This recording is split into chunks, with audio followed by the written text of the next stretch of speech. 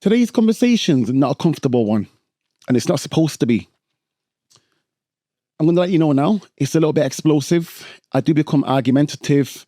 It can be seen as confrontational and so forth, but it's all out of passion. I'm a Christian. I'm a man that believes in God, and I believe through Christ. And I'm a proud Christian. If I feel my religion is being attacked or disrespected, I become defensive, and it's evident because that's what happens today. But again, it's all out of passion. So I don't want you to judge me on that. Parts of it, I may seem very arrogant and dismissive, and maybe sometimes I may seem rude. But again, that was never my intention, and it was all out of passion. In a world where people are becoming more broken, lost, anxious, and disconnected than ever before, we're seeing a rise in spaces that are promising healing, awakening, and transformation. Some of these spaces genuinely help people. Others deserve deeper questioning. My guest today is Rees, the founder of Illumin8te and the Lighthouse community, a man whose journey includes identity loss, trauma, and also spiritual awakening. To some, his work represents hope, belonging, and deep transformation. To others, it raises serious questions. I want to be clear from the start, this is not a hit piece. Jake is here, in his own words, to speak what he believes as true. I'm a Christian. I believe in God revealed through Christ. Jake's worldview on the world is different to mine, but that difference doesn't require hostility. It requires honesty.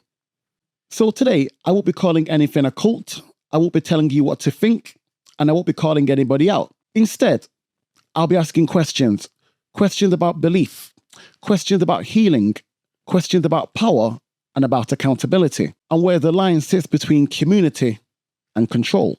If something resonates with you, sit with it. If something doesn't resonate with you, sit with it again.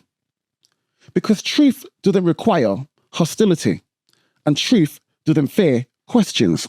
I'm your host, Jermaine Curtis Liburd, and welcome to Are We There Yet? Welcome to the show, Jake Rees.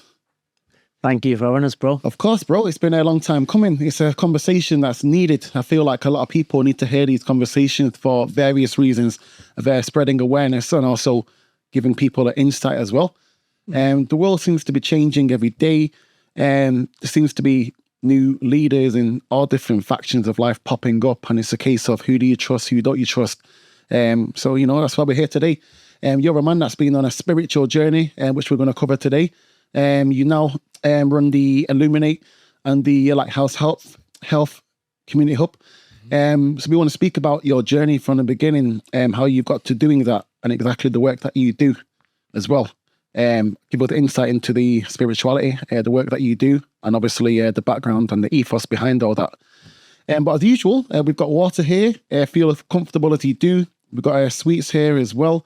That's my addiction, I say all the time, but in 2026, there'll be no more sweets on the table. I don't know what will be able to with sweets, but that'll be it. So, be comfortable. Answer as many questions as you can. There's some really in-depth questions, really insightful. The more that you give us, the more we have an insight into spirituality and so forth, and, the more you can teach us. So, just be as open and honest as you can. And, just be yourself, but we'll get right into it. Yeah, let's do it, my brother. So you grew up in Wythenshawe. What was it like growing up in your household, family? Yeah, family did the best with us, very loving family. My mum is absolutely amazing, man. I love mum to bits. She's pretty much brought up 3 kids, me and my 2 little sisters. And they was doing the best with what they had. Always had food, roof over our head, always getting to school with nice clothes, saved up. Not much money, but my mum would save up, make sure she looked after us the best she could. And then, I grew up with my stepdad. My stepdad was in and out of our lives. He was in and out of jail a lot. Suffered the witnessing a lot of domestic violence growing up as well. Okay. Between parents. Okay. I won't change anything, bro. I feel like my soul chose that seed to get planted and see what I had to see, Experiences make you who you are today. I get it. Yeah.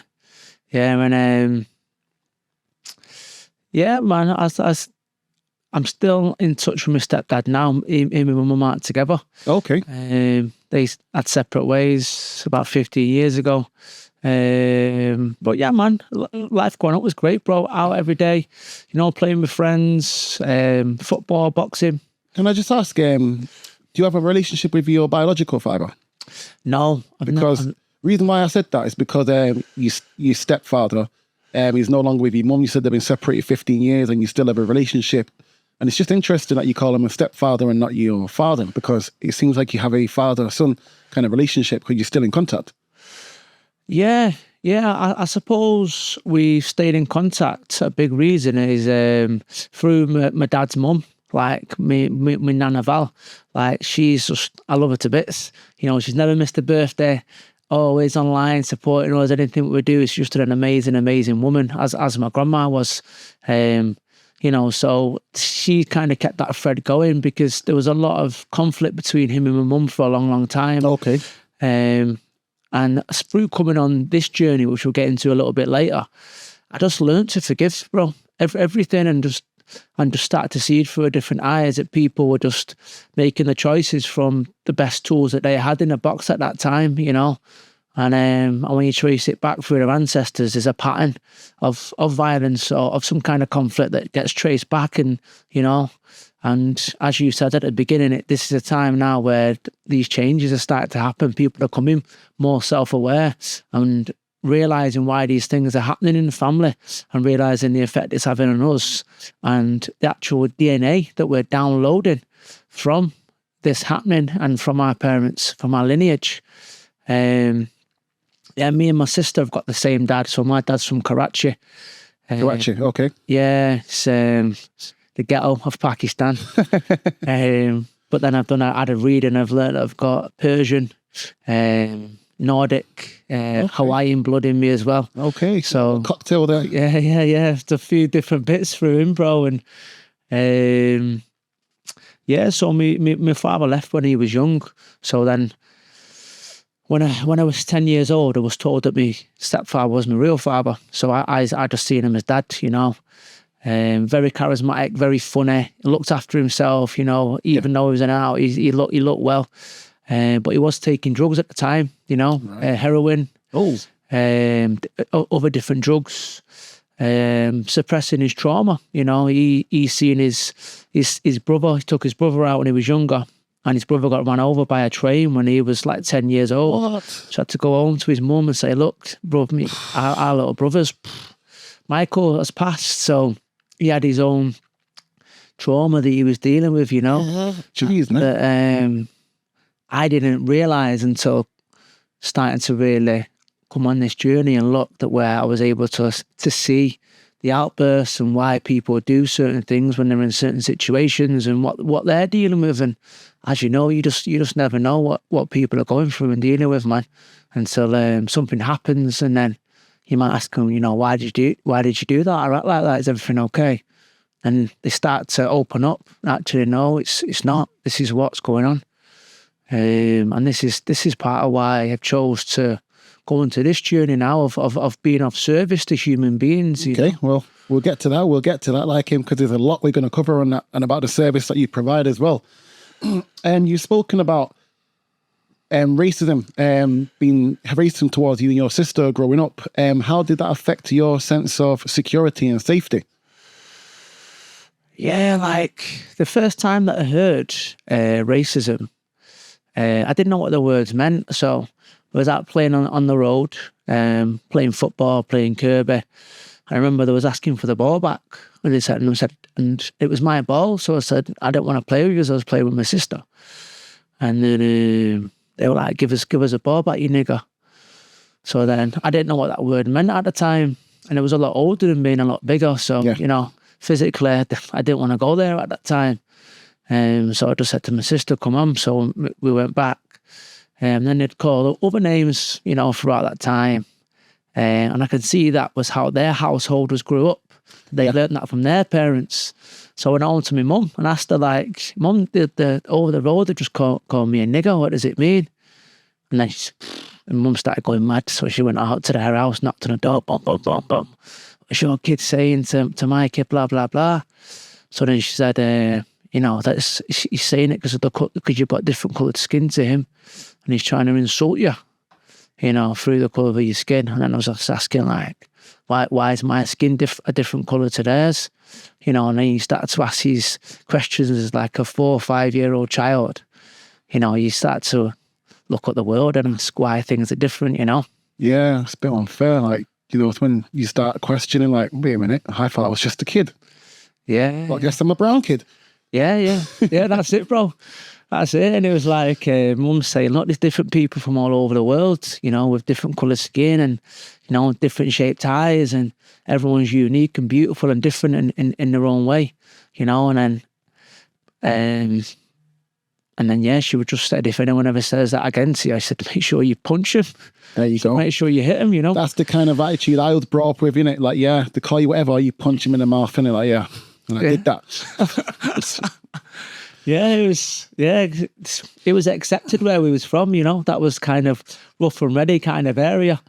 And there was always a lot of fighting when one was working in the pubs, so I was used to see fights in the pubs, so it just kind of the thing that you grew up with. You could smack your kids then if they were naughty and, flip round the air if you was being disrespectful, Oh, you get locked up for shouting at them. yeah. You got into boxing at age 8. Was that, part of survival? Was it anger? Or was it, literally for, sports, protection?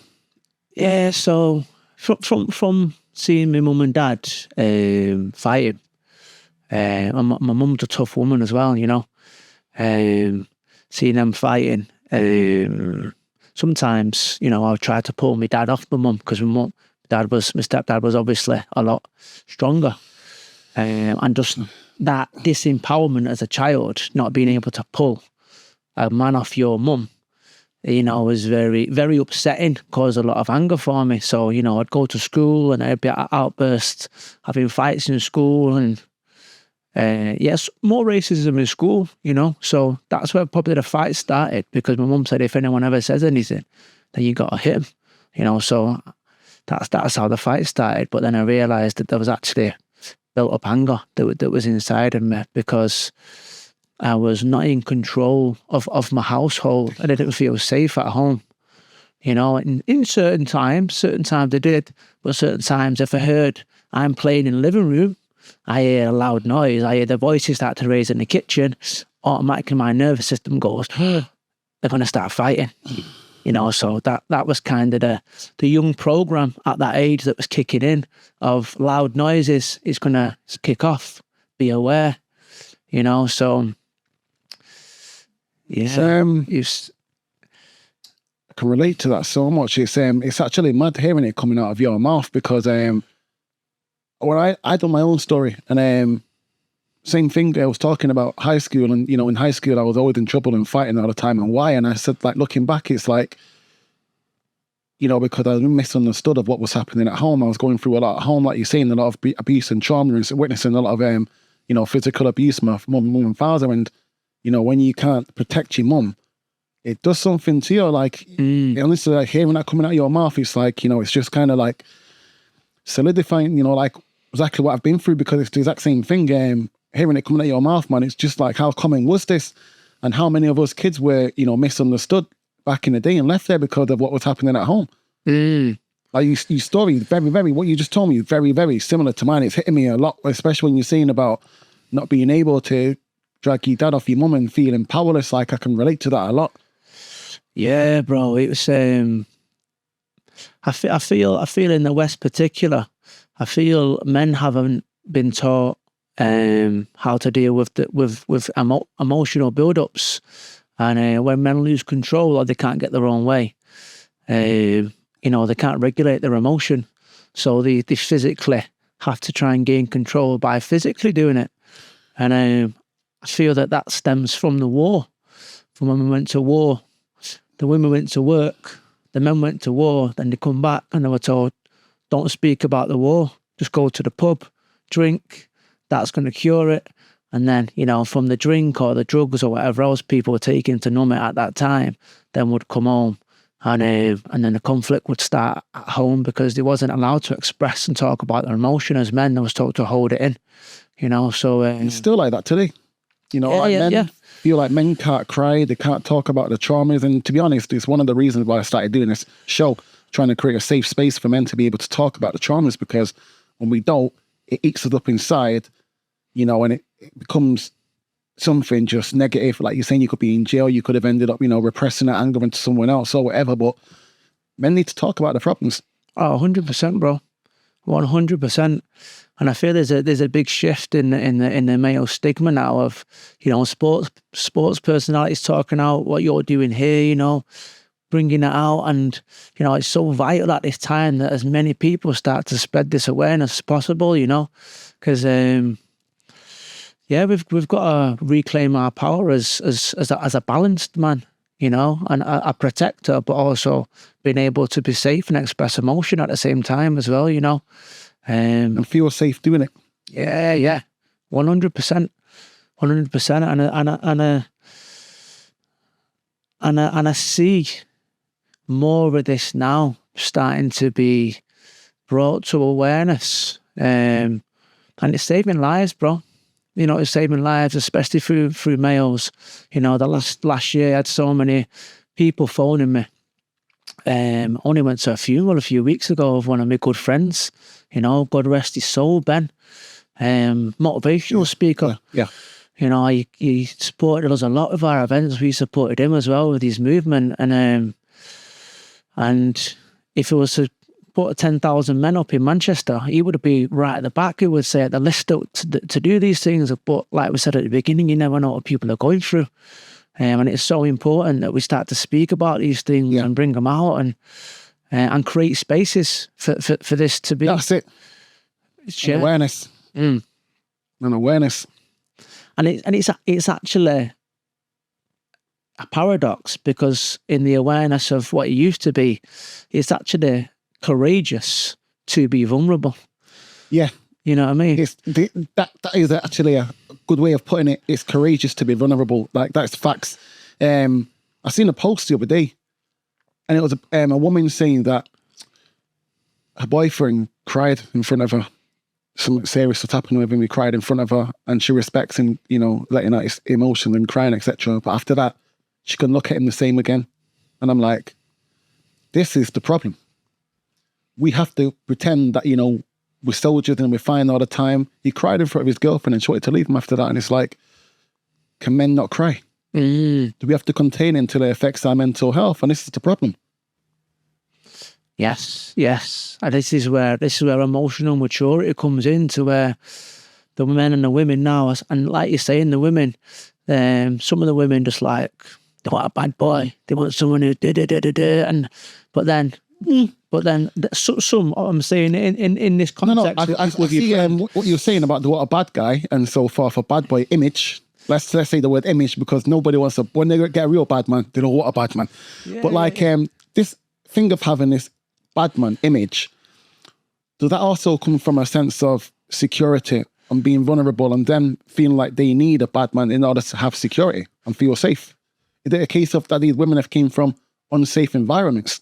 Well, this is where the emotionally immature comes in, of a program of wanting to feel safe, of wanting to be seen and validated wherever you're from in your area. Don't say anything to me because I'll get X, Y, and Z. Yeah. And it's like, but we're tribal beings. We're meant to live in tribes, and we're meant to sit down as we're doing now and have these conversations, And I feel with your friend, and I feel for him, and I feel for her. It's not my friend. It was a post I seen online. Sorry, a post you seen online, where the man is getting to a point of emotional pent up, where it's like to his missus, boom, like, crying, letting it out, boom, boom, boom. And a real woman would hold a man in that and say, yo, cry, man, let it out, let it go, boom, whatever it is. Because behind all anger is built up sadness. Yeah. So when you can cry, the anger's released, the frustration's released, you're going back home, you're not agitated when you go through the door.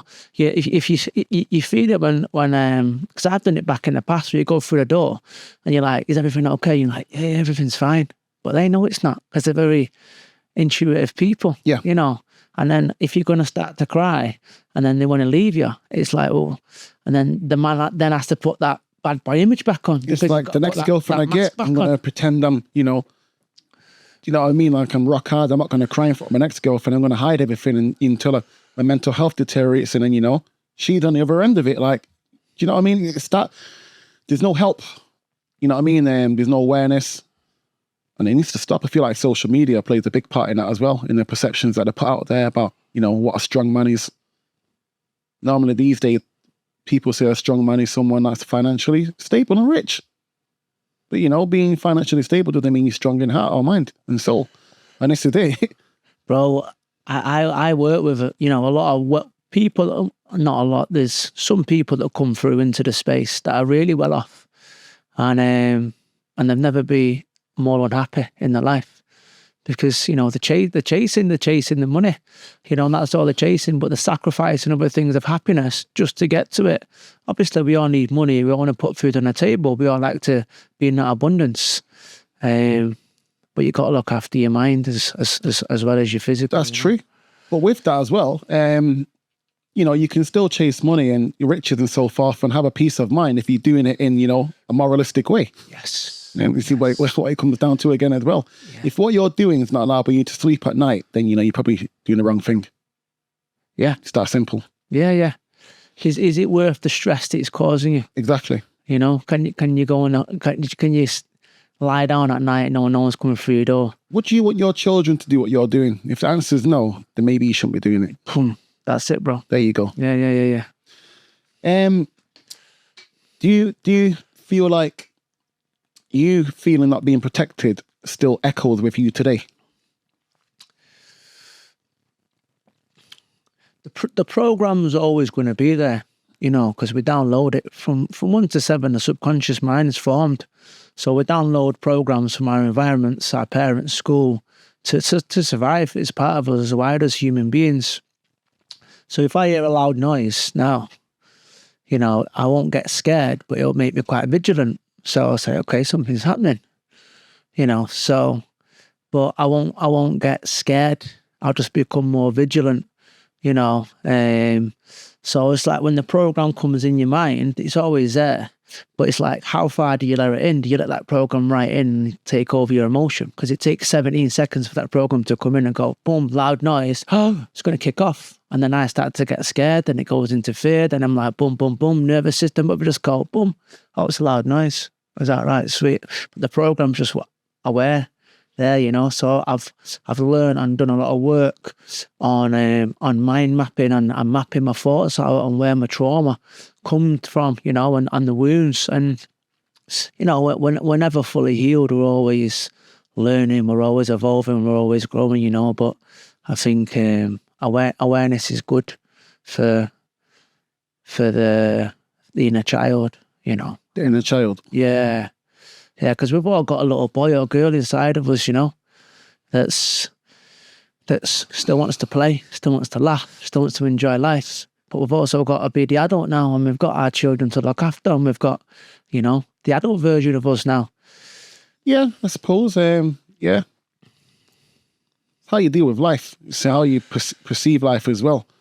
Some people perceive life as a struggle. Some perceive it as a playground and, you know, paradise. It just depends. How you perceive it, you know, will, you know, determine your outlook on life as well. Yeah, man. Yeah, totally. Perception is our power, bro. You know, how we see things, you know, is how we experience life.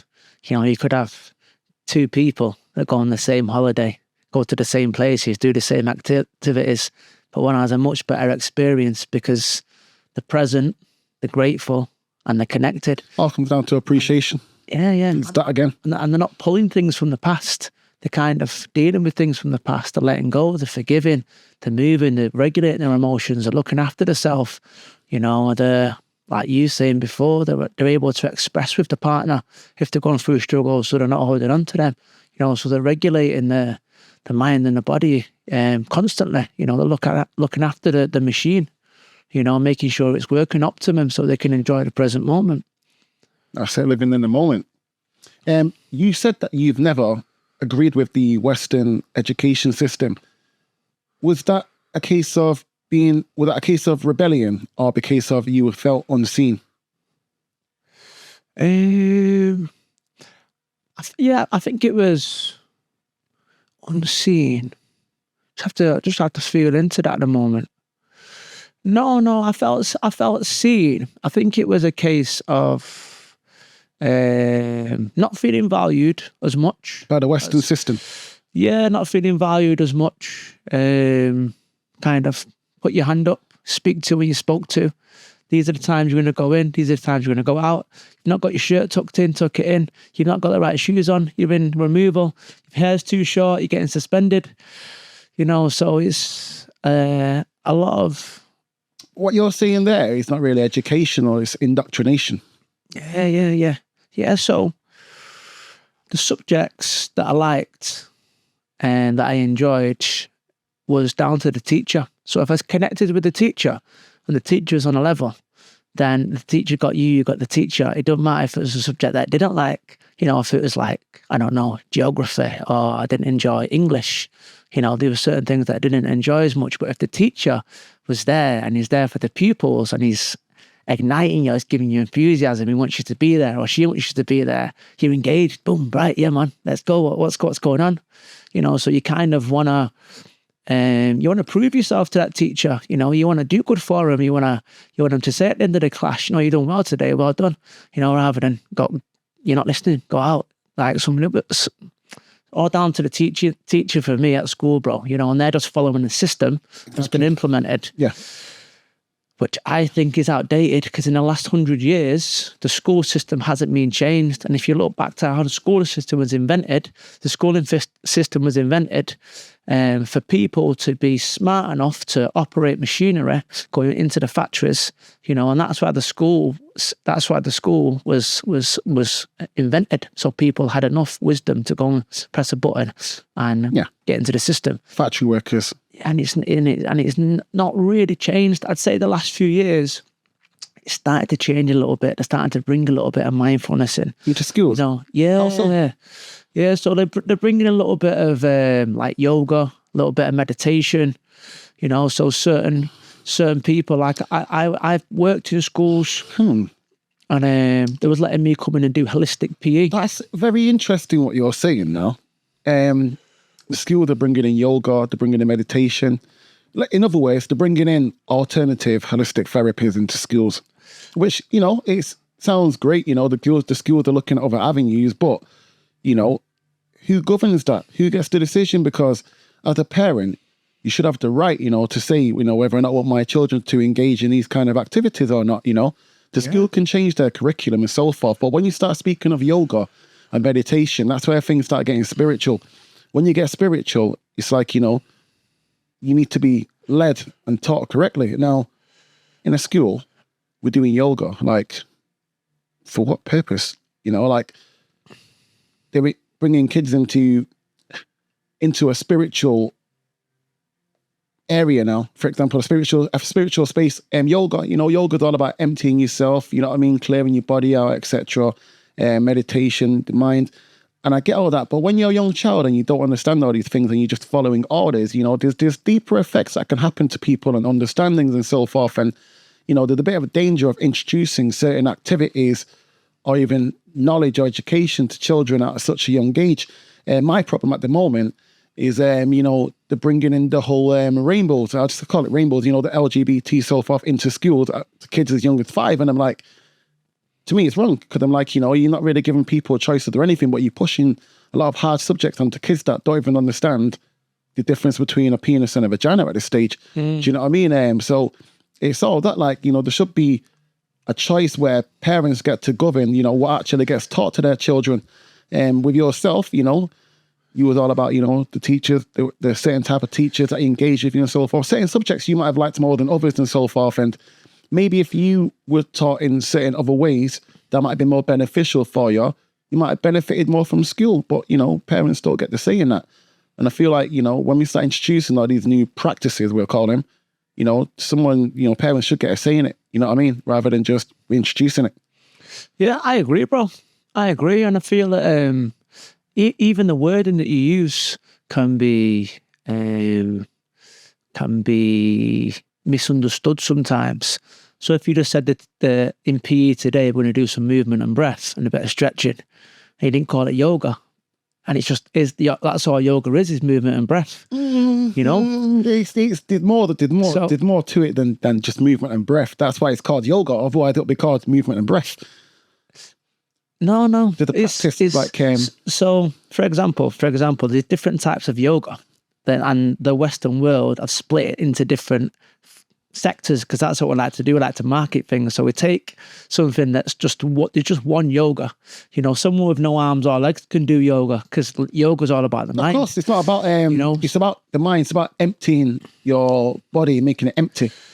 Yeah. But this is something we can speak on later on down the line when we get into the spirituality side of it. But what I learned about yoga was about, yoga is all about people emptying their body, becoming empty, completely empty. But when you become completely empty, you're leaving yourself vulnerable and open for entities to now enter into you because you're empty. And that can become a dangerous space as well. That's just something that I've learned from yoga. But again, as we get more into this, there's things that you can educate me on if I'm wrong, and this might be one of them as well. But this is from what I've learned about yoga. So that's when I'm saying it's a very dangerous practice to bring into school when, as much on the forefront of it, stretching, breathing exercise, great. That's great on the physical side. But behind that, there's the spiritual side and a side that's run off energy. Now, this is where people are playing with fire, where on the front side, it's stretching and breathing, but then you're playing with energies and spirits here. And this is what, you're not disclosing and what's not apparent. And maybe the people that are even, running these sessions don't really realize what they're doing as well. Yeah, I feel like I've got a few people that do yoga for children and they just call it bear yoga. The fact that you just said that, bear yoga. That's my point right there. And that someone's doing yoga for children, but they call it bear yoga. By giving it a different name, let's make it bear, make it more child friendly, makes it seem like it's something maybe different or not saying harmful, because it could be harmful, but not as harmful, it's just, a little delicate for children because it's called bear yoga, but it's yoga, nevertheless. Yeah. There's only one type of yoga. There's only one type of yoga in the world that's been for thousands and thousands of years, which is breath and movement. And then people have just added their different things onto it, but it is just breath and movement and being connected, and just staying connected to the energy of the source that we're all from. Isn't yoga about being disconnected and emptying yourself? No, it's about connecting. Who do you connect with? Source. What source? In fact, do you know what? We'll get to that. We'll get to that because we're going to get into all that because I don't want to start jumping around this interview, but we will get to that. We'll get to that. Moving on, before we get to your spiritual journey, at 16, you started selling drugs. You were grafting. You started selling drugs, and you started looking up to the wrong characters. Were you searching for something? What were you searching for? Searching for acceptance, validation, financial gain, to be part of a tribe, to be protected, to be loved. Financial gain? Yeah, well, I've seen, people on nice bikes or people coming on nice cars and chains. And, I looked at these things as this at that time. I thought these people are respected. This is what you have to get to be respected, and then, getting into this with the narcotics and doing these certain things. And I'm getting to know these people on a deeper level. When you sit down and you start to chat to them, I found out that they was, just suffering a lot of wounds and a lot of trauma, and this was the best that they knew, and I don't judge anyone, people have got to put fuel on the plate, man. I've got to do the things. It's like, this is what you thought at the time. At the time, I was just a kid, man. I just wanted to be part of the crew, searching, seeking. You were saying financial gains and, seeing these guys with nice things. I'm just going back to our earlier conversation. and you were talking about growing up, and you said that, you know, you just had everything that you needed. You didn't really want for anything. What changed where you suddenly wanted these nice or new things that you were seeing as nice? What made you feel like suddenly you didn't want before, but what changed to you now wanting? Well, then you get, I suppose, you start to get to the age where you want females to look at you. You know, you want to be looked at. See people coming on the estate with new trainers all the time, or new caps, or, you know, you think, yeah, man, they look cool. You know, so you start to look up to these people. You're like, you know, I want to be like them. I want to look like them. You know, I want to go gym and, you know, have that presence like them. You know, they fit a t-shirt like that. Boom, you're looking at the back and you're just a little boy. You know, so you look at these as like big warriors, these like Aztec warriors that are coming onto your estate. Were they your role models? At the time, yeah. Right, okay. Yeah. Yeah, I was like, I wanted to be like them. Okay. Yeah. And did you become like them? Did you get there? I got there, bro. yeah. Got there and it's got lost along the way, lost my roots, man. You know, I just realised. It's interesting you saying that. You saying that you got there, you became one of them. You became who you wanted to be. And when you got there, you became lost. Because just going back a few sentences before, when you were describing them as lost and not knowing any better. So when you finally became one of them, you became lost the same way. Yeah. Yeah, you start to go out, start to go to clubs, you know. You might get guest list jump, you know, people, boom. So it's all ego. Yeah. It's all ego driven. It's not heart, you know. It's not heart. It's not rooted. It's not who you are. You know, so you kind of lose your roots a little bit, and life starts to pull you around a little while, and you experiment with life. You're saying, I'll try this, I'll try that. That was good. I'll try that. You're just young, man. You're just trying things. And then after you do it once, twice, 3 times, you're like, I thought this was going to be better than this. It looked better on the packaging than when I'm actually doing it now. You know, and I think it actually causes grief. I think you actually go through a phase of grief where you go, and the feeling lost and the grieving is because it's not who you are. It's not who you know. When you're playing a character, 'cause that's what it is, playing characters, and you know the character is so far disconnected from who you are, you become lost, and suddenly you become upset because I don't know what I'm doing. I don't know what I'm supposed to be doing. I'm not sure what the character's supposed to be doing at this stage in the story anymore because it's not me. And who are you? I don't even know anymore. And that's where people start to have these breakdowns because they've been following these trends and so forth, and they don't really know who they are. And I feel like a lot of people are like that these days due to social media. I'm seeing a lot of it in social media where people are becoming lost. I fell victim of it myself. And then you have to, you know, take a step back and look at yourself and say, wait a minute, who am I? What am I doing? Why am I even thinking this way, doing these things, even into these things that everyone else is into? And I'm like, it's this universal consciousness that's been created and fabricated amongst the masses, isn't it? And it's that, you know, you got to take a step back and say, actually, who am I? Yeah, man. I mean, because this isn't it. Yeah. That's it, bro. It's like you get sucked in. You get sucked in, and you know, your ego sells you the dream. Yeah. You know, and if it was to honestly sit in my heart at that time, and my gut was saying, don't do that. Yeah. But I didn't listen to it. I'm saying, to be honest, yeah, like you're saying, you were saying, I was always conscious about the things I was doing when I was doing what I was doing in my younger days. But like you're saying, so you got telling you, but you still did it anyway because you're part of the clan. You just went along with it, but you know, you got us telling you. Yeah, you wanted to get your stripes. You know, you wanted to be a name, you wanted to be someone on the estate. You know, you wanted to be respected.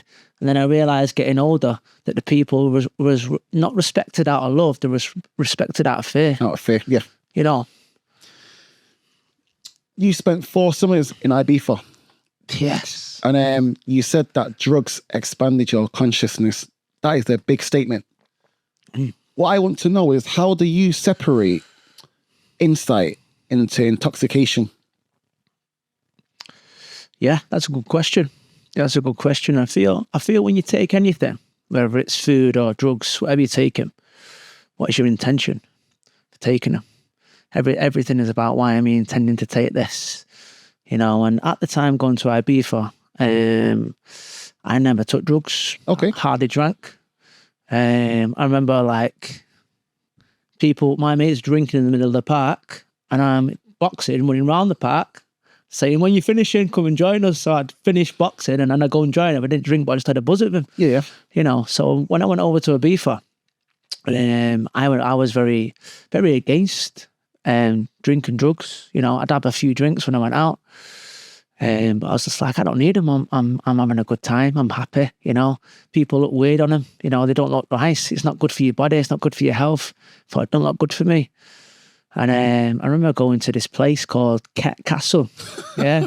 This is it, bro. Like, the names of the so I'm going there, and these people, all like famous DJs are there. You know, there's like different people there from the clubs. There's loads of hot girls. You know, everyone just looks like they're having a good time, but they're having all different types of things: cocaine, ketamine, ecstasy. You know, all these different mind-altering drugs. So I'm going there for a few weeks, boom, boom, boom, and people keep offering me stuff. I'm just like, no, I'm okay, thank you. But then they're looking at me like I'm weird because I'm saying I'm all right. So then I'm like, this is mad, this gas, man. I'm looking at people and thinking, people are like on the couches, monged out, and thinking, you can't be enjoying yourself. So then, this voice just come in my head, bro, and it just went, just try it once. And just to say before you die that you tried it. That's an interesting point, yeah. Do you know what I mean? I thought, I'm on the earth. I thought, I want to try it once, and I'm just going to see how it is. Do you know what I mean? So, and I think it was more so the female influence that as hot girls was like there saying, do you want it? So I think it was kind of that as well. Wanting to still be cool and validated that program's still there a little bit and be part of the tribe. You're telling me this story here, and I'm just picturing like this cartoon, this eerie cartoon movie where you're here and you got a girl there tripping, take it. You got a little voice in your head like, take it. And it's like, it looks pretty dark. Not gonna lie, it sounds dark. Yeah, I had it, bro. I had it, and it was, I had a great time. Bro, I had a great time. It just made me feel just like pretty chilled. Me thoughts kind of slowed down. I just had a little bit. Do you know what I mean? Just a little bit, and yeah, I just felt, you know, I enjoyed it, and I was quite regrettingly the next day. I was having a battle in my mind saying, "This isn't you." I'm like, but the other side's gone, but you enjoyed it. So I'm like sat here on the sunset having this conflict with myself. You're in Ibiza. Boom, you're 18. Go and live your life. Go and enjoy yourself. Go and just, you know. So, yeah, from then I started to go out partying, and every now and then little opportunities would pop up with certain people. But it was certain people that I felt safe with, and certain people that I'd speak to and chat to and like get on the level with, and ask them why they was doing it and what they was doing it for and how they do it. And, you know, DJs would say, oh, this is just part of the culture, man. This is what we do. We come back, we network, we're up all night, we're partying. And, you know, this is just how we roll. This is the rock and roll lifestyle. This is what we do. So I'm just like, I was very inquisitive at that time about the different types of drugs, how they affect you, what they do. I'm just like, I'm just going to try a little bit of them, you know. So ecstasy, cocaine, ketamine, you know, they were the three drugs that explored in Ibiza. And I remember closing my eyes sometimes when I was on these, and there was just like geometric shapes opening up, you know. So there was like geometrics opening up. Some of the experiences was uncomfortable and not so good. Yeah. And some of the experiences was like really beautiful and profound. But I always found it was when I was around good energies and good people that were there, the energy was always more beautiful. And I found when I didn't feel as safe and I felt uncomfortable, that it wasn't as good. So I felt that the energies was in the room, it was different, you know. But it built a confidence about myself. I had a confidence about myself. I'd speak to more people, you know. It just put a little bit of a spring in my step, you know. But I just didn't like the next day because you felt horrible. You felt like toxins inside you. Yeah. You know, you felt like sometimes that your nose, like, well, I've put that on my nose. You know, you felt sick the next day. You couldn't eat food, wanting to go gym. Poisoning sounds like. You know, yeah, it was. You know, yeah. it's I feel, which we'll get onto a little bit later, the process that the plant has been through, you know, what's the intention behind the process? Is it to heal someone, or is it for financial gain and to fuck someone up and get them as off the head as they can? Well, you know, it follows on to my next question, because you were saying, like, you know, you had a great time, and, you know, some of them were good experiences and so forth. Now, when drugs alter your perception, how do you know what is real or what is true, what to trust? I've just been to the sauna, guys. That's why I'm putting this. Sauna and an ice bath. An ice bath, yeah. So I find that every substance that you take that alters your mind, plants, alters your mind in different ways, all different chemicals in your brain. But optimally, you're working with the spirit of a plant. So every plant has a frequency, has a spirit, has a technology. Okay, so every plant has a spirit. Has a spirit, yeah, because it's, you know, Mother Earth, Gaia. You know, the Earth is alive. She's alive. The plants grow, and the plants have a spirit to it. So you've got like the Earth, which is Mother Earth. Then you've got individual aspects of Mother Earth, which are the plants. So the different frequencies of the Earth. But in a plant form, it's like us as humans. We're all an aspect of God, Creator, however word you want to sit with it, love. But we are all different aspects of Creator and unique to Creator. And these plants are unique to the Earth and a part of the Earth, but the source of the Earth, you know? So, go on, bro. So, like, what you're saying to me right now, everything you're saying to me here right now, the only thing that's coming to my mind, the way I can understand what you're saying, is Avatar. Yeah. It just sounds like Avatar. The plants, you know, they're all connected. Mother Earth in Avatar is Awa. But it just sounds a lot like Avatar. And do you believe there's truth behind that? Oh, yeah. Yeah? Yeah, I've looked a lot into James Cameron and the idea where it come from a dream from his mum. And they say that He says that, but... Yeah, he's... With things that you read and things that you hear, you just got to differentiate your own truth, you know, with what feels right and what resonates for you. I feel that the avatars represent Krishna, you know, when Krishna come to the earth, you know, and I see the symbology of Krishna, you know, I see a connection there. I see a bridge being made, and it's showing you the connection to the earth and how important it is to look after the earth, and the way that there's another energy, the man, the machine. You see in Terminator, you know, all these different films, the Matrix, you know, the technology that is soulless, you know, which is a tool. It's not an essential, it's a tool. Yeah. And I think it's so important to look after the earth.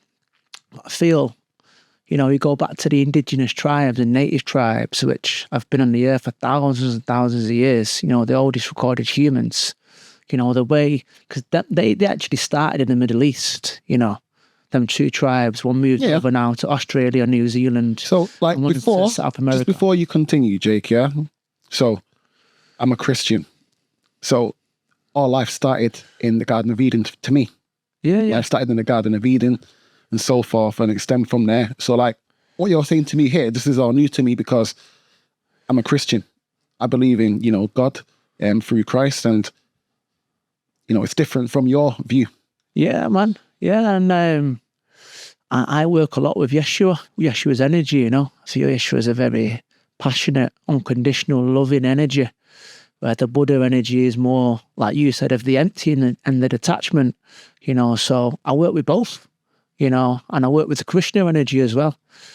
I feel there's many ways to source, and I feel, you know, 13,000 years, there's getting deep into it, bro. There's a divine plan happening, okay, where the human race are awakening, okay, and Creator in my truth, sent different beings to come to earth to remind the human race of exactly who we are, which is infinite divine beings of all the human family.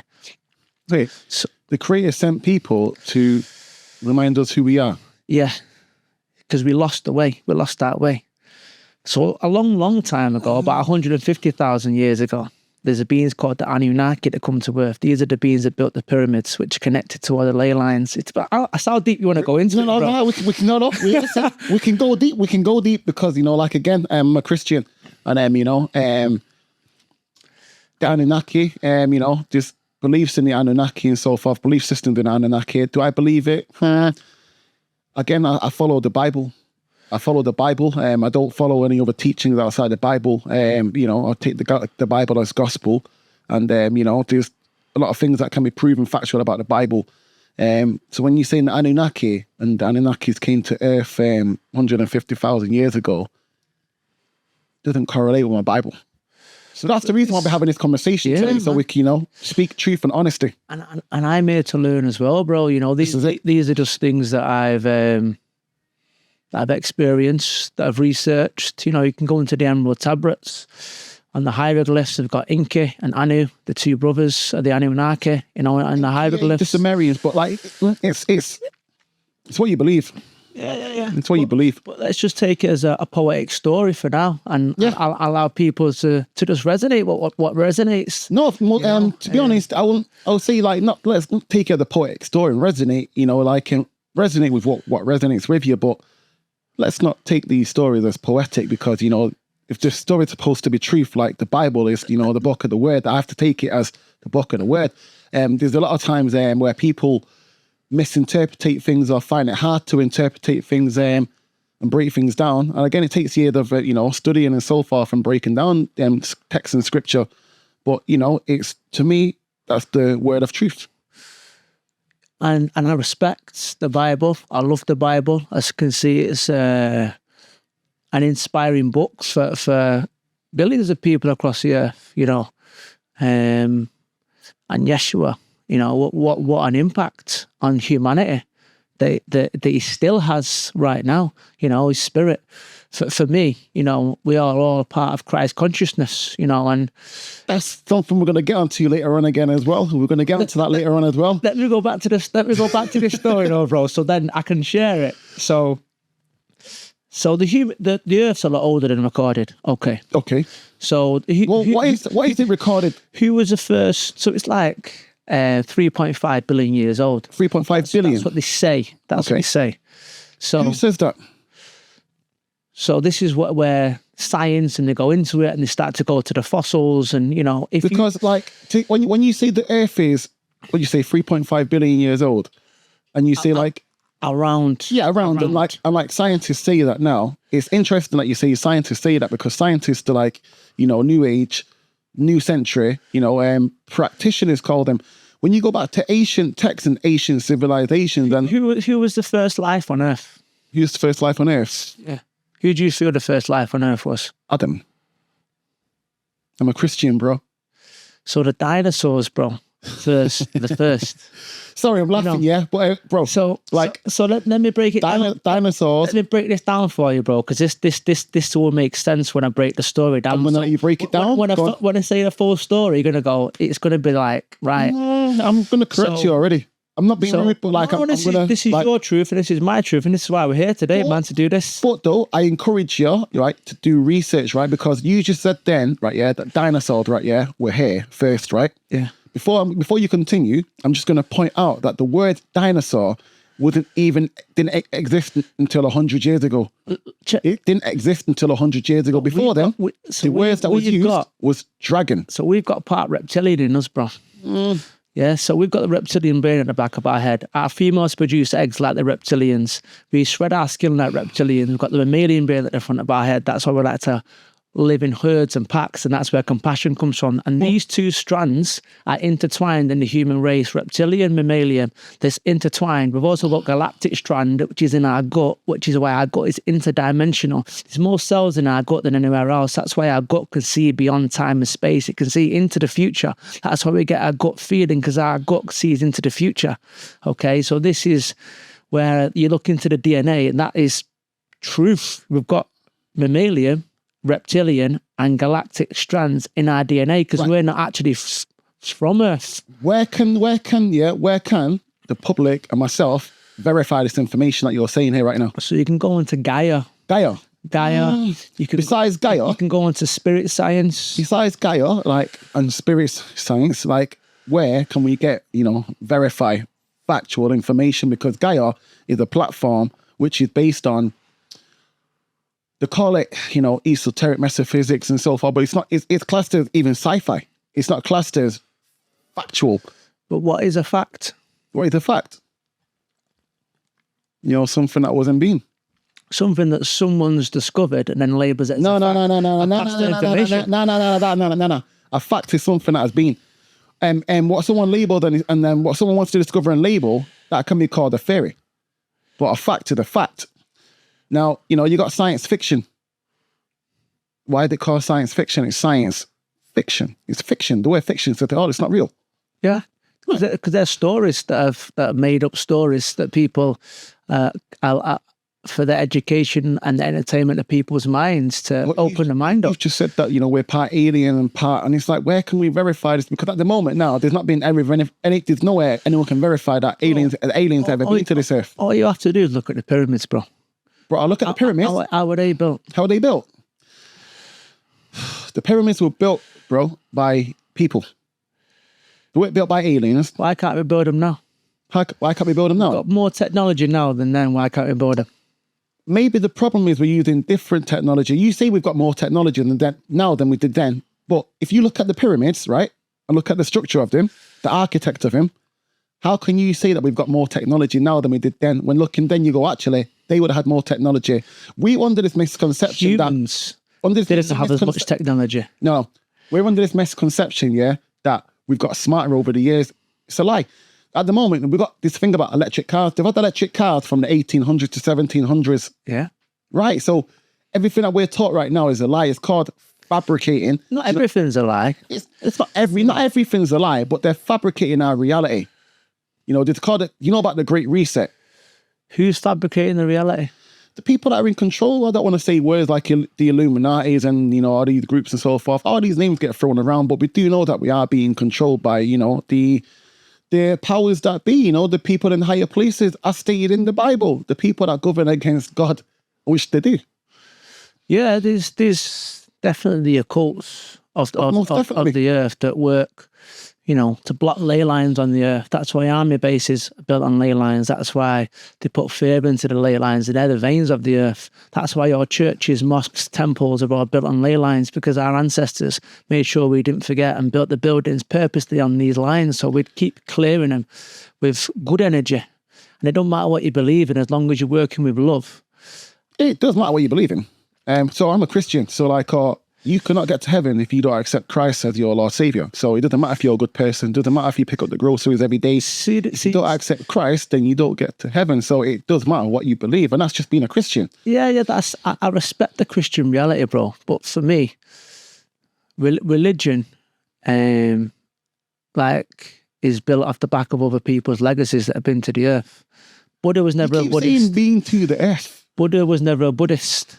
Yeshua was never a Christian. Muhammad was never a Muslim.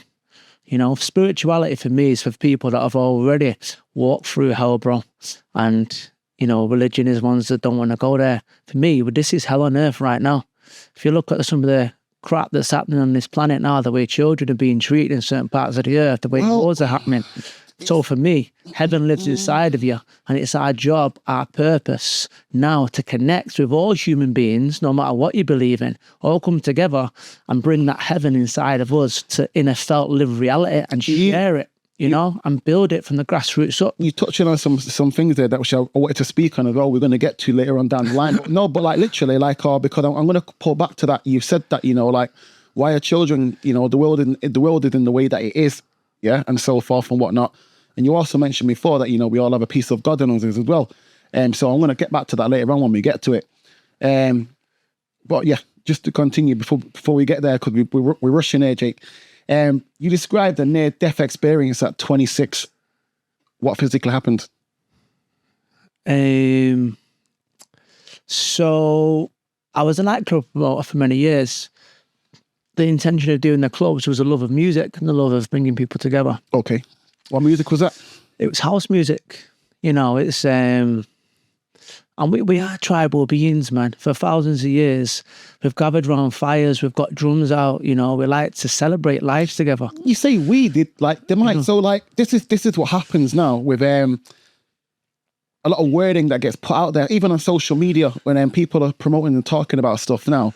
You said there, like, you know, we're tribal beings and we've done this and we've done that.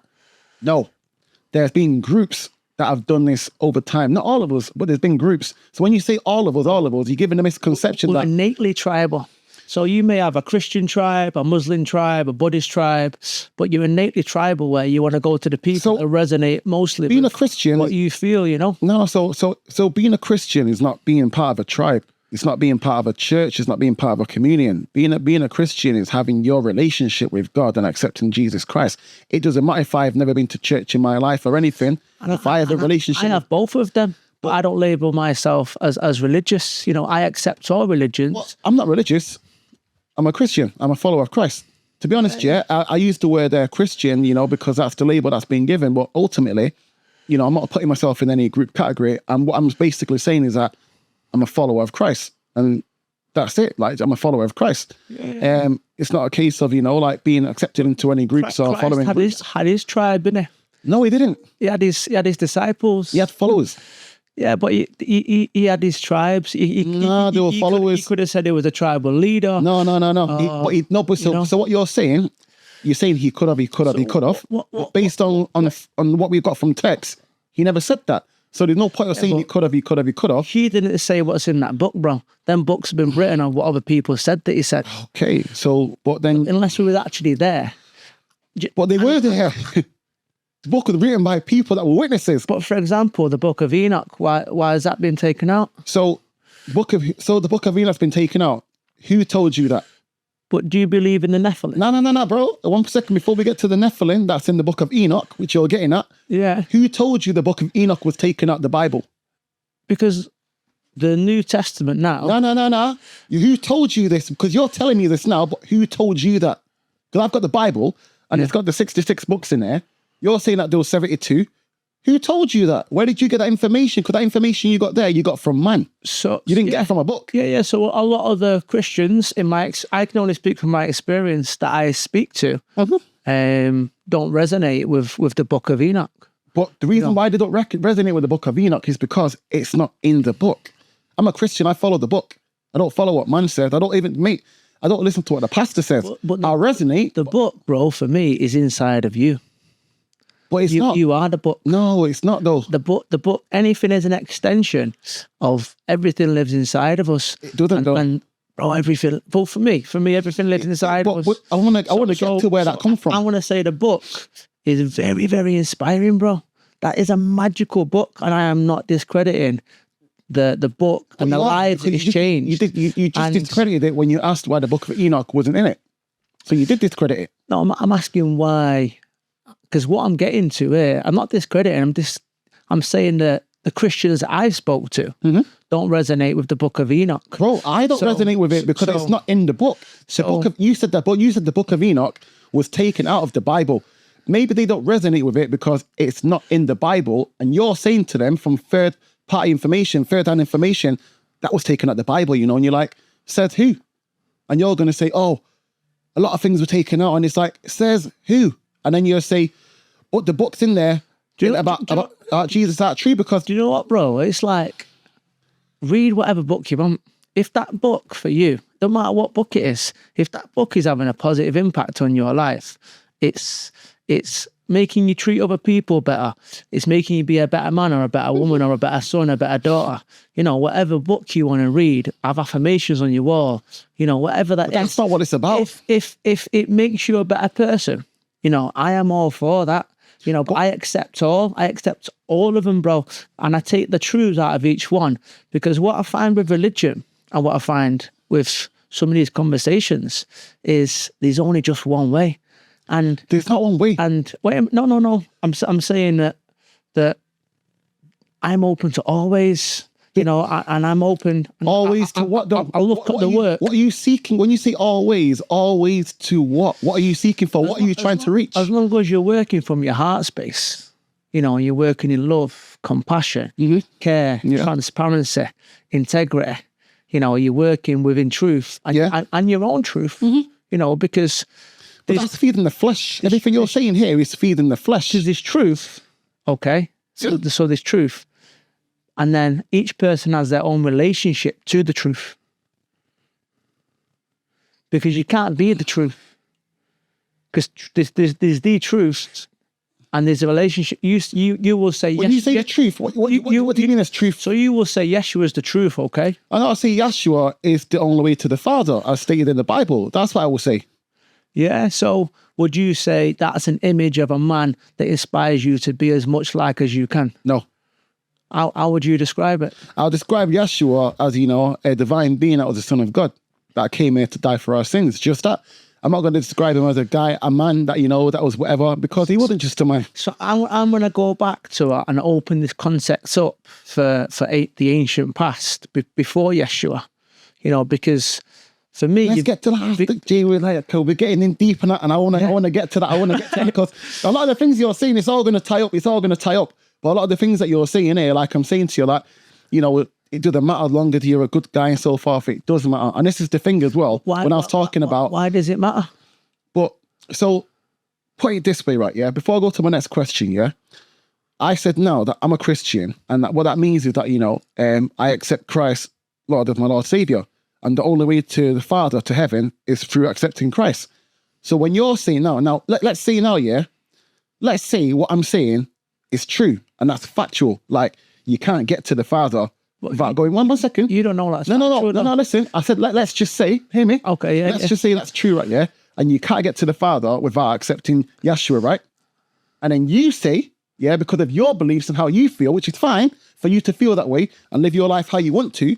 But when you're saying to others now, that doesn't matter. All that matters is if you're a good heart and whatever, as long as you do great. And they say, okay, Jake, and they follow you and end up in hell because they followed you rather than accepting what the book was saying. Who holds you accountable? Is there any proof that hell exists? See it, Jake, but hear me out though, right, yeah? Is there any proof that it doesn't exist? Bro, hell can't be worse than some of the things that are happening on this earth. Well, again, that's why we've got free will now to fix it. I would, you know, say otherwise. But again, we'll get onto that. It's going to tie up with what I said before, because before... Do you believe in reincarnation? Do I believe in reincarnation? No. So there's certain evidence, you know, which we can put out where's evidence? Where can it be verified? So I've been back to past lives. But like you've done that, but where can we verify this? Because what you're speaking about is in the metaphysics. You're talking about things that we can't see in the world. Metaphysical. So how can we verify that? So the eye can see 0.005% of visual light. Mm-hmm. Okay. The eyes are masculine. The ears are feminine. Okay. So when you're going into the realms of there's these things that we can't see, the ears can hear more. But what you can feel. Ooh. What you can feel. Ooh, Jake, what are you saying there? We go into these realms, the eyes can't see, but the ears can hear. No, the eyes can. So this reality that we are experiencing is a simulation reality. Okay, so we can experience it as human beings. So the light in this room is bouncing off my eyes. It's projecting a physical. So I can have a physical relationship with this earth, right? So the eyes are masculine because the eyes are the visionary. The eyes are going forward. Everything in the world is masculine and feminine. Always described in these two ways, yin and yang. The ears are more feminine because I could show you, for example, two colours of these sweets, or a red sweet and a lighter red sweet, and you might be able to see the variation. I ping a noise, a frequency that's a decibel higher than the other. You will know that when you hear straight away. You know, so the ears are a lot more sensitive to the eyes. And this is where we start to work with sound and a vibration, and we start to work the vibrations of the bodies and the chakras. So what would you say to somebody that's hearing voices then? someone that's been described and labelled as, with psychosis or schizophrenia because they're hearing voices, would you say that they're tapping into, another dimension or so forth, and they're hearing other beings that are here, but you can't see them, but the world is telling them that they're crazy and they've got schizophrenia? What are you saying, that they're actually speaking to spirits, or have they got schizophrenia and psychosis? So all labels are Western. You go into the jungle, you go back to the tribes, and those might say it's heavy energy. You keep saying go back to the tribes, but where are these tribes that you speak of that we can go back to? South America, the Shibibo tribe, the Honeycomb tribe. In South America, that's there. That is their tribe. It's not your tribe. It's not my tribe, and they don't want us as part of their tribe because we're not part of their tribe. Like, we're all different. I work with these tribes. You may have visited them, worked with them, but you're not from that tribe. And they come to Manchester and work with us. I appreciate that too, but you're still not part of that tribe. Like human, bro. Yeah. There's one tribe, the human tribe. It's not one tribe, the human tribe. Before you said we came from loads of tribes, and now you're saying we're all one tribe. No, I said if one tribe resonates for you, then that's the tribe that you will go on a journey with. I don't come from any tribe. But for me, we're all from one source, man. We're all the same. But the different beliefs allow us to experience life differently and uniquely. So your question was, if someone has schizophrenia or are hearing voices, everything is from within, bro. So, for example, they may have suffered trauma. But you just said then that they're talking about hearing other frequencies, bro. So we're kind of contradicting it. You need to let me finish what I'm saying, because I'm trying to give you an answer in a way that's not like, this is the answer, put your stamp on it and take it away. When I give answers, I give a broad answer. So it's kind of like what resonates for you. So it's not like a stamp that you can put on it and package up and say, this is the answer. You've got to it's an experience when you're talking about these type of things, because there's been so many misconstructions and people talking about, demonic energy and dark energy, and they don't know what they're talking about. No, I'm speaking about people that are hearing voices that will be classed as either schizophrenic or psychosis. Would you say that they're genuinely hearing voices that are in a different frequency, or would you say that maybe, there is a chemical alter within them, which is causing them unbalance, a chemical unbalance, which is causing them to maybe hear voices or hear something or whatever, or are they really tapping into another frequency, which is the word you used before? Yeah. So the short answer is both. It will change the chemical reaction in the body, because the brain is being starved of certain chemicals that make you feel good, like tryptophan and serotonin, which is from the vagus nerve that comes up your chakra system and goes up the back of your neck and up the front as well, and it connects through your throat. This is where now we're starting to speak our truth and starting to share, having beautiful conversations like this where we're able to express these things. The people that have got schizophrenia. So this is where certain things may be blocks in their body. Okay, so they may have suffered some sort of trauma from being young. Say it was like ours, mum and dad, for something at home, violent. They may have suffered some kind of mental, physical, sexual abuse, whatever it is for them. They may have held on to that in their voice and not told anyone about it for a long, long time. Yeah. So everything in the universe is mathematics, okay?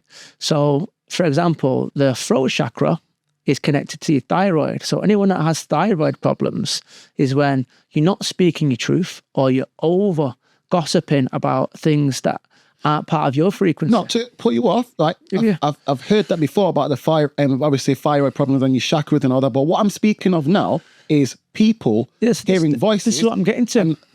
So you've not expressed your truth. Okay, so it's building up. That's building up inside of you because you're storing all that stress, that anxiety, not speaking your truth all these times. You wanted to speak, you might go back home and think, why didn't I say it to that person? Or why didn't I just say thank you when they open the door for me? So you start to get all this built up energy. And then your mind then starts to take over because your mind starts to look for problems in the world that aren't even problems. You start to get paranoid that people are acting a certain way towards you when they're not acting a certain way. Sometimes they may be, sometimes they're not. But then you get in a tennis match in your own mind about what's real and what's not. What's true and what's not. Because what's real and what's true are two totally different things. No, I get that, but I'm talking about people that are hearing voices, not their own voices speaking to them, people that have been obviously, what diagnosed with psychosis or schizophrenia, do they have a chemical unbalance, which is why they're hearing these voices, which is why the doctor, they're medicating them and sedating them, or are they tapping into another frequency, as you just mentioned, that, you know, the ears can pick up more than the eyes can, and, you know, there's other beings out there and entities in these realms that we all can't see with our eyes, but the energy we can feel. So are they hearing other entities in a different frequency, or is it a case of, you know, there is some kind of a medical problem there where, you know, they're being diagnosed with psychosis and schizophrenia?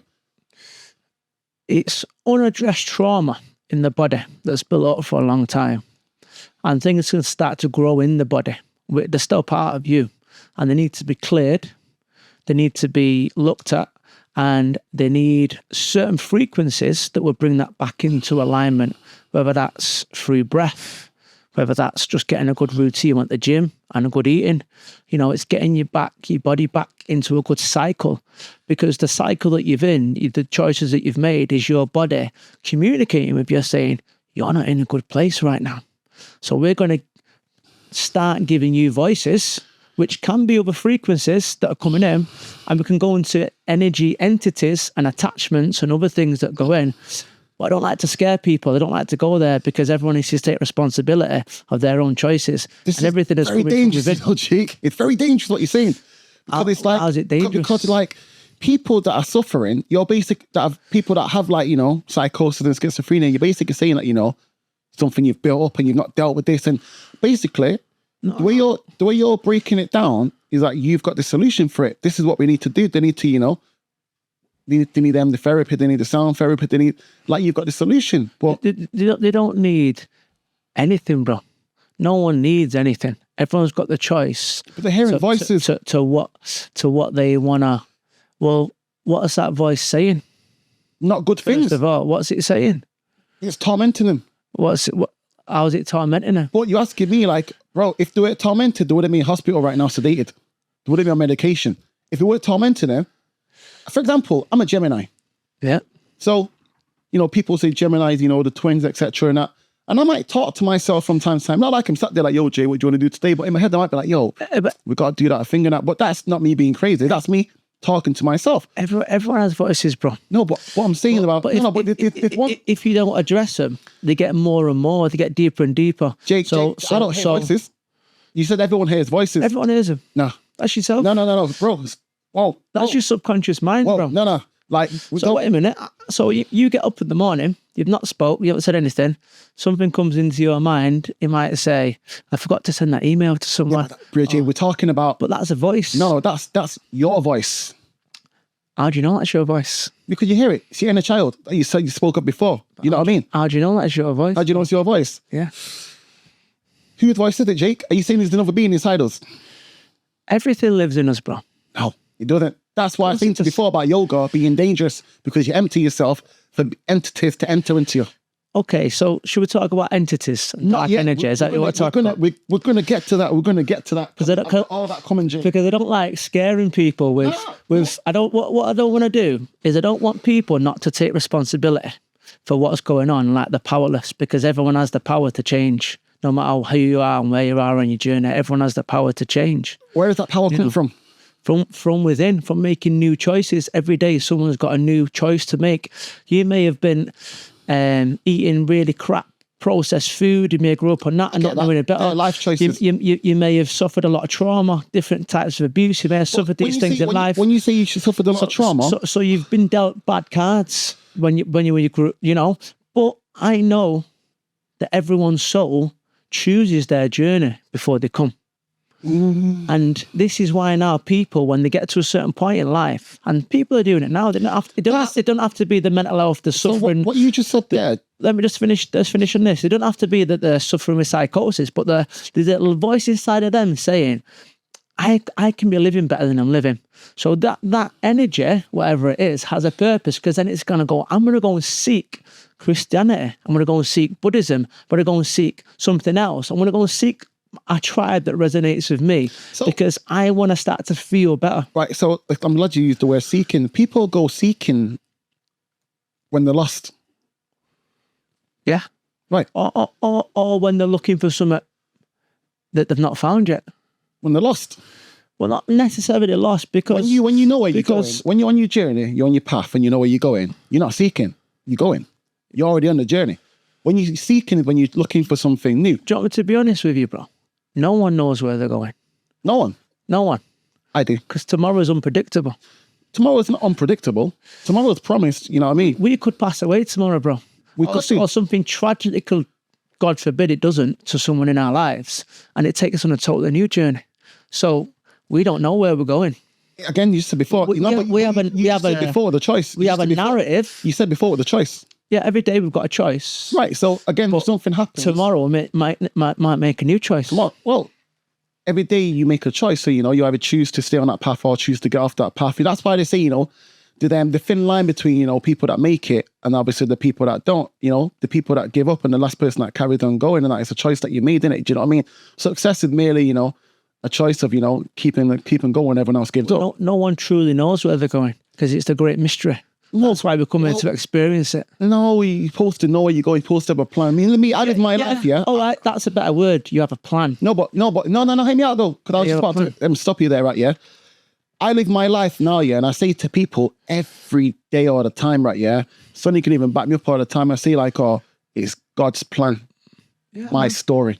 Yeah. It's God's plan, And I believe in that, bro. Right, so, that resonates with me. It's that. It's God's plan.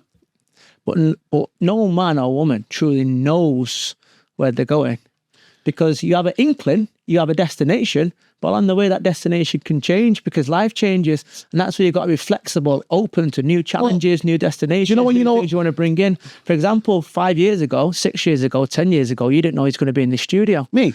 Well, to be honest, right? Yeah, 5 years. It's funny you said that now, because That's me speculating. No, but I'm saying 4 years ago, I built a studio. Yeah, like this. I mean, so far what I'm trying to say is you didn't actually know he was going to be in it. It was going to look this colour. We make them choices along the way. Do you know what I mean? No, so what I knew though, right, yeah, is that I would be dream chasing. Yeah, man. I knew, I knew that, right? Because like, that's one thing now, right, yeah, that I feel like I said to you, I know where I'm going, I've got plans, and the next step I'm going to do after here and the next venture and so forth, I've got plans. Do you know what I mean? But at the same time, everything goes back to God. I say this all the time. Do you know what I mean? I said the drive, the determination, the ambition I've got, the visions I have, it all comes from Him. And you know, the word that you use is being lost. When someone's connected to Creator, God, whatever word they want to put, you can never be lost. I never said I was lost. I said not you, but you said before, the people that are lost are seeking for something. Yeah. Do you know what I mean? So I'm going back to the question where what took us into it was, you said that people are lost, but I'm saying some people aren't as bad as they think they are. They just think the worst in the are, and they're not actually. Do you know why they think? Do you know why they think they're the worst of the are? Because they value men. They value the words and the values of men. When you value God, then you don't really care what people think. Do you know what I mean? Like, you don't really care what anybody thinks. Why? But you can still respect it, and you can still be open to understand. No, but respecting what other people say, yeah, cool, but it's not really going to affect me. Why? Because, you know, it's about God, isn't it? Like, literally. If I just work on resonation, if it resonates for me, it resonates for me. I'll try it, I'll explore it. Might be a new supplement. Boom, Shilajit's come out. All right, boom, I'll try it for 30 days. Yeah, man, I feel good. Might try something else. I don't feel no, you know. Do you ever pray? All the time, bro. Who to? Creator. Okay, we'll get to that after. We'll get back to that. Right, so your life, your near-death experience, how do you know it wasn't trauma, shock, or dislocation, disassociation? It was all that. All of that, bro.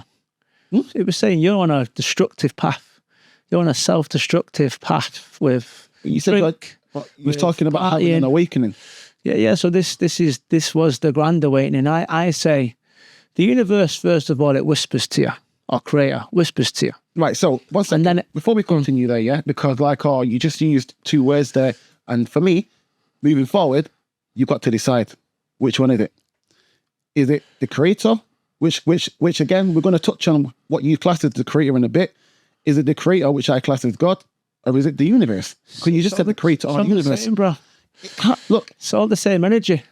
no. We can't. Words are man-made, bro. When we say So energy, the meaning is what we give to the word. well, you just gave two different words, though. I didn't put the words in your mouth. You said, the creator. Then you said the universe, and I'm like, mate, they're two different things. It's whichever word. So the universe. Let's just say Was the universe created? is a space. Was it created?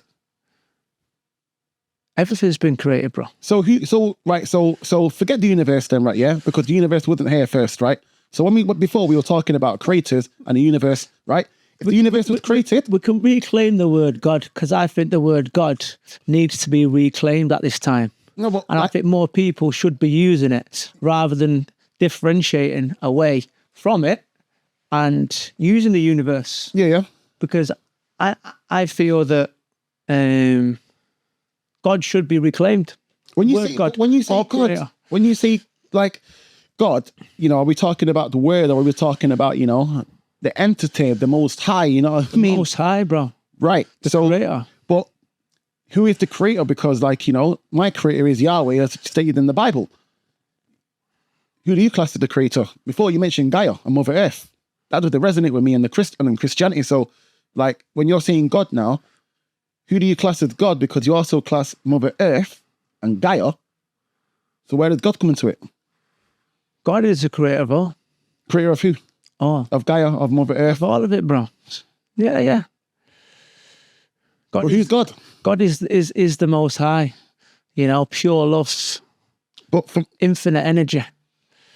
is he male, female? I feel that if we're going to have if the Earth is Mother Earth, then you have Father God.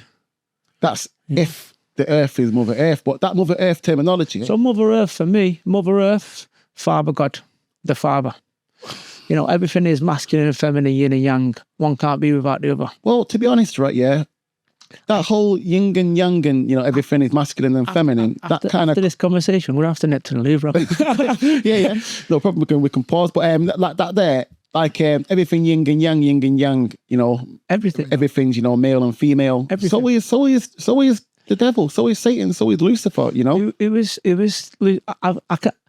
This is where we can get really deep, bro. We're going to have to get spade out, man. Let's start digging. We're getting deep. Let me get to the toilet and let's go deep. Right, listen, we're going to take a quick break and then we're going to come back after you come out from the toilet. You lost everything and you went depressed. Did vulnerability open you up to new belief systems? I've always believed in God, and I've always had an inkling of spirituality.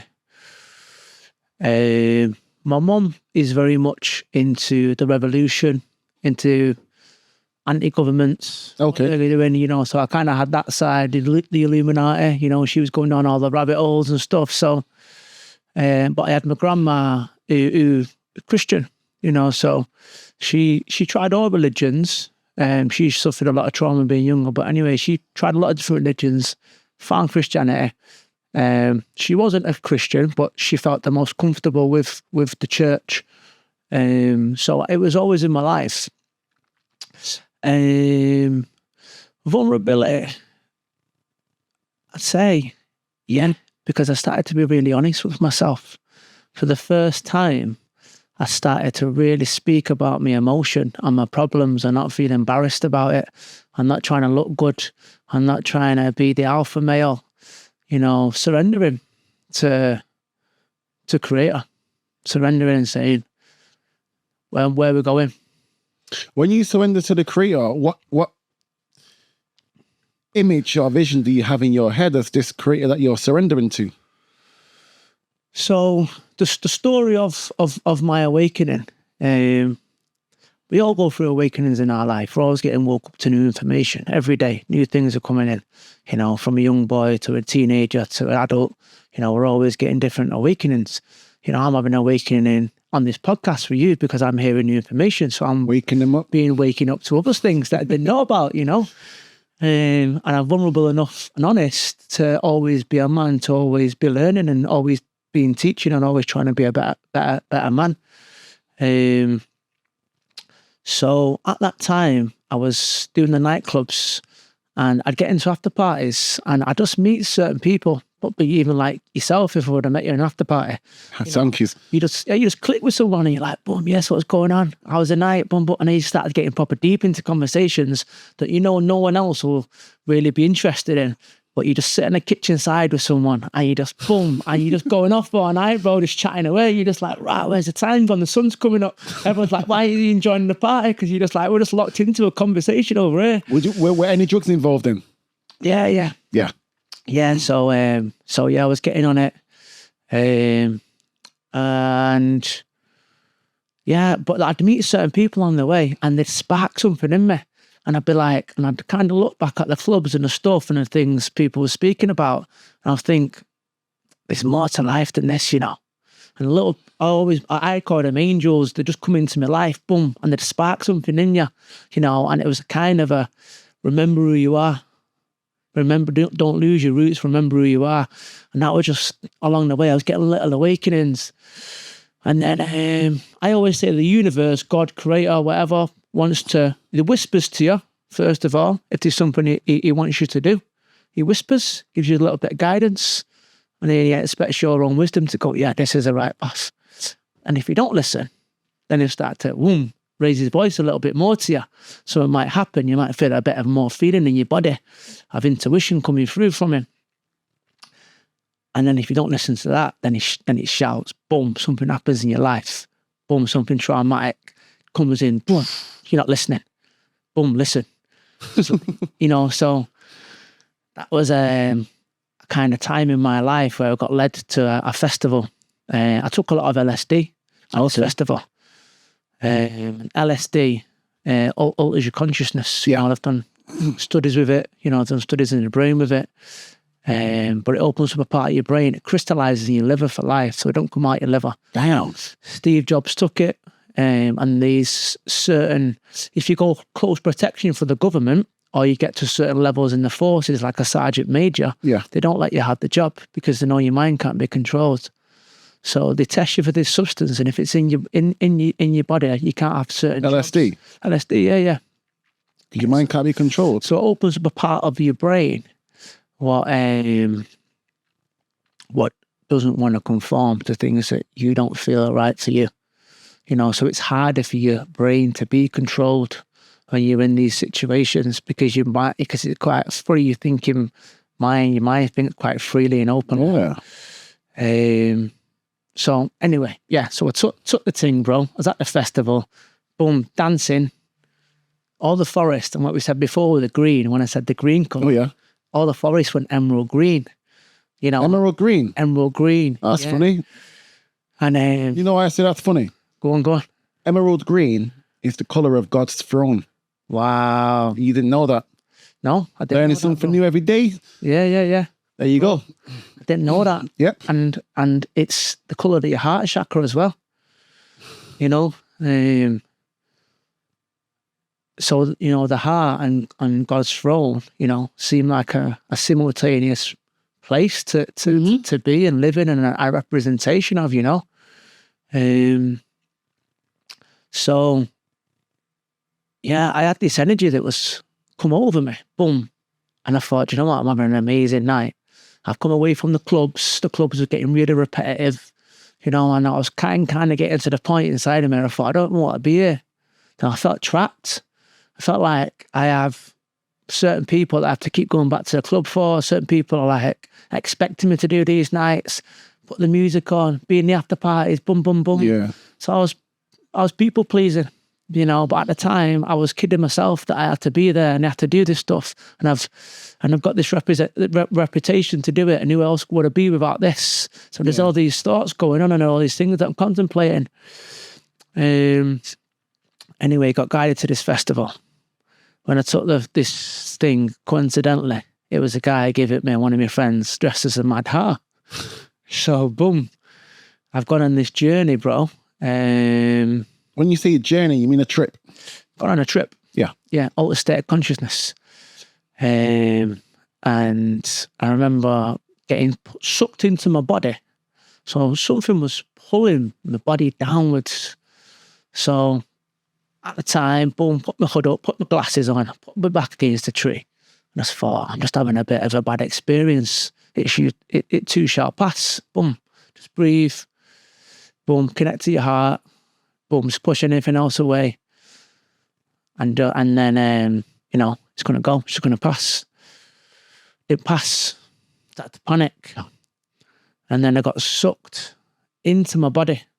So I can see reality going. Reality is going. So it's becoming a pixel of where reality is. So I know now we're going into the astral realm, astral traveling. So him coming into my body, then shitting myself. That you, yeah? No, it's not me, that, bro. I think it's that. Swim. So, yeah, I was getting sucked into downwards. And then I thought to myself, I was like, wow, what's going on? So part of me just started to surrender to it. I thought, I'm going on a journey. I just surrender to where I'm going. And then part of me started to go, you're dying. You're about to let go of your life. So I was just like, Ras. And then I was just like, no, last minute. So I was like, no. So I started fighting back. But as I was fighting outside of me as well. I was like, trying to get back into my body. And then I just collapsed. Got took to the ambulance people. And cut a long story short, bro, I went in. I met a lot of ancestors there. Inside. So on this trip, on this journey, met a lot of ancestors. How so? How are they ancestors? Like, so that's what they represented to me.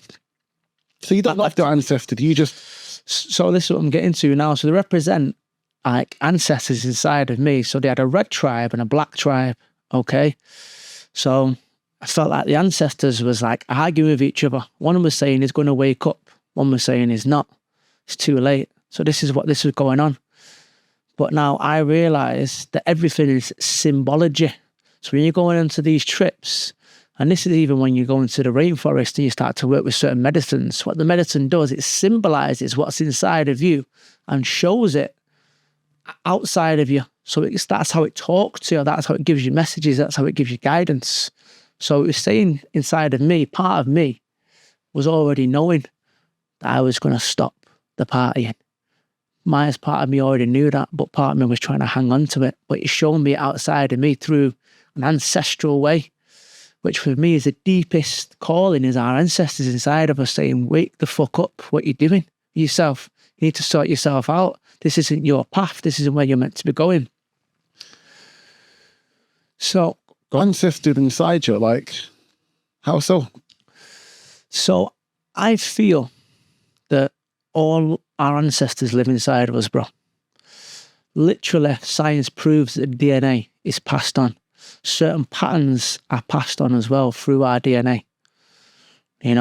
When you say ancestors, like, which ancestors? Because, like, when you start going down that rabbit hole there, it can get confusing. Because when you say ancestors, I'm like, okay, I was speaking of, my father's dad, my father's granddad, my father's great-granddad, my father's great-granddad's granddad. But then what you got to remember is that my father's dad had a grandfather.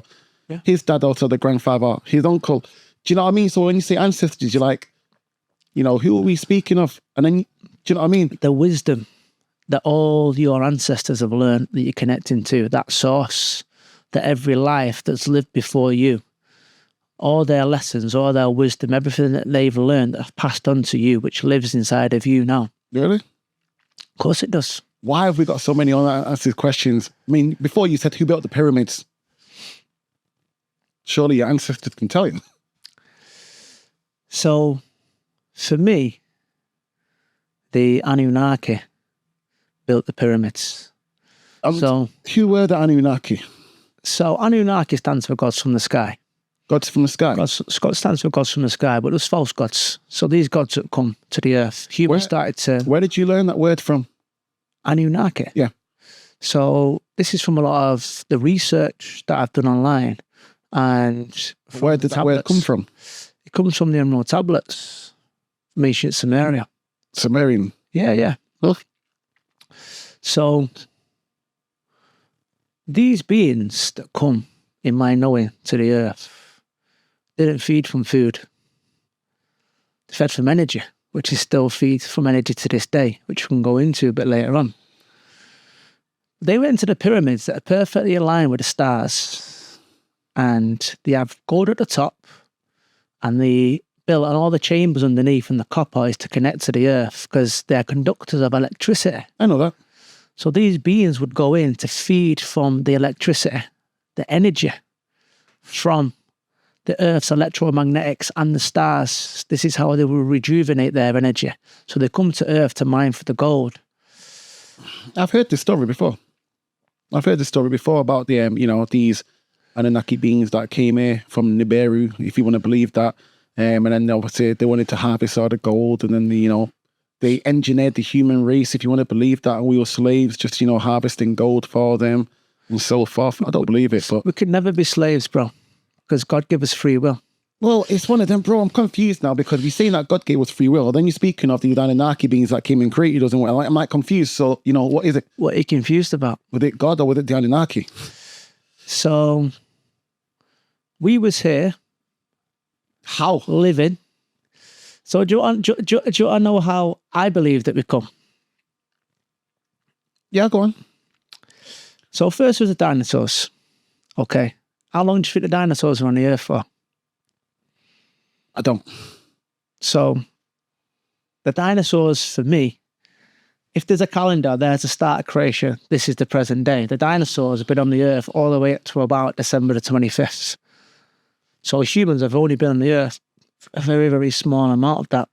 So in my knowing, the dinosaurs first, next came the animal kingdom. Okay. Creator studied the animal kingdom to make the supreme being, which is us. One second. First he created the dinosaurs. How did they survive? Survive what? How did they survive? Some are vegetarians. There was no animal kingdom. Meat. There was no animal kingdom, then, what did they eat and survive and whatnot? Some ate each other. Some ate off the leaves. Okay, go on. So, and it's not like I'm saying this is factual. I know. This is it. This is what I inside of me, what makes sense to me. Yeah. What I've resonates with, what I've connected all the dots back with, and it's like, you know what, this feels right and resonates truthful for me. You do remember before when I said to you that the word dinosaur only was only created 100 years ago. So where do you think the reptilian brain comes from that's in your head? No, bro. You're going off subject. The word dinosaur was only created 100 years ago. Before then, the word was never used. It was dragons, right? Yeah, dragons. No, dragons, right? But if you go look in the dictionary, right, yeah, even from early 1900s, they'll say, in the dictionary. Reptilians, aren't they, bro? No, but you say that dragons, yeah, it says dragons were, very rare now. So dragons were real and were classed as real. They were fantasy, they were fictional. I believe that. No, yeah, but bro, dinosaurs didn't exist before then. So the point I'm making is now, there were never dinosaurs. There were dragons, but there weren't dinosaurs. But you don't know that. So where's all the fossils come from? The fossils, bro. Listen to me. Go on. The word dinosaur didn't exist until 100 years ago. Before then, they were referred as dragons. And what's your point now? So when you're saying that dinosaurs are here from the beginning, they weren't. Because, the word dinosaur had only been around 100 years. Before then, there were dragons, right? Dragons that existed. We're told that dragons are fantasy and so forth.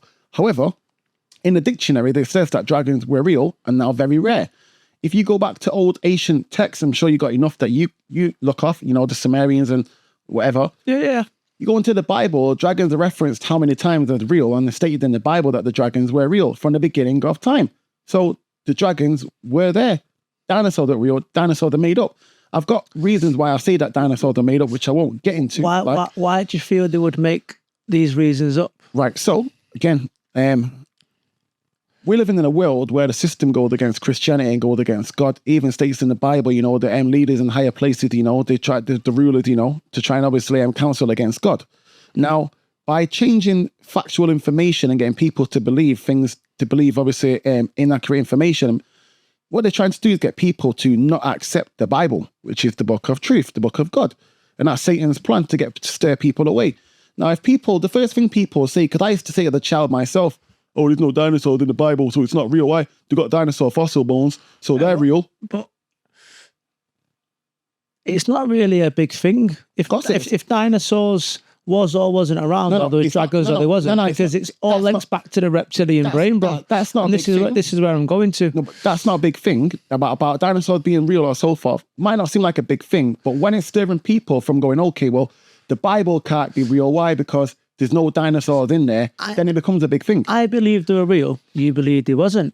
You know, so why do you believe they were real if they're not mentioned in your ancient texts? So from the fossils, the fossils that just mentioned to you were dragon fossils, and it also mentions that they changed the word from dragon to dinosaur 100 years ago.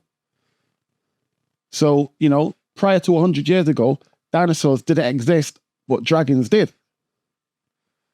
Okay. So then, you know, you're believing that dinosaurs were here from the beginning of time because they got fossils, but I've just pointed out to you that they're in the same category as me. Dinosaurs and dragons are in the same category, bro. They're both in the reptilian category. But one of them's real and one's not. To you? No, not to me, bro. It's not me. This is not me. It's in the dictionary. It's factual. What's in the dictionaries? But this is before words was even invented, bro. No, it's not, bro. We're talking about a dictionary from 100 years ago. When there was cavemen, they couldn't speak.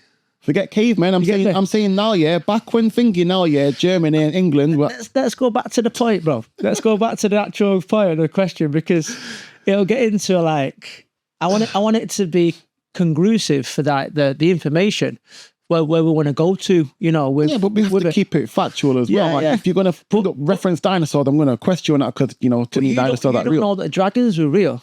You've never seen a dragon. You've never felt a dragon. But if your belief system is going into that... It's not my belief system. I'm going off the Western belief system, Western educational system, which states in dictionaries are supposed to be taught as true. In the dictionary, dragons were real. Do you believe in unicorns? Do I believe in unicorns? Fairies. Unicorns now, yeah. So the word unicorn now, right, yeah, has been taken and used in a misconception because the word unicorn used to be used for rhino. They've changed the rhinoceros, the word to a rhinoceros. Before they were called unicorns. But nowadays, unicorns are these magical beings, you know, horses with horns and that. No, a unicorn was one horn, you know, and it was based on a rhinoceros, but they changed the word. Do you believe in fairies? Do I believe in fairies? In what sense? Do you believe they're real? In what sense? Do you believe... When you say a fairy, you have to describe do you believe that so... Tinkerbell, Tinkerbell, a little thing like that with wings that spreads, you know. Spread what? Joy for me. And a bit of mischief as well. Yeah. I'm not going to answer that the way I was just going to. But no, I don't. So I've got a little video later that my mate took. I'm going to show you a video of one. Of a fairy? And you say whether it's real or not. Gosh. Yeah. Okay. Oh. That's this. But unless you can tell me right now where I can Google it right now and get this up, and it's verified. You need to Google it. I'll show you a video, and you make your own conclusion. But it's AI, bro. We got AI. No. 25, and come on. I'll show you something. I'll show you. And fairies are real. It either resonates or it doesn't. But, you know, they're in other dimensions. If they're in other dimensions, how can we see them? Because for me now, as a consciousness is raising on the earth, you know, the spirit realm and the veil is becoming much thinner.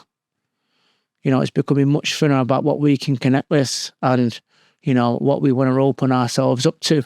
If your mind's closed and you're in a closed perception, for me, seeing isn't believing. Believing is seeing, for me. It's your belief, your core is within. It's not without. You know, so I'm listening, like yeah. So a lot of people are like, show me it, and I'll believe it. But it's like there's certain things that you would have experienced in your life, you know, through God, through prayer, through things that I have not experienced, and I can only sit with you, hear the conversation, allow it to resonate in my heart. I look you in the eyes and say, you know what, that feels true for me, you know. But there's certain things that you can't show me. But I'll say, if that's good for you, if it resonates, then we can have a conversation about it. But I don't want to get too into like right and wrong, because There's not. So the reason why I'm thinking, the reason why I pull you up on these questions now, because like, I've got a lot more options to go. To be honest, yeah, we've got a lot, and as I'm gonna moving forward now, we're gonna start touching into what I'm speaking about, and the reason being is that I'm a Christian, I'm a follower of Christ, I have my own personal journey with Him, own personal relationship, and that is it. I do. No, wait, that is it, right? You, on the other hand, you're a spiritualist. And you're teaching and leading. There's a difference. Because at the same time, we're all learning. I'm not a spiritualist, bro. If people say to me, "You spiritual?" I say, "I'm not spiritual. I'm just a person that's sharing experiences that I've been through." It's like I don't want to hang my hat on any kind of label or any kind of like fixed point. Would you not call yourself a leader? Do you not lead ceremonies and groups? I guide. Right, you guide, but like. What? I empower people to be their own leaders. That's what you do? Yeah. Okay. No, I'll leave that. We're going to touch on that whether keep moving forward, but I'll leave that. I'll accept that. Looking back at this period, as we were talking about being vulnerable and open to new belief systems, was that a period of healing or seeking? Both. Yeah. I was seeking a life away from the clubs. So after you've gone depressed, you've lost everything, you've become vulnerable now, you're open to new belief systems. Was that a case of you healing from the depression or a case of you seeking something new? Yeah, both, bro. Yeah, it's both. So where I was doing the clubs, after... I call it an awakening, an epiphany. You know, I come back to the clubs and I was like, yeah, it's not for me. An awakening and an epiphany, two different things. How would you describe them? So an awakening is an epiphany for me. An epiphany is an awakening. This is where it gets... So an awakening, an epiphany. So an epiphany, it's just time to sort your shit out. Are you open to new information? Something comes in and you're like, I'm waking up. Is there not a thought, an idea? An idea, an epiphany, something that's came over you on a thought, an idea. It's different from an awakening. An awakening is where when you're awoken to something, your eyes see differently. Yeah, I would say if we're going to differentiate and between them, I'd say an awakening is a deep epiphany. A deep epiphany. That's your take on it? Yeah. It's... An awakening is you're waking up to your true purpose. Right. Okay. And an epiphany? So an epiphany can be similar to that, but it might be not as extreme. An epiphany is like, I'm smoking, I'm having an epiphany, I should stop. Or I'm being a bit too, I don't know, unhealthy, and having an epiphany and I'm going to stop that. But an epiphany doesn't always have to relate to, right, 20. Smoking and changing life choices. It could be anything. Anything, bro. Yeah. So it's different from an awakening. Words are powerful, and the words that we use in this world today are what causes a lot of problems because people use a lot of words that they don't understand. I'm not saying you don't understand, but I'm saying that words are very powerful, and we have to use them in the right terminology and the right sentences. I think when someone hears a word, they give it the meaning. So what an awakening is to you and what awakening is to me could be different. So that's why it's good. Like he stood there, he was like... I differ. That means that there's not been an understanding of what the word is. It's like if I said to you, what's love? If we have a conversation, we're speaking about a subject, we're not going to have any common ground, any understanding. If you're going, I interpret that word as this, and I go, I interpret it as that, then how can we speak on the subject? Yeah, but what the subject would be, your awakening, my awakening, we would eventually have a conversation and build a bridge towards, we can agree on that.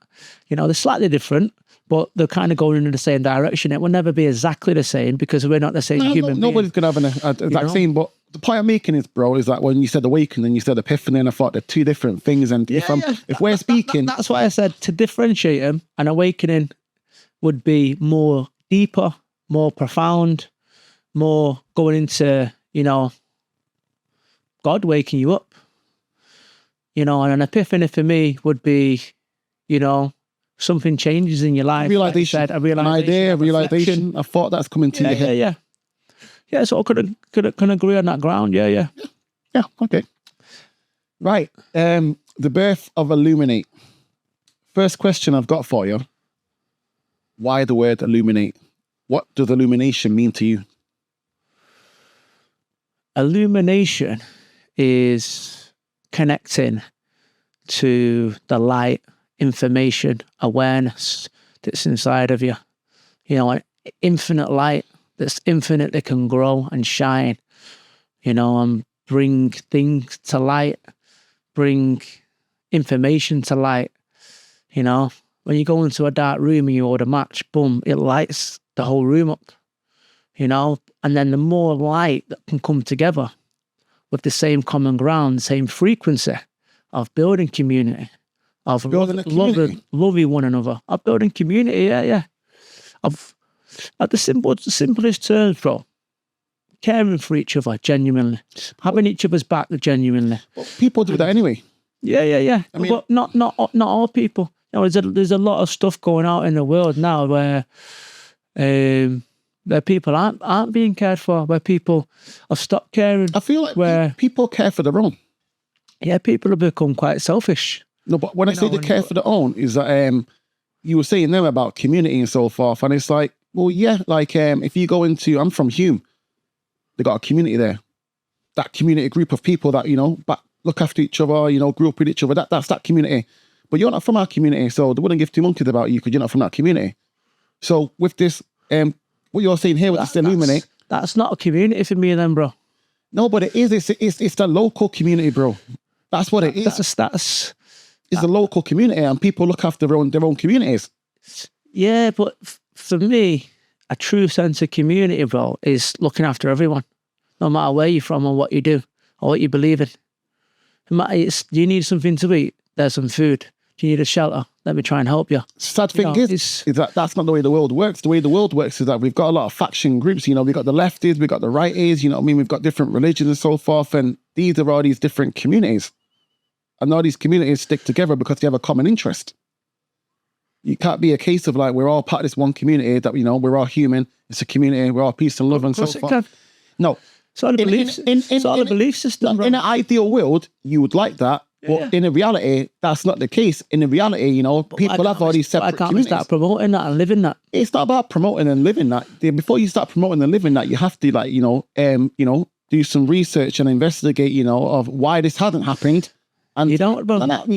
Children do it. Put children in a room, bro.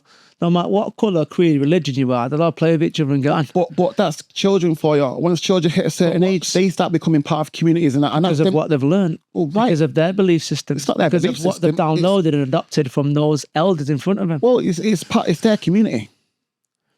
It's their community. For example, you get children that are born into Muslim families and they grow up being Muslims because they grew up in that Muslim household and became part of that Muslim community. And some come away from being a Muslim. But they'll still brought into that though, like they'll still brought into that, like, you know, it's what they'll brought up as part, that's their community. And that's never going to change. Like, are you part? If you brought up with ethics, if you brought up with connection, if you brought up with knowing creator, no matter what religion you are, all religion has amazing things in them, bro. And they have some things that I don't agree with, you know, but that's okay because that is helping someone be a better person. That is giving guidance to someone. Instead of the 10 commandments, you could call them 10 commitments. You know, these are things that I'm going to commit to. No, it's different. But I'm not going to be burdened to help. Because you see the word there. You see the word play there. Yeah. So let me explain why. Because why can't we live right now in heaven right now? Why do we have to be good and get there later? I'll tell you why. Because it's putting fear in people. It's not. Rather than giving them love and saying, make your own mistakes, learn from them, grow, and stay true to yourself. Because why be indoctrinated into fear and into someone's words that aren't here, whatever religion that is? If that person was there, that person would say, I didn't say that. No. So love each other. So, bro. Done. No, bro. Do we have to send another prophet back down to earth to remind them again? You've seen the cloud, innit? No, but like Krishna, Buddha. Yes, no, I've not seen it. Who's going to go down next and have a word with him? I've not seen it. Well, whoever done that is blasphemy. You know what I mean? Don't put Jesus next to Krishna and whoever, like, don't. You know what I mean? They're not singing off the same sheet, bro. They're not, though. They're up there. They're not. Partying, vibing. Mate, it's like me and you now. And they're just like, bro, trust me. They're really not. They all come from Creator, bro. They all talk Honestly, love. bro, like, listen, They all talk love, bro. Like, that's what you're saying. And this is when I've seen to you before about, like, you know, words are powerful. It don't like, need to get complicated. No, but this bro, is where humans overcomplicate. you have to watch now on the words. If you move away from the truth, everything becomes complicated. Bro, the more simple you keep what things, you're doing the here, closer it is to the but truth. what you're doing here, you're saying that doesn't matter. They're all up there, and I'm like, stop saying that. Yeah, listen, you can't say to me being a Christian, or to any other Christian, or to any other people that are out there searching that this is, no, if that's how you think, then great, but you can't say that it doesn't matter, peace and love matters, and they're all up there partying together. No, they're not, because for me, they are, bro. For you, but the Christian, I know that get on this. So if Jesus goes, which you can call it heaven, because Jesus is in heaven, yeah, or wherever he is, yeah. Buddha's in the same heaven, Christians in the same heaven. Don't tell me you're going to go into a club in heaven or a bar or however they party in heaven, chocolate fountains, whatever. Why does everything have to be a party? They're not going to, whatever it is, a celebration, whatever What it is. celebrating? Or they're in gym, they're doing whatever they like to do. But they're not going to go over to someone in there, yeah, and go like, nah, Buddha's over there. I'm not going to go and speak to Buddha. Nah, Buddha's not over there. I'm not going to speak to Krishna. They're not going to be there. They're going to go, yo, what's happening, homie? You've been good. You taught your way, I taught my way, and we've helped impact the human race in a positive way, all our own way. And it's all the right way, bro. Because no, it's not. Because Krishna come first 12,000 years ago, okay? Said to people, you're infinite beings.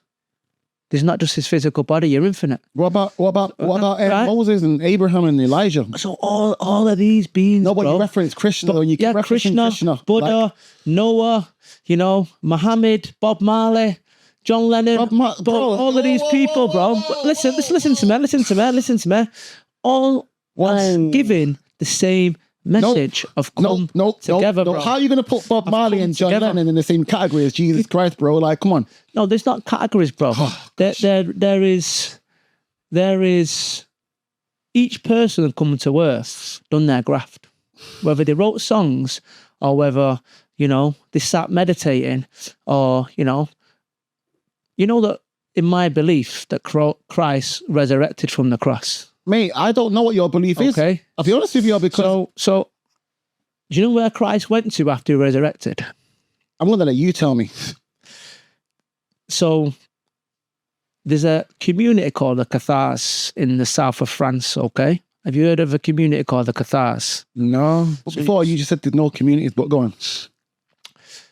I didn't say there's no communities. I said a community accepts all people. That's what I said. I didn't say there's no community. Do this community in France accept all? Love all, man. Like Jesus said, love everyone. Does that community in there? That Cathars one? So love, bro. They just work in love. You get me? They don't. Okay. They're not. See the problem. No, I'm gonna let you tell me where. I'm gonna let you tell me where Yeshua went when he came after resurrected. Where did he go? And before that, I want to say that see the problem at the moment with humanity, and I see this online a lot. A lot of people are trying to be right rather than coming together. And coming together for me is more important than being right. But what if coming together is wrong?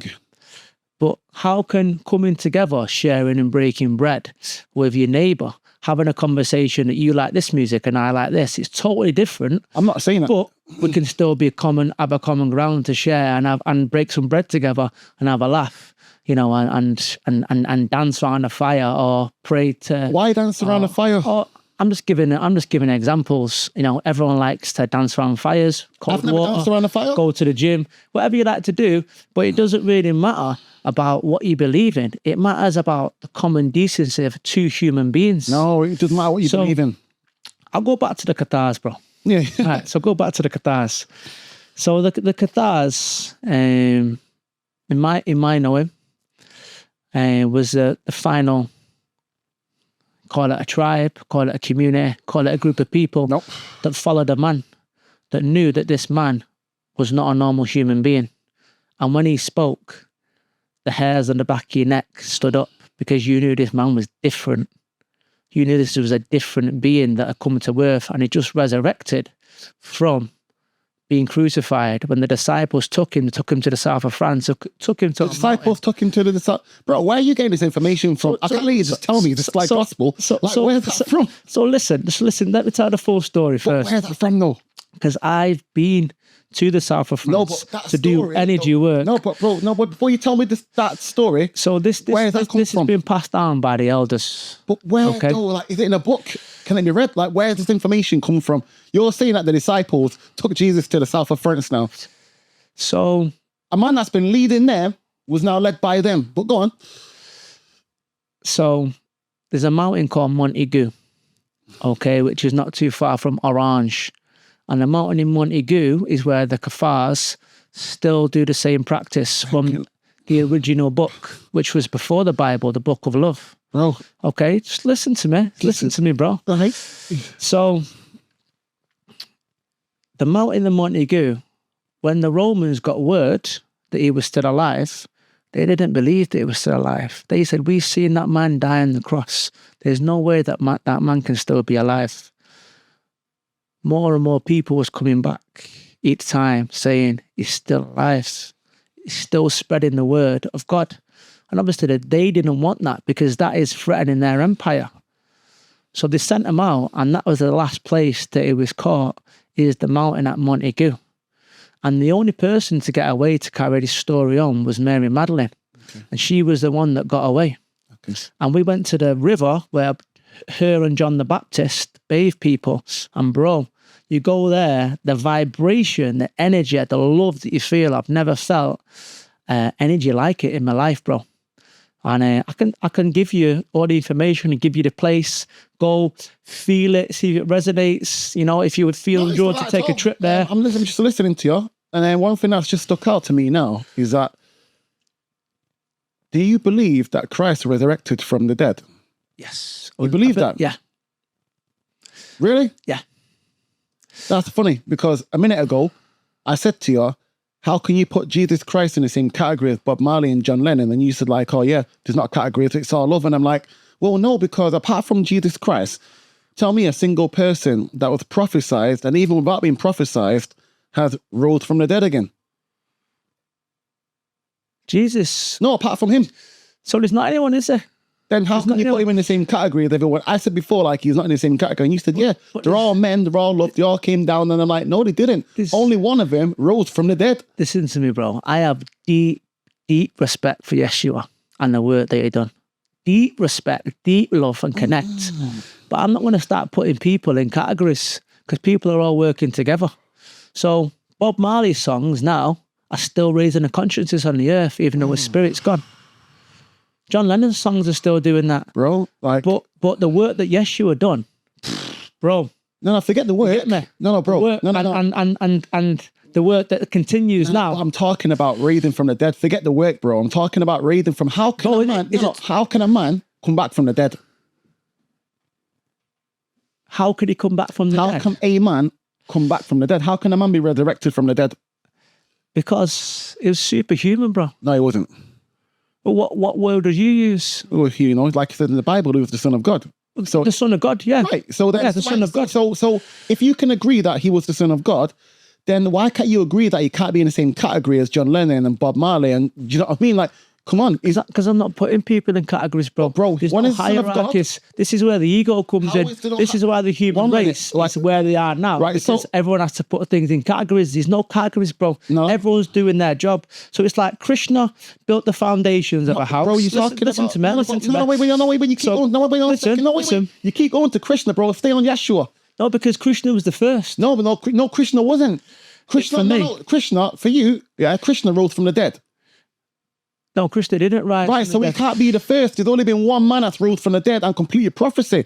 Bro, I'm not taking any credit away from Yeshua. No, but it's not credit. No, it's not credit. At all. No, it's not credit, right? Not one bit. And I am deeply, deeply passionate. No, but bro, I don't think about Yeshua. Because you said that Yeshua is the Son of God, but then you go like, oh, we're all the same. And I'm like, so are we all sons of God then? I didn't say we're all the same. Yeah. I said there is no categories. So there's no categories, because I don't put people in categories, bro. So is Yeshua is Yeshua not in a different category of us? Is he not the Son of God? If you want him to be top dog and be son of God, I'm asking you. If you want him to be top of the pyramid, bro, it can be top of the pyramid. I'm not saying that. What I do is I don't put anyone on a pedestal, bro. It's not putting anyone on a pedestal, bro. I don't say the only way is I respect. I'm not saying Yeshua. that, bro. I'm saying that that you're saying that Yeshua is the Son of God. Okay. If he is the Son of God, then he is in no way, shape, or form in the same category or can be considered similar to the others. So what? So why did Yeshua come to earth? Bro, he came to earth, right here, to die for our sins. But regardless of him coming to earth, what was his message? Right, Jake, Jake, you're going off subject today. No, listen. You're going off subject. Let me just say something to you. Let's stop arguing about who was a messenger. It's not arguing, and let's talk about the message. Thank you, listen. The message is more important. No, we're not arguing about a messenger. We're not arguing about a messenger. My son is called Malachi. He's a messenger. That's what the word Malachi means. Yeah. Yeshua was the Son of God. He's not a messenger. There's a difference. An angel is a messenger. Brought a message, bro. No. He didn't bring a message right here, bro. He taught. But Yeshua is the Son of God. So you can go like, yeah, his message was great. Don't matter, bro. If you're not accepting him as the Son of God, you're not getting in heaven. I accept him as the Son of God. But you accept him as the Son of God? Yeah. But what does that mean to you? The Son of God, Yeshua, for me, was the catalyst for the conscious movement of raising the consciousness on this earth. Consciousness, to which we are consciousness. We are a vibration of consciousness. What was the purpose that he came here for? To bring people back to God, to bring people back to love, to remind them and resurrect, to show. One second, because you said bring people back to God, and then you said bring people back to love, and I'm like, listen, like bringing people back to God is one thing. Bringing people back to love, like, what do you mean by that? Because people already experience love. God is love, unconditional, pure love. When you say love, I'm like, it's easy to say that, Yeshua was here to bring people back to God, the Father. Like, when you say God, I'm like, unless you're seeing the Father, then you're not speaking of Yahweh. Or are you speaking of Yahweh? The Most High, bro. Yeah, but who's the Most High? In the Bible, it's called Yahweh. Creator. Yeah, that's in the Bible. What was it called before the Bible? Bro, I'm trying to understand, yeah, like when you say God, are you speaking of the God in the Bible? Are you speaking of Allah? Are you speaking of Buddha? Like, when you say God, who do you... No, it all goes back to the same place. It doesn't go back to source. It goes back to the same energy, bro. I feel like this is the answer you use to get around things, bro. You can't keep saying it goes back to... There's no answer, it's just simplicity. It's not simplicity. It's because you can't say that me, you, and Sonny are all the same. And, we're not the same. No, wait. We're different we're aspects of Creator incarnating in bodies of a unique experience that each of us are having. That's why we all have our own unique fingerprint. But none of us are better than each other. None of us in a higher category. No, I didn't say that any of us were better in categories, but I'm speaking of Yeshua. We're all here on the earth doing the best that we can with the tools that we have, with the work that you're doing in this podcast. So would you be considered the same with Yeshua? No. Why? Because he's different. Well, how is it? I just said he's different and you said he's not, but how is he different? Because he had a greater purpose. What was his purpose? To come to earth and to bring people back to God. But that's yours. That's yours. It says in the Bible, though. I don't understand how you can say Yeshua, but not... The Bible lives in you. The Bible don't... Bro, oh, man.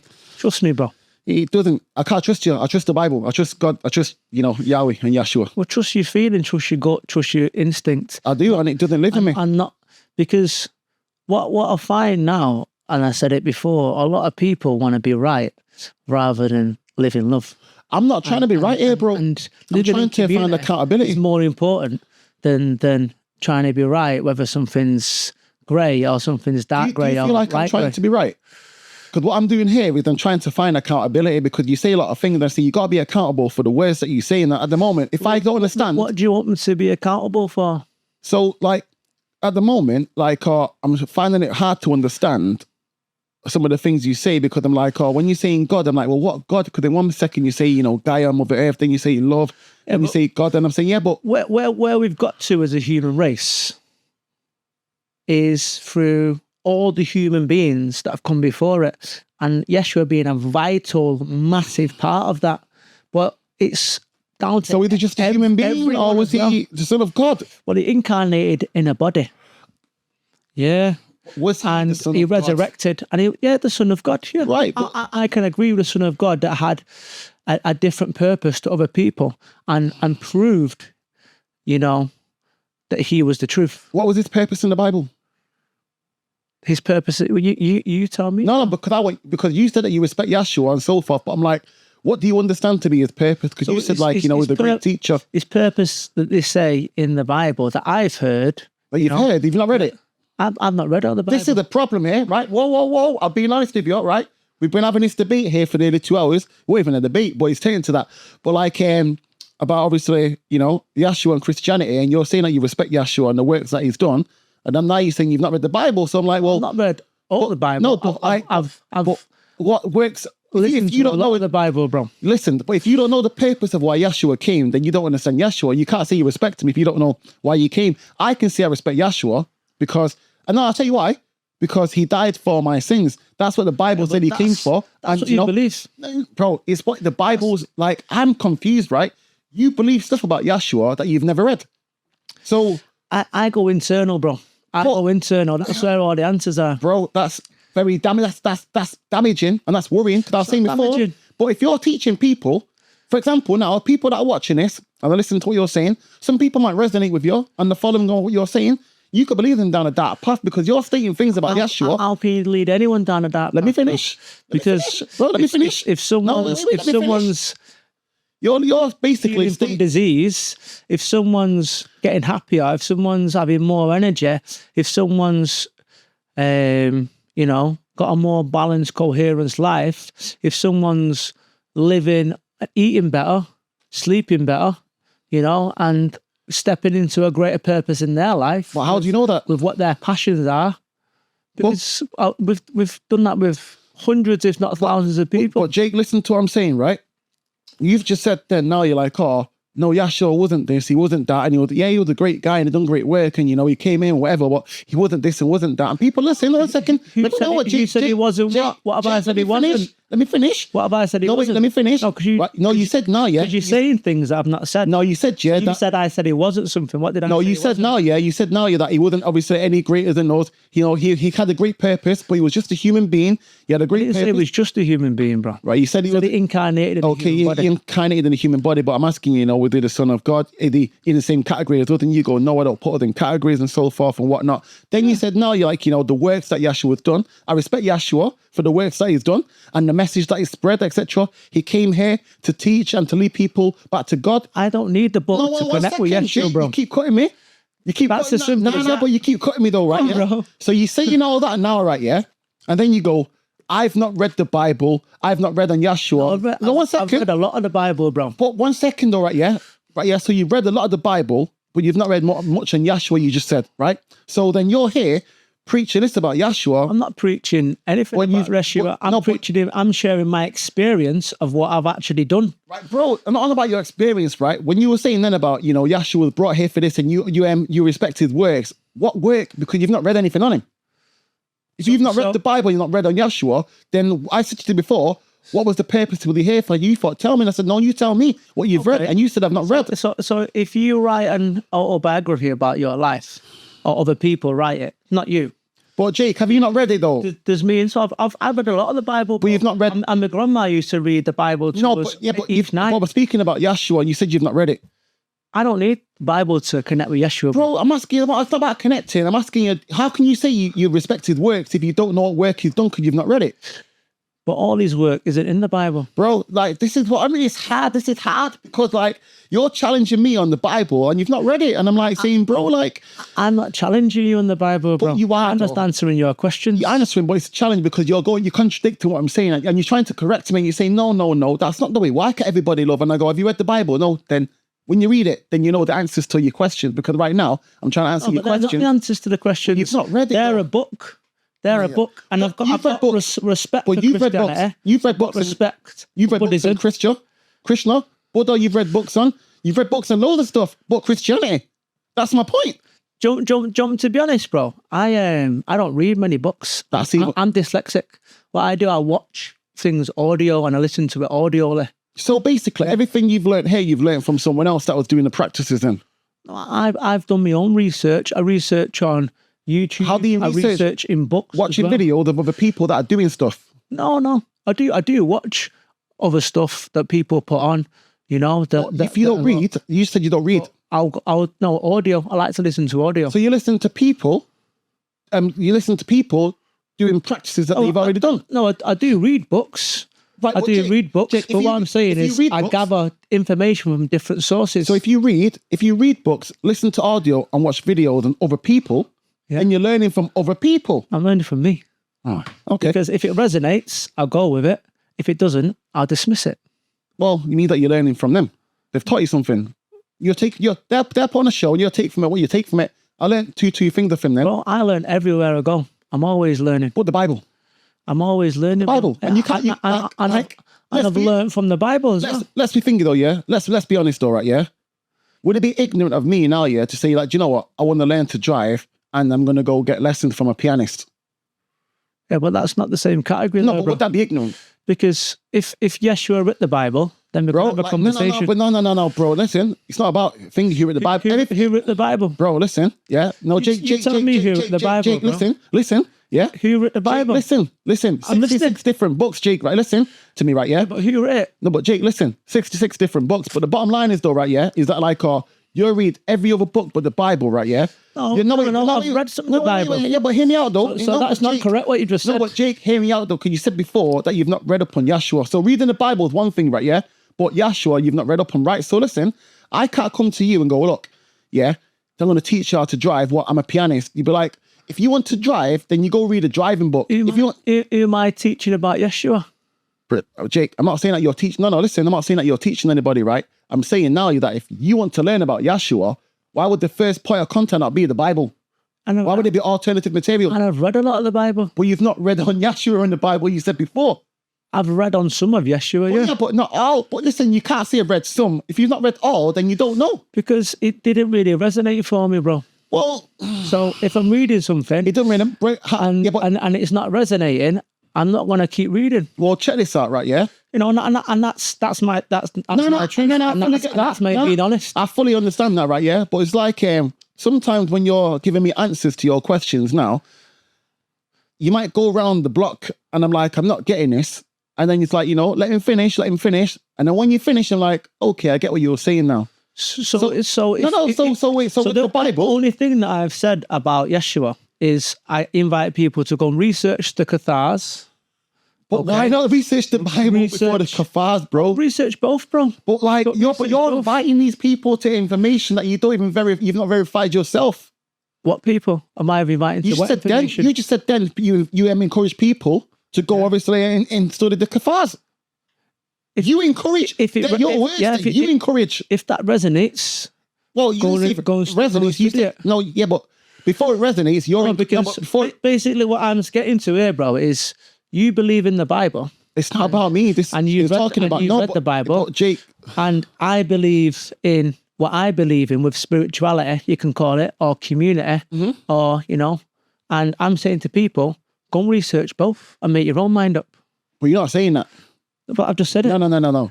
No, it's like me saying to someone, now listen, yeah. Oh yeah, I'm looking to become a Muslim. Go read the Bible. You'd be like, well, why am I reading the Bible if I want to become a Muslim? And it's like, just read it. And if it resonates with you, take from it what you want. Oh, why do people want to become Muslims or Christians? Why do people want to become Muslims or Christians? Well, to be honest, most Muslims and Christians are brought up in a household, and it's the household and the family that they come from. But these days now, we're seeing a mass shift of young people coming to Christianity. And the reason being is because... And I'm all for that, bro. No, but I'm saying though, like, you're asking me why, but the reason being is that like, they're obviously searching for God. Because right now, right, yeah, listen, you said yourself, right, at the start of this podcast, yeah. Well, you don't have to go let me finish. Look for God, bro. No, listen. No, God's inside of you. You're missing what? Listen, who said to a book? I said people are coming back to God. They're coming to Christianity. Yeah. I said to you before that, yeah, And it's good. It's good that people are seeking. Take on what I'm saying at the start of this podcast, yeah, that being a Christian now, yeah, does it mean that I read the Bible? Does it mean that I go to church? Does it mean that I agree with anybody? It means that I accept Jesus Christ as my Lord Savior. And obviously now, yeah, I have a personal relationship with God and Jesus Christ. I don't have to go to church. You don't need the book or church. The pastors in the church might chat a load of rubbish. They might chat stuff I don't agree with, but it don't matter why. Because my relationship with God is personal. But it's not with them. People could still have that relationship before the Bible and before Yeshua comes to earth. No one's talking about the Bible here. You are. You're talking about the reading the Bible. I'm saying that people are coming I'm talking about a personal relationship with God. You said why, but I'm saying you can still have that before Yeshua come to the earth. Like, bro, People had that. But I'm not talking about that. Back then, people used to practice religion. Right now, people aren't practicing religion. They're not learning. What I teach is what I've experienced, bro. But I'm talking. We're talking about God now and Yeshua. And if anyone wants to research something out of my experience, I say go and research it. See if it resonates for you. Okay, well, I'm going to ask you to research the Bible. Okay. That's it, because I can't, the kafaras and all that stuff and whatnot. I'm like, why? Before you go, listen, the Book of Enoch.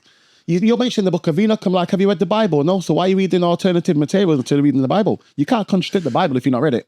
So I wanted to speak about the Book of Enoch to go into the Nephilim. No, I know that you did. Represents the Anunnaki. No, but I get that. But I'm saying to you that I find that the all scriptures, bro. No, but let's not differentiate to one scripture.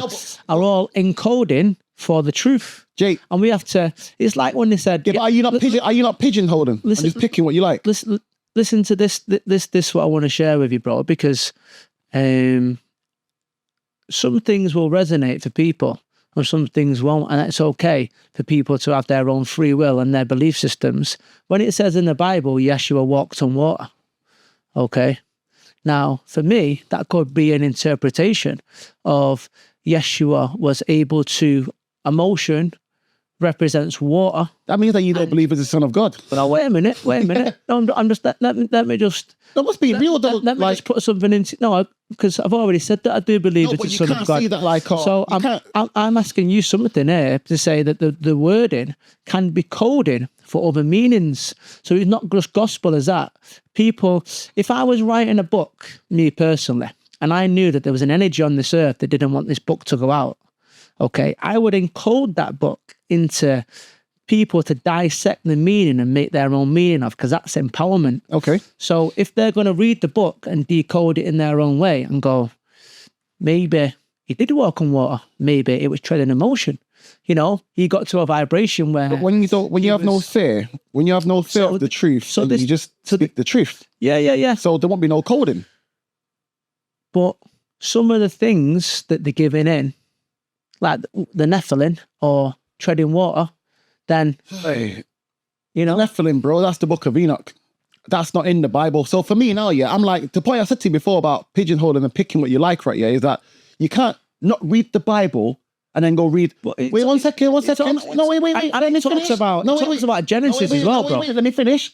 You can't not read the Bible and go like, well, I don't believe this, and maybe that was just coding, but then go, but I believe this part of the Bible that's not in the Bible, that's supposed to be in the Bible, but I believe that's true. Why? Because it resonates with me. And I think, no, it resonates with you because you like the whole thought of, other beings and higher beings and, aliens and so forth and that. So reading that resonates with you. I don't like the thought of it, bro. To be honest, a lot of stuff that you say, even to the point where you describe... to be honest, Krishna and Yeshua, they came to the earth, and I'm like, bro, you keep saying that they arrived there like they're aliens. Everyone come to the earth, bro. Everyone comes to the earth. We're not from the earth. Again, bro, we're not from the earth. So you believe that we come out of Eve's rib? No, I don't. I'm Adam, bro. Adam, God created Adam, then he took Adam's rib and created Eve. And how is that possible, bro? Because God is not you, and bro. How does that make 8 billion people? How does that make 8 billion people? Because you have to go into incest. No, I'll tell you what, right, bro, yeah? Research, read the Bible, because this is mad. Because I thought you read it. I thought you would know the Bible. And you're asking me these questions, bro. You have to go and read the book of Noah. But it doesn't make sense to me, bro. When you read the Bible, when you read it, bro, and not skim it, and not feeling that, it'll make sense. You have to read the Bible, bro. When you read the Bible, you'll realize now that Jesus was prophesied from the beginning. Do you believe he's going to come back? Do I believe he's coming back? I'm a Christian. Do you believe he's coming back, bro? I'm a Christian. Of course I believe he's coming back. Of course I do. Do you not believe he's coming back? I believe he's coming back, bro. Well, then but I'm not a Christian. No, but here's the thing right here. This is what's damaging. How can you believe he's coming back, but then put him in the same category as all these other guys? Because one of them, no one came back from the dead. There's not a category, bro. No, they would. But you saying Do you know what? Krishna and Yeah, all these guys, and you're like, he's the son of God. But Krishna was a man. the only way we're going to bring world peace, bro. The only way we're going to bring world peace is when all humans come together. It doesn't matter what you believe in. It's like. Do you know what's It's funny? like. Do you know what's funny? Listen to me, bro. It's like when You laugh at this. when any time humanity has shifted in consciousness or countries have come together or wars have stopped is when a spokesperson has got up and spoke. Mm-hmm. You look at Gandhi, you look at Bob Marley, you know, Trump. you look at Martin Luther King, Look at Trump. you know, when these people get up and speak the truth and they speak God's word, So-called truth. you know, they speak God's word and you feel it because when you listen to Martin Luther King, you listen to his words, bro, it just resonates so deep in the soul. So Martin Luther King, bro. Wait a minute, let me just finish speaking. So each time a spokesperson, a messenger, you know, not categories, you know. So Jesus is the spokesperson, a messenger now. No. I'm saying when he come to earth and he spoke, that's how people start to say this man's different. Bro, it's not about people. He was the son of God, regardless if the people said it or not. Yeah, but he spoke his message for people to start to follow him, bro. To people to want to write books about him. He had to speak for him to know he was the son of God. So he had to speak to him. He had to bring a message. Because how would you know someone's the son of God? Someone just turns up. I am in name Jesus. I'm the son of God. Oh, sweet. Yeah, let's go. It wasn't like that, bro. No, do you know He had to show them How did who he show was. them? By, I believe, speaking as well. Oh my gosh! Listen, I'm sorry, right? Yeah, you've got to do your research, right? Because you tell me. I'm going to tell you. He healed the leper. He healed the leper. He got a blind man to see. He walked on water. He rose from the dead. Yeah. Yeah. So, and do you think he didn't speak through all that? Listen.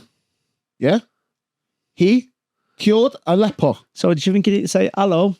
I'm blind. No. So do you think he didn't make communication with him, bro? So he had to speak. But the point I'm making is now, right, yeah, is that now through his actions, he's shown who he was. Yeah. He committed miracles that no other man has done before. And real men like Krishna and Buddha and them guys. But how do you know they didn't give miracles, bro? Well, how do you know they didn't? I mean, how do you know they did? Is it documented? Well, these books, you know. Is it documented in the books, though? This isn't my point. You're saying, how do you know? How do you know? I'm only talking about what I do know. This is what you've read, bro. You don't What I do know. But you don't know it, you've read it. Right, but like, I've not read anything, and you've not read anything on Krishna or any of them doing miracles. So unless you've read anything, then you can't see otherwise. You can suddenly go, do you know what? I'm going in my head thinking, you know what? I think Krishna's up there with Jesus. Yeah, he must have walked on water too. Don't work that way. But how do you know it? You don't know if he was talking about emotion or not, bro. Bro, you don't know. That's it. We don't know. Who are you to question God? Who are you to question God? I'm not questioning. All we can do is speculate by a book. And if it works for you and your life is happy and Christians are happy and they're doing good work, Christians are happy, bro, then I commend that. Bro. Well, and when I'm in ceremonies, and you know, I'll get to your ceremonies after as well. And when I'm working with energies, you know, I call in Yeshua's energy to come in and work. Well, it's all of them, bro. We'll get to that. But even right now, yeah, you kept saying about like one consciousness, you know, one energy. We're all one. We're all one. Funny you're saying that, right? Because going back to your name, illuminate, and about illumination. Like your name is one letter away from the Illuminati. Yeah. And the Illuminati are people that want to do what? Create this one world, one government, one currency, one energy. They're not the Illuminati, bro. Eh? Do you know what the Illuminati is? No, bro, listen, stick. And you don't, stick. And you don't know what you're talking about here because you don't know the Illuminati. Listen, I know what I'm talking about. You are the Illuminati. Bro, listen, right, yeah? I'm going to let you, right, yeah, think it corrected because your name's one letter off the Illuminati, so you must have more insight than I do. But the point I'm saying, iPhone, your phone is one letter off an I, so it's a phone. It's like, but illuminate is a word that means to illuminate light from within. Right, cool. And what the Illuminati do is the exact same thing. But however, right, what the Illuminati wants to do is have a new world order. One world, one currency, one company, one government. Do you know what I mean? One consciousness. And you're like, you know, kind of on that same tip. Everything's one conscious, we're all one, we're all love. Like, it's like, no, we're all not. Far from that tip. I'm on the opposite end of the tip, bro. You're saying that, you know, we're all the same, when, you know what I mean? Like, we're all one, I'm on the opposite end, bro. How? I'm on the opposite end. You're saying we're all one. Well, we are all one energy. We're not. And we're all not the same neither. We're all different. Yeah, we're all different, but We are. but we're all got a spark of the one within us. No. We're going to get to that in a bit too. I can't. So for me now, yeah. So as a Christian. so as a creator, so if I was to pull this field, So wait, 1 second. Wait a minute. You said as a 'cause creator. you're asking me questions, and now you're jumping in and what I'm No, but answering. I'm asking you to elaborate. When you So say I will as a elaborate. creator, I will elaborate. as a creator, So what do you mean by that? if we was to pull the veil back in this space, okay, and everything is sound vibration, everything is a mathematical equation. So your words that are coming out of your mouth now hold a frequency at a vibration, okay? And if we was to pull that back and get clear line photography in here to see energy moving, which connects us all. So there's no separation because everything is connected. So it's scientifically proven that we are one because there's only one energy field. That's because we all came from Adam. There's nothing separate. Creator, We all came from Adam. well, whatever you believe in, bro. I'm not. You just said we're all one. And I'm giving you a perfect example of why, but you don't want to accept it. But one, as in differentiate what you mean as one and I mean as one. Right. There's So two you said, different no, yeah, things. you said we've all got the same energy and so forth and that. No, I said we're all connected. We're all connected. Of course we're all connected. Why? Because we all came from Adam. We all came from, you said before about like, how did the way of get the way it is through Noah. After I told you, go and read the Bible, after Noah replenished the earth and so forth. Of course, we're all connected. Yeah, so if we're all connected and there's no disconnection, there's no separation, Disconnection from what? are we not one? No, when you Are we say separated? So when you say we're all connected in regards to we're all human, we're all came from the same place. Do you know what I mean? But we're not connected to God. The only disconnection we've got is disconnection from God. Why in the are you Bible pointing up in the sky, bro? because that's where God is. God's inside of you. No, he's not. That's what you believe, and I'm not even going to fall for that. There you go. God is up there, bro. Like you're not going to get me with that. That whole divine is not like that, bro. God is up there. That's what you if God believe. is in me, And then I Jesus would. Then why can't I walk on water? Why can't I heal leopard and cure the blind? Why? God is in me. Well, why can't you walk on water? Because I'm not divine, bro. I'm not God. I'm not Jesus. That's why. You are divine, bro. I'm not. But we're going to get to that. Don't disempower the human race I'm to not. say I'm not. because it Don't says it devalue my God, because it's not devaluing. because obviously we're not divine. There's only one that was divine. Jesus said in the Bible that when we come together, we can do greater things in Him. We can in Him. Yeah. In Him. So Not in us. so in Him. He's empowering us. No. He's in Him. He's empowering us. Through His name. That's the teachings because He wants us to be better people. He says that the only way He to wants the us to Father rise up is through together. Nope. You're saying stuff that you haven't read the book, so I can't even take what you're saying. You've already told me you've not read the book, and what you're saying there is not in the book. That's what I'm saying. So in the book, it doesn't say when people come together that they can do greater things than I. when people come together, they can do greater things than I. Or it might not be that word for word, but he says around about that. People coming together. So people coming together, right? Yeah. What has that got to do with us being divine and having God inside us? Completely different. I mean, put it this way, right? Yeah. This studio we're in right now, this show that's going on, it's Jermaine's show. On the front side of it, behind the scenes is more than Jermaine that makes it happen. Together, we got this together. We got this working together. It's not just me. Of course. So when people come together, great things can happen. Yes. Right. But I'm not God, and neither is he. Simple. So you've got a spark within.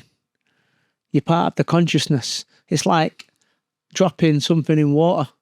It's part of the whole ocean. And it's all connected physically. We're separate, so we can experience life, but energetically, we're all connected. That's why things can travel and people can feel, because vibrations travel from the TV, from your phone, from other places, radio waves, everything. Your voice is traveling now, but we're all connected, bro. Well, like, I live in the kingdom. I'm living in the kingdom of God.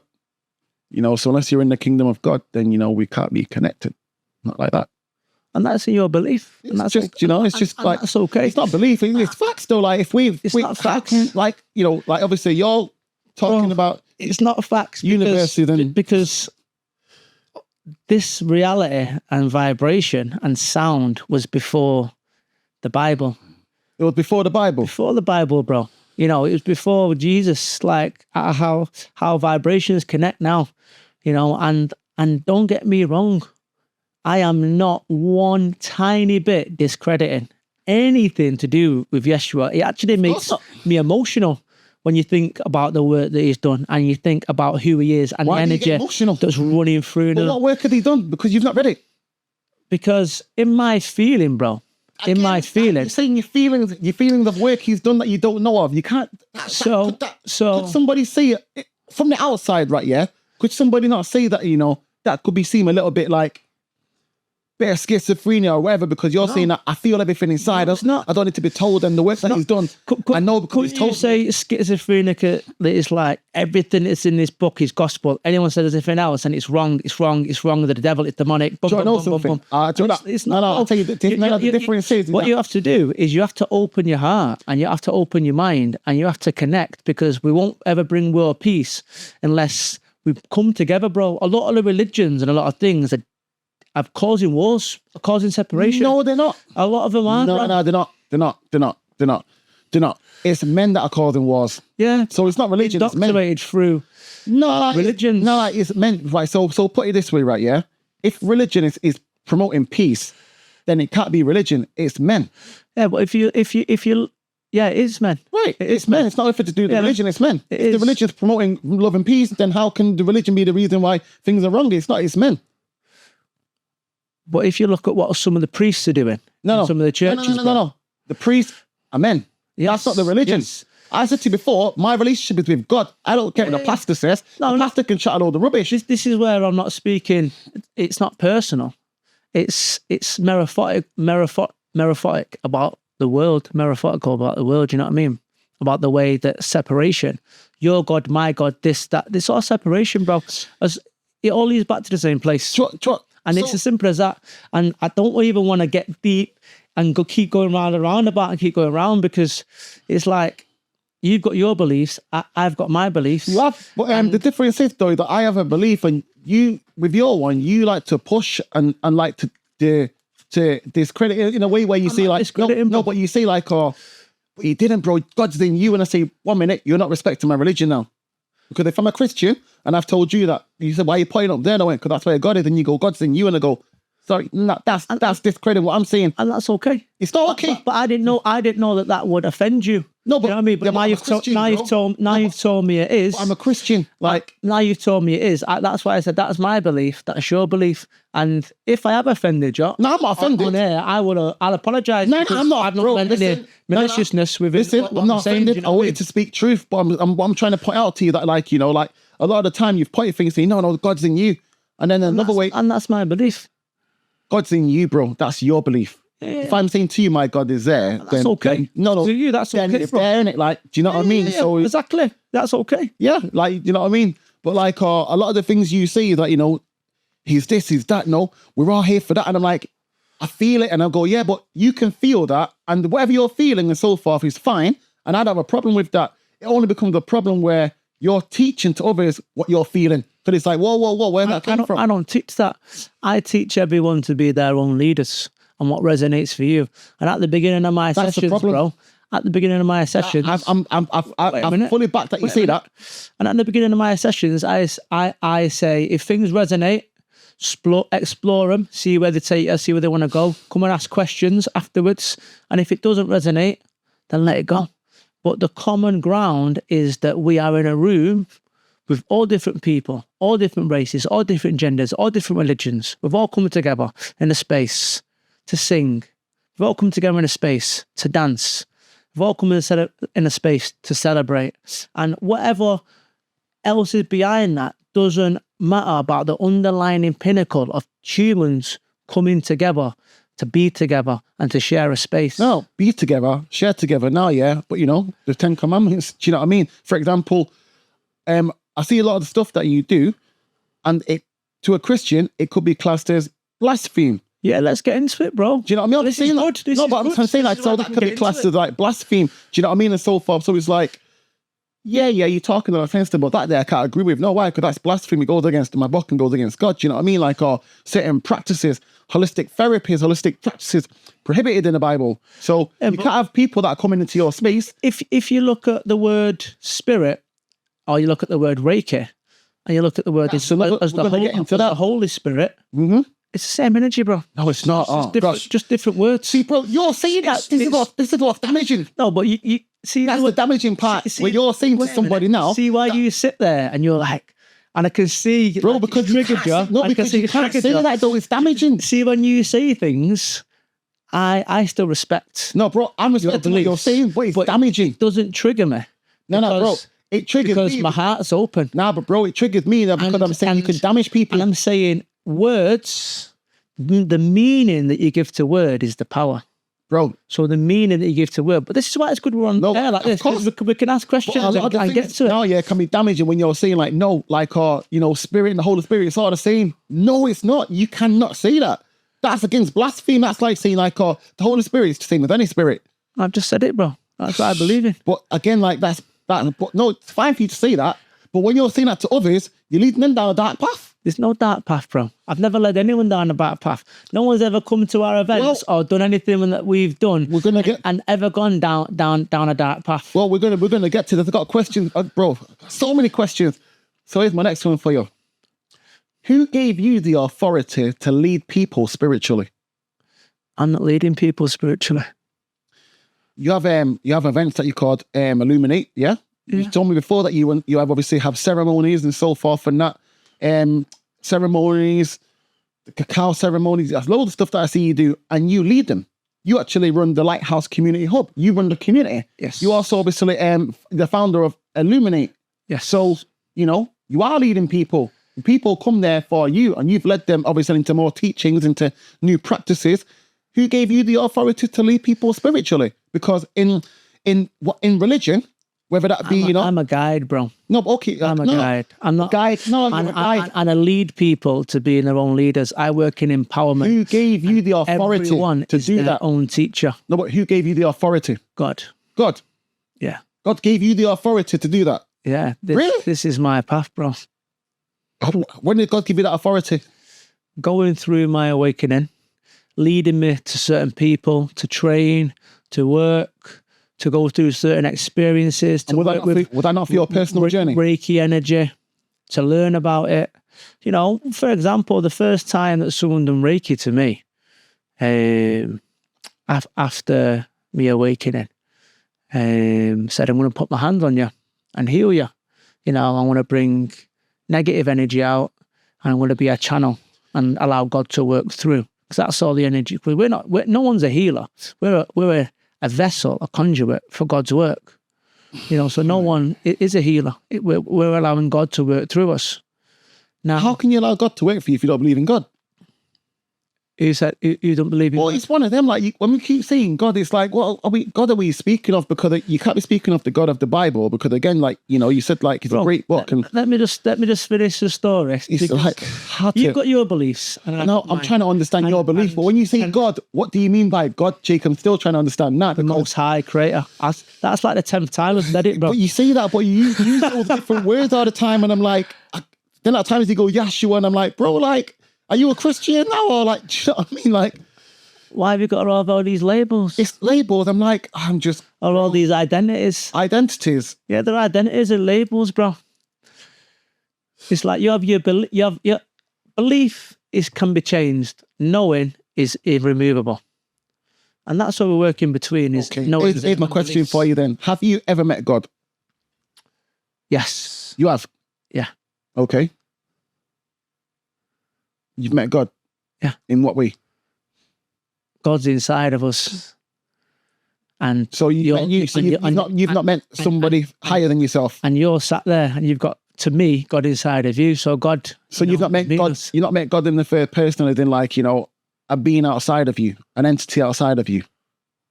Everything's within for me, bro. So you've not. Have you not met God outside of you, an entity outside of you? An entity outside of me. Yeah, you have done. Yeah. You just said it was inside you. Well, let me go back to the first question you've asked, because you're asking questions, and then when I'm trying to give you the answer, you're chopping it out and then asking another question. You see without me answering the first question. Let's get back to the Holy Spirit and Reiki first of all, so I can clear that one up. So then you understand. Because my question, my question was, who gave you the authority? Because I said God. I invite you to ask questions but then allow me to give the answer. But bro, because you said that you're here to understand. Bro, so if you want to understand, you've got to allow me to finish each of the questions. You have to answer my questions, though. Yeah, but because a lot of them you go off into something Then I'll answer this question, and then you put another question in before I answered it. I'm asking you here now, yeah, who gave you the authority to guide people spiritually? And you said God, and I said how? Before I go into that, we asked about the Holy Spirit and Reiki. And this is what I'm talking about. This is what I'm answering that question. Go on. So one of my friends said, I'm going to put my hands on you and I'm going to bring negative energy out of you, stress. When he said that to you, what did you think? I thought it was hocus pocus. Of course. I was like, what are you on about? Get out of here. No. So sat in the chair and closed my eyes, and then I could feel like hands hovering around my body. Because they were? Yeah, hands are hovering around my body.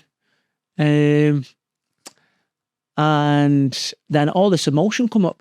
All this emotion just come out. I just felt like I just released, like built up emotion, built up stress, built up cortisol, boom. And then just tears started just rolling down my face. I just was like, wow. And this was after you went through your depression and to open up to new belief systems. This was after it, yeah. Right. So that I was more open, to experiencing things that I've not, to see if it felt and resonated for me. And when it opened me up and I released energy, and it got up, I felt like I took a rucksack off my back. You know what I mean? And I thought, wow. I was like, wow, what have we just done? And it's just like, it's not me that's doing it. I'm just a vessel for the energy to come through. What was it called? It was called Will. Will. Okay. Yeah. Don't know. Yeah. I don't want to bring too many people's names. No, I don't. I just asking on this podcast. No. Afterwards, I'll tell you who it is, but I don't want to bring people's names into the podcast because, that was just an experience that I had with this. He's from South Manchester. Yeah. He went to the same gym as me. And yeah, that was my first experience with Reiki. So then I thought, well, if this is real, and I feel cleansed now, my soul feels cleansed, my emotions feel cleansed, I feel better, I feel more uplifted, I feel happier, I feel more vibrant, I feel like I'm thinking clearer, my mind is not as busy. Then I'm like, I want to learn about this energy, so then I started to learn. I started to learn about the energy or about the practice? Yeah, both. So I started asking questions, I was like, where did you learn this? Who taught you this? Where does the energy come in? Where are the entry points on the body? What are chakras, going into these, starting to research into these, and it fascinated me, bro.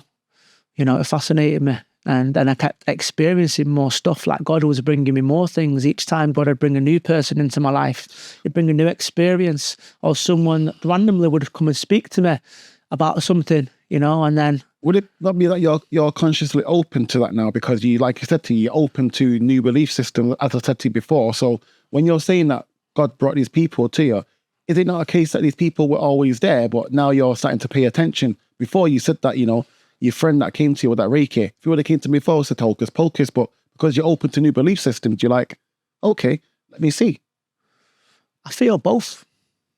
Yeah, I feel both. I feel that I was more open. I was ready.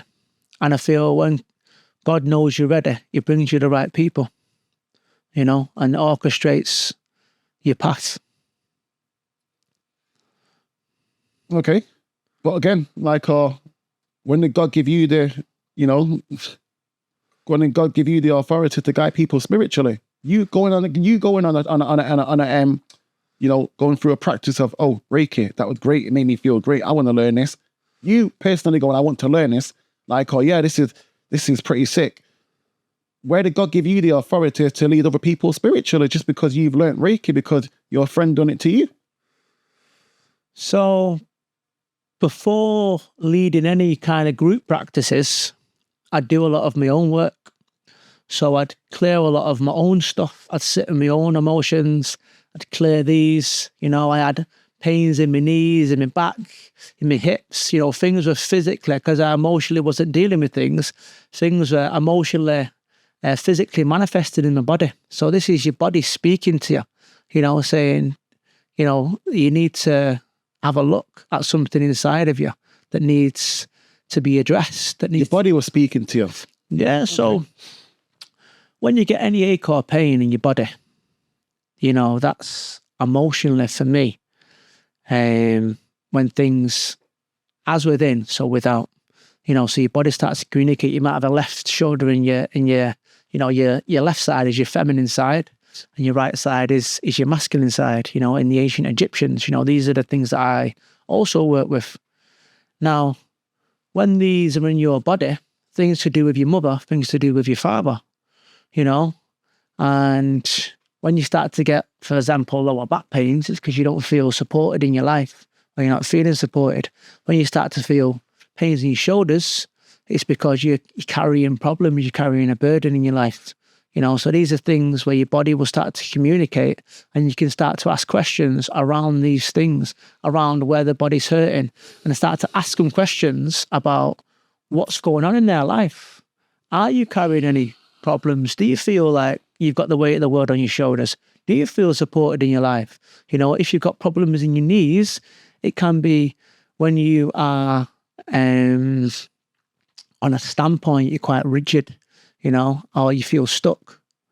You know, so your knees will say, energetically, we're going to start to bring some awareness to that, to have a look at it. So people start to get aches and pains in their body, and the body's communicating with them in different ways. You know, and people that aren't in awareness of this just may think, oh, I've just banged my knee, or I'm just going to the gym and I've hurt my shoulder, you know, or I'm not sitting straight, I need to sit up straight. But there's a lot of different ways that you can speak to someone. What we have helped and healed people will help them heal the self, you know, about asking them questions and guiding them to the right practices and guiding them to the right supplements or foods, you know. So I'm suffering with lower back pain. Go to the gym quite a lot. I'm suffering with lower back pain. Maybe pain in my shoulders. I've been training on my shoulders quite a lot. And then I come to you and you're like, oh, I just come to your group. I don't come to you because of my pains. I come to your group. And then you're talking and saying, you know, are you feeling any pains in your lower back? Yeah. These are the reasons why. Your shoulders, maybe your knees. My knees have been clicking too, but I'm 40 now and I'm training in the gym heavy and that, so, you know, things happen. But like you're saying, you know, yeah, this is what this is about, the pains in your knees and the lower back pain. And it's like, oh yeah. And then it's like, okay, it's kind of like indoctrinating people, because it's like, I'm not saying this is what this is about. No. But so I've trained in counselling as well. So I will ask questions to people to lead them to their own answers. But here's the thing though, right? Yeah. Like, oh, we're living in a time now where, you know, life is more difficult than ever. Do you know what I mean? The cost of living is ridiculous. Like, yeah. Stress levels are at a peak, mental health is at a peak, right? So nearly, you know, 95% of people are walking around with problems. So, you know, I've got pains in my knees and my lower back and my shoulders from the gym all the time that I'm doing. I'm in the gym every day, you know what I mean? Which another thing that people shouldn't do, but we're in the gym every day, you know what I mean? And then, you know, I've got the stresses of life of them talking about to you, and everyone has their own little internal things going on besides the, you know, the traditional stuff.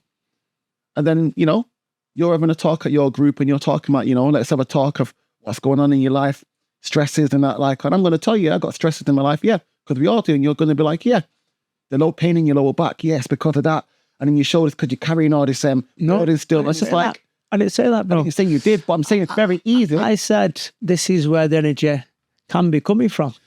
But so it could not be though. It could be a case of like, I've hurt my knees in the gym on my back and that. This is why we ask questions. But yeah, but you're saying to you, like you're saying like it could be. But saying that though, it could be. It's like, okay, it's opening the question of it could be. So it could, or it might not be. Where do you think cancers come from?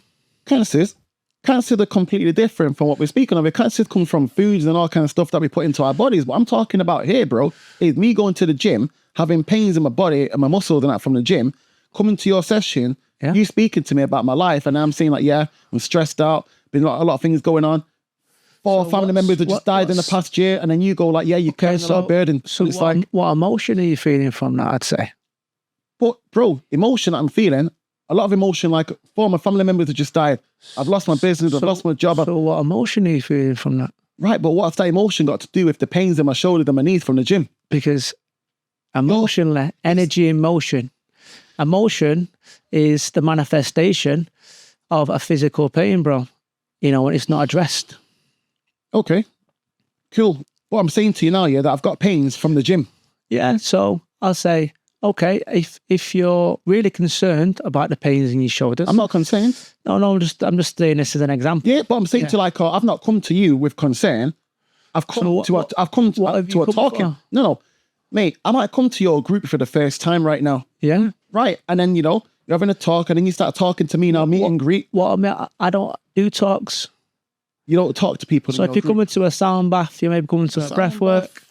What are you coming for? I don't. So I thought it's open to everybody.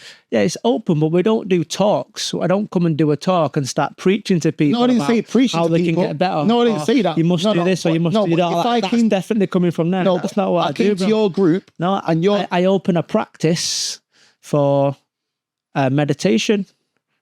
Why would you open a practice for a prayer? Why would I need that though at the time? I've just came for the first time. So why am I going to be like, I'm coming to this practice? Why would that be for me? Well, you might come the first time and it might not be for you. No, but I mean, I've come to your festival. So here you are, festival. Yeah. And then you practice. It's not practice, come to the festival. Mm-hmm. Why would I think that any of your practices are right for me unless I've been told otherwise? So, for example, someone may come to the festival and they may say, I'm going to bring my mum, I'm going to bring my dad, yes. I'm going to bring my auntie, I'm going to bring my next door neighbour. I'm just going to come myself for the first time. Yeah, I'm just going to come myself. Because I've seen it online or I've heard it or whatever. So, you know, I want to try something different. So at the festival, you know, we'll have men's circles, we'll have women's circles, we'll have unification circles. Why? You know, because first of all, I feel that men should connect with men, and that's good. 1 minute before you said we should all connect together, and now you're segregating us. Well, this is where I'm going, because you're not letting me finish, bro. So that's why it's called a men's circle, because some men may not want to be as vulnerable if women are there, because they might want to be a bit more macho. They might not. Some may be okay in front of women. Some may not be. Same as in front of men. Men could have got a lot of wounds from women, from the mother wound. So they could have some kind of, they could be blaming women for stuff. But then you're not bringing us together then. Well, I'm getting there, so you're not letting me finish. So you got a women's circle doing the same. And then the unification circle is then we've both dropped into our hearts.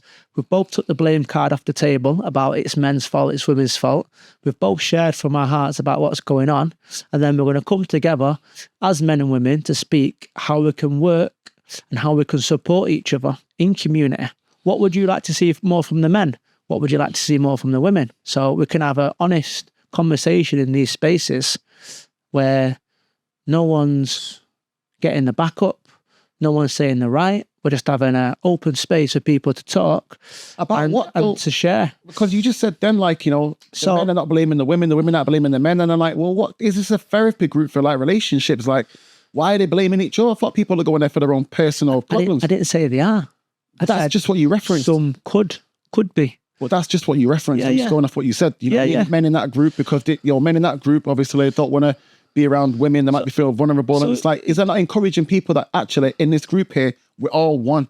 So, you know, don't be a shy to whatever. Not, we're going to get in the men group and the women's group. It's like, what's wrong with getting in men and women's groups? Well, it's not. I didn't say anything. What I'm asking you the reason behind it. Do you know what I mean? Because before you were talking about everyone being one together. Yeah, and that's why we bring them together afterwards. We bring them together. Yeah. Right, so you're leading. I said to you before about leading.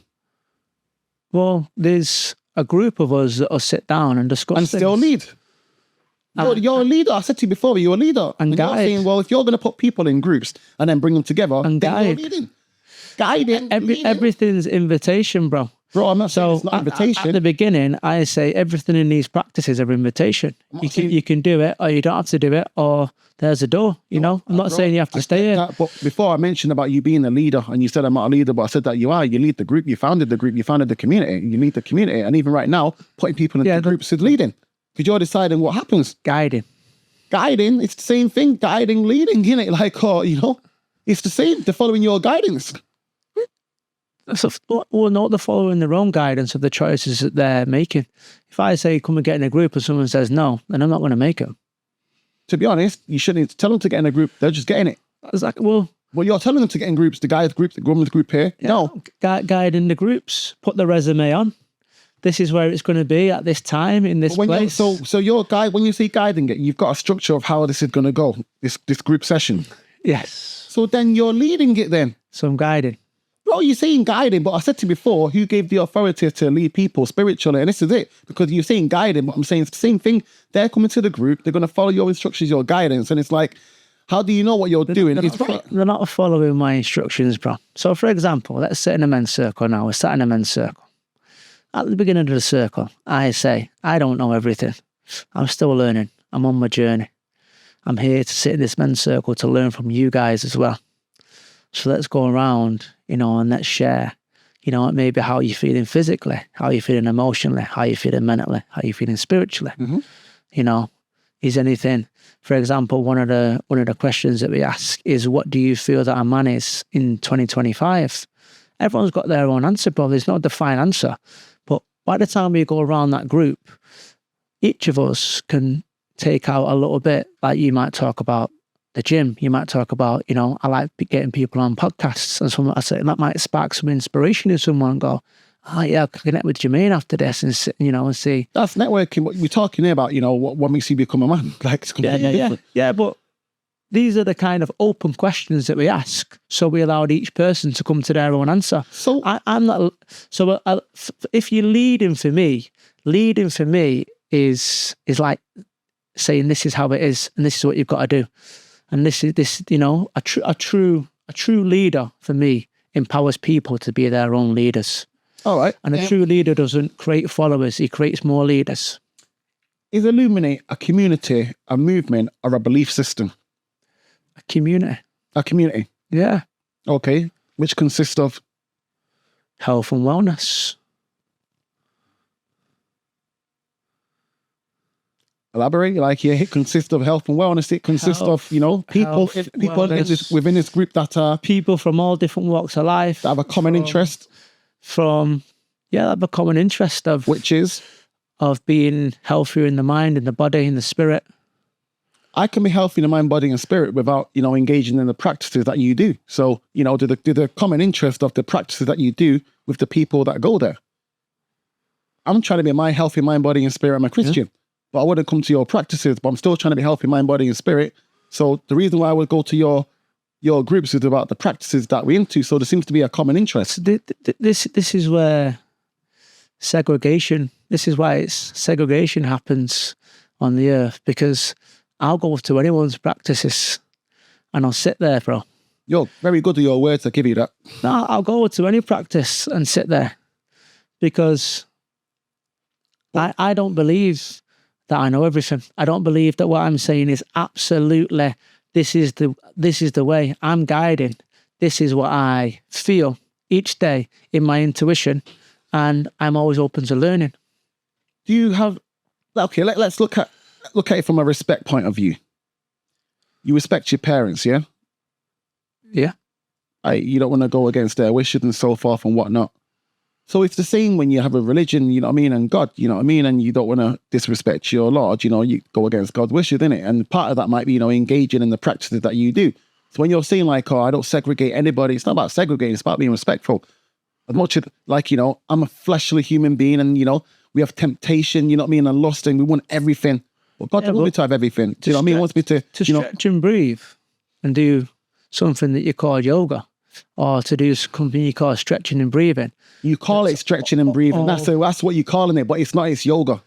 No, but what I'm saying is people get caught up on the words of things. It's not the words, bro. It's the practice. Yeah, the words. You're calling it is stretching and breathing, trying to then water it down, but it's yoga. It's not no watering. It's the West. No, it's not the West. It's yoga.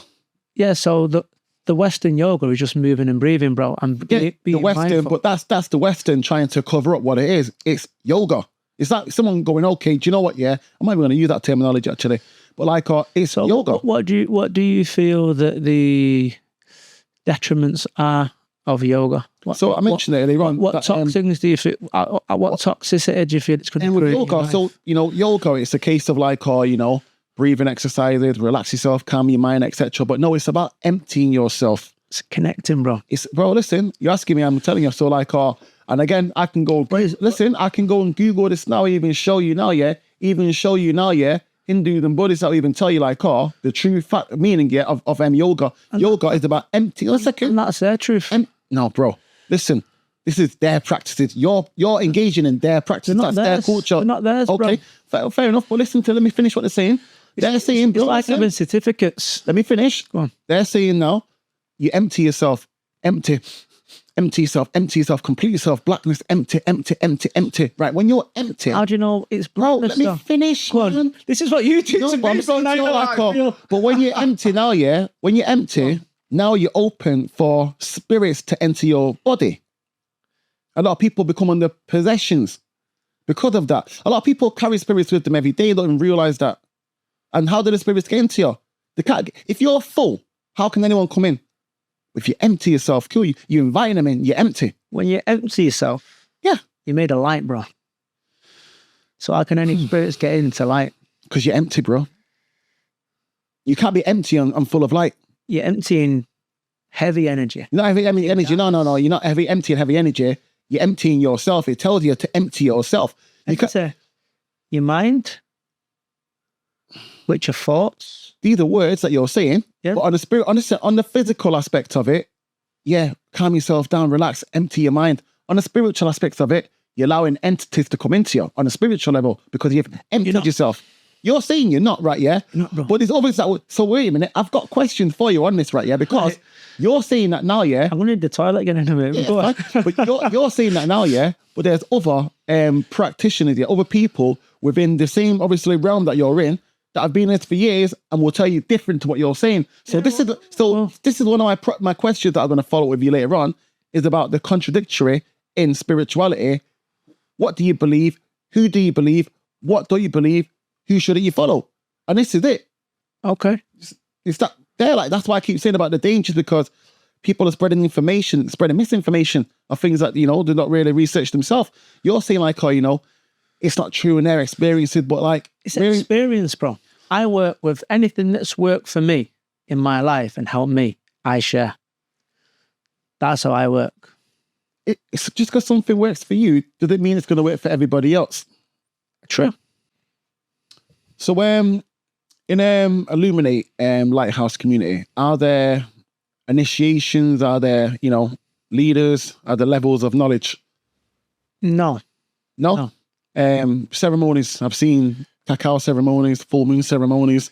There's a video on your Facebook, one in particular, a ceremony, and I was like, whoa, because there was a lot of symbols, and I'm going like, there's a lot going on here. I'm seeing gargoyles and dragons and, all kinds of different symbols, and I'm like saying, what's going on here? Like, do you know what I mean? Like, there's a lot going on. So, like, who are we praying to here?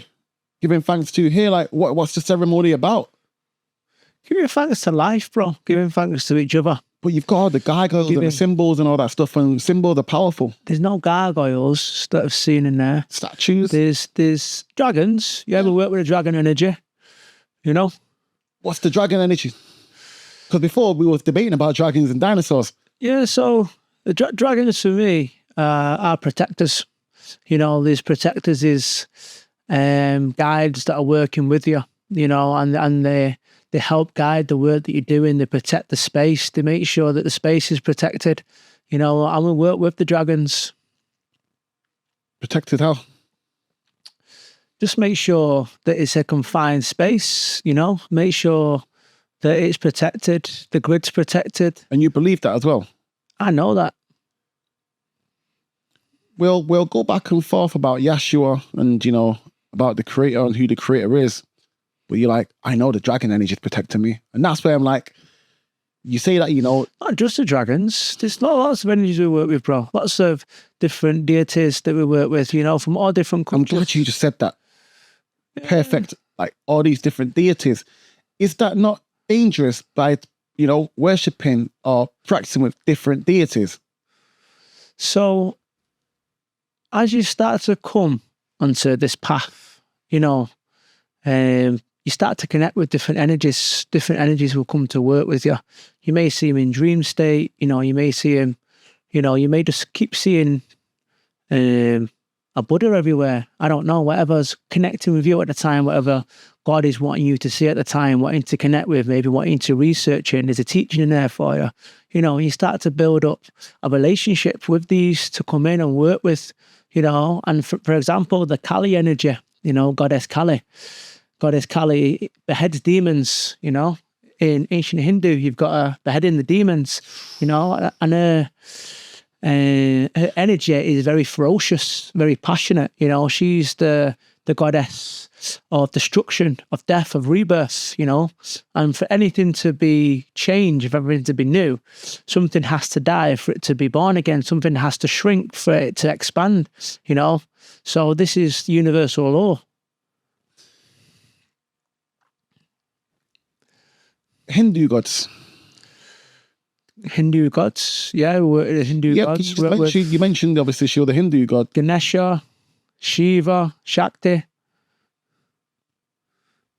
It's just like the team, bro. It's like the party team. It's like all your mates, you're going on the best night out, you're in the best football team. You're like, boom, I'll get these. They're up front, they're in defence. Yeah, let's go. Like, I was going to worship all these different deities and, you know what, hope for the best. No, you connect with him. You make a relationship like you've made. You feel like you really connect with Jesus. You know, you make a relationship. I'm not discrediting at all. I'm saying, like, you know, that you're not connected with him, because I do believe that you do connect with him. And you might think like, oh, well, you know, that's a bit odd, you saying that now, like, going from, you know, being a Christian and so forth. And like, I do believe that you may connect with obviously these Hindu gods and these other deities that you speak of. I believe that you may connect with him. But what my issue is that even though you're connecting with them, I don't believe they're gods. That's okay. And that's my point. Like, you're connecting with them, but, you know, like, there's loads of different ways people use spirits, demons, ghosts, whatever. Do you know what I mean? But like, that's your truth. Yeah, I know what they are to me, because I've had that experience and made that relationship. You've not tried to make that relationship or had the experience. No, I'm not saying that you've not had it. So that's what I mean. So that's why you think that way, and that's why I think this way. No, but you can connect with them. But how do you know what you're connecting with? Because I feel the energy, man. What energy are you feeling? Depending what energy I'm connecting with, you know. Kali is a very deep energy, passionate, boom, coming in, you know, because when you're in ceremony, for example, you know, we have the different statues around, because we accept all religions, you know, we have all the different energies around. And I've seen Yeshua come, boom, like that, golden face. What? I've seen his face come to me, you know, when I've been in meditation. Face come to me like that, boom. You know, all his beard was golden, and I couldn't see... All his beard was gold? Yeah, so... What did he look like? So his characteristics in his face, and you're saying he had a beard and so forth. When I see in the image, it was just a beard at first, and then I was like looking, and then it got bigger and bigger, and then I was just seeing this figure, you know, and I thought, wow. Then I went, boom, and this went, Yeshua. What colour was it? It was just all golden. You got a golden image? Just all golden, bro, and just so much light coming out of him. And it made me quite emotional. How do you know it was Yeshua? Because I felt that connection, Yeshua. I knew it was him. Well, you've not read the Bible and the stories of Yeshua, so how do you know it was Yeshua that you're connecting with? Because I know another being that obviously carries the light as well. Yes. He goes by the name of Hillel, Lucifer, the light bearer, the bringer, like, so... When you're saying you saw these beings and, you know, it was light and gold. But that's, I know my experience, and I know the feeling of love, and I know the feeling of unconditional love, you know, and I know dark energy, and I know. How do you know unconditional love? Because I feel it in my heart, man. From where? From when I sit and connect with God, that's when I feel that love come through. You know, and I try and bring that into my life, into my relationships, into, you know, it's something that I want to share. So when you say God, right, yeah, so this is what I was touching on before, every time you keep saying God, because a minute ago you said goddess, Kali. So I'm like, well, this is it. You believe in many different deities. As you just mentioned before, you have many different deities. So when you keep saying God, I'm like I said before, I said, whoever you're going through, whatever energy that you are going through from any religion, any ancient scriptures that has been here for the greater good and work for the greater good, all leads back to God, bro. All goes back to the same place. No, I hear that, bro. But when you said God, and then you said obviously there's many gods and goddesses, right? So in my world, in my reality, there's one God, Yahweh. You know what I mean? And Jesus is the Son of God. That is it. So whenever you say to me, God is only Yahweh. When you're saying God, I'm like, well, who are you referring to? Because you said that, you know, so there's many gods and goddesses. The Almighty, and then. But how is so when you say the Almighty only exists in my world in Christianity because it's one God. In your world, there's many gods. So we can keep going over it. I'm trying to understand because so there's the Almighty, and then there's a deities. You know, not God and goddesses. You know, masculine and feminine aspects of God. You know. So you got the Almighty God, yeah, and then you got these deities, or are they gods? So I'd say the aspects of gods, and some in the but then you also said religious realms will say gods and goddesses. We are religious. We've got a spark of God. So what's the difference between us and them, the deities, and God? We're human. Yep. They're not human. What are they? Energies that work, higher energies from higher realms that work with this realm. They're not human. Well, how are you got male and female if they're not human? You don't have to be. You can have male and female animals. You can have male and female plants. Yeah, but the male and female, because they've got different characteristics. Yeah, because it's the energy of them. It's not the energy, it's the characteristics. Yeah, a feminine energy. No, it's nurturer. Is, you know, and everything has masculine and feminine energy in it as well. So a man can have more feminine energy than masculine energy. And you'll see this, you know, when they're acting quite flamboyant. Or that's because that's normally determined by their upbringing. Yeah, well, whatever it is. But so, masculine and feminine energy is in everyone. Yeah, but that's manipulated though. So the energy is yin and yang, is in everyone. You asked about the gods and goddesses, you know. Some of them are... No, but I'm saying to you, God and goddesses, I'm like, oh, well, you know, you said before God, and I'm like, well, when you're saying God, and then you're talking goddesses, and I'm like, well, do you know what I mean? Before you keep saying the creator, and then I'm like, what if you got all these goddesses? That's why you use the word creator. And then now you've got these goddesses, and you're saying that they're below God, but they're just energies, not human. I'm like... And I said an aspect, didn't you? An aspect then, like, it's a bit confusing, I'll be honest with you, because I'm like, oh, then you say that we've got God in us, and I'm like, I don't know. Everything's got God in it, bro. Everything is an extension, a part of God. So why are these deities, these goddess and goddesses, what is the need for them? Because it's a call on different energies. You know, if you wanted to sit and meditate, you know, or you want... Why do I need to call on energy when I've got God in me? You don't need to. But you just said that. That's why you meditate and you call on these different energies. And no, but this is the way that we work, and the energies that we work with may not be for everyone, you know. And this is where we show representations, and this is on certain parts of your path. You know, you may be going into the gym, and you might want to write, I'm going to call on Shiva energy, as I want some power, boom, calling some Shiva energy, boom, you know. Or you may call on Zeus or Hercules. You believe in Zeus? You know, but these are energies, bro. These are energies, you know. So it's like, these are aspects, you know, that we can call upon that give us inspiration. These may be stories, myths, legends that we can call upon to give us energy, you know. It's like, this is what this whole world is about, and all our ancestors have passed stories, passed myths, passed things on, and it's whatever resonates for you that you want to call upon. Yes, it is God. That's all the energy is God, you know. But if you have to start to break it down, it's like you have to break it down into different colours like this because you want it to be tangible, understandable. You have to have different aspects of God for different things that you'd like to do, you know. It's like, and that's how these different gods and goddesses come around, you know, in different religions. Be honest with you, still not getting it. Yeah, I'll be honest with you, it's like, it's just... What is it that you want?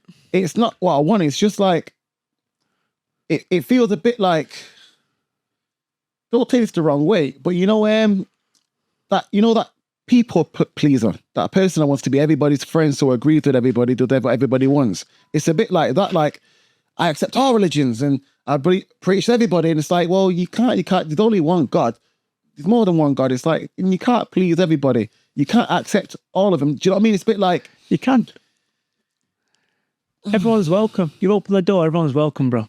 That's the only way. That's the only way we bring world peace. Everyone's welcome. But everyone's welcome. Yeah, but we're talking about gods now and religions and accepting them all. It's like that. No, no one has to accept them. Some people come in at the beginning, and sometimes I will say, if I'm calling the energies in, sometimes I'll call them in. Sometimes I'll do it verbally. Sometimes I'll do it inside of me. You know, but I'm connecting to God, connecting to that energy to come through me. And sometimes I'll say, right, we're going to call in our ancestors, we're going to call in our teams, we're going to call in, you know, this is in your ceremonies. Yeah. And say to some people, this may not resonate. It may resonate. So, you see, before when I was saying about being dangerous and so forth and leading, and you said no guiding, it's literally that. So you're doing a ceremony and you're leading it going, I'm going to bring in these energies. Now, the energies that you're bringing in, as you said before, might not be right for everybody. So that energy that you just brought in... I didn't say right. I said they might not connect with. If it don't connect to you, it can't be right for you. So... You know what I mean? Some people may have more of a connection to Hinduism. Some people may have a more connection to Yeshua. Some people may have a more connection to Buddhism. Some people may be atheists. But if it don't connect to you... Some people may be atheists. If it don't connect to you, it can't be right. Well, the point I'm making is though is that you're bringing in these energies. Energy, the powerful. Energy is alter. So the energy you've brought in is altered somebody within the ceremony now. And then what? Do they want to work with that energy? Well, no. And it's affected them in a way which they didn't ask for. You've led the ceremony, you've brought it in. They didn't bring it in. How do you know? You just told me. But I've not said it's affecting them in a way of no, you don't working. Know. You don't know for the greater good. You don't know how it's going to affect. And this is the point I'm making, work with these energies, bro. Nah, Jake. I work with these energies. This is my point. And my ceremonies are tight. And the people that have come have been coming for years and years and years. But Jake, and the effect that people are having, the proof's in the pudding. No, but everyone's people different. Of how it works, so, and how we're running the ceremonies. So check this out, right? Yeah, you've taken drugs over the years, yeah, party drugs, ketamine, ecstasy, and all that stuff, and all that. Now, yeah. I haven't, right? Like, I'm not judging anything. The only thing I've ever done is cannabis, right? Yeah, do you know what I mean? I've not done ecstasy and none of that stuff or whatever. Do you know why? Because I always said now that like, I'm gonna be that fucking guy on the news that took a quarter pill for the first time and then died and whatever. Do you know what I mean?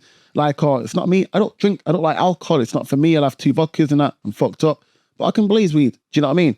Some other people, I can't blaze weed. Mate, I'll mong me out. I go fucking mad. Like, but I can drink all night. So the point I'm making is that everything affects everybody differently. So when you're saying like, I've worked with these energies, well, I've been fine for you. But you don't know how it's going to affect everybody else in the group. And even so, people in the group, when you're being affected... The energies that I work with know where to go. They know who to work with. You trust that they do. You don't know that. I know that. Okay, listen. You say you know that, right? Someone in your group now is being affected by the energy. You don't know this, and they're not speaking out because, you know, at the same time, they don't know what they're... So this is at the end where we open the group up for a share publicly. You miss what I said? And then we say, sharing. If anyone wants to share afterwards individually, because you feel you don't want to share, then I'm always here. We've got a WhatsApp group that people are in for integration to share and to be in the group, you know, to make sure everyone's looked after. What makes you think, you know, so sure. So am I sure? If it's not for people, then they won't come back. No, but why do you make it so sure that, you know, they can trust you? Like you said, look here, if people don't want to speak up, it's okay. You know, after you can contact me, you can speak to me in a group. And it's like, why do you feel like they're going to trust you, like you're going to lead them? Why do you feel like you're capable of leading them? I lead people to be their own leaders. And I share things in my life that have worked for me. I share things that have improved for me. And I make that clear to people. I give people options, I give people guidance. All we are is pointers. We're just pointing people. What? Who taught them you to point? for the Who taught you where to point? God When? every day in my life? So my point of but now making I'm though is that the point I'm making is that nobody physically has sat down and schooled you on any of this. Yeah, but it's like you invite someone into your house. You say, do you want a cup of tea or do you want a cacao? No, I say cup of tea. Yeah, but do you know what I mean? Yeah. I'm just trying to make it Yeah. playful. And then you start speaking to them about Christianity. You know, it's like, and if it works for them, and if it's good, and if they go away and go, do you know what?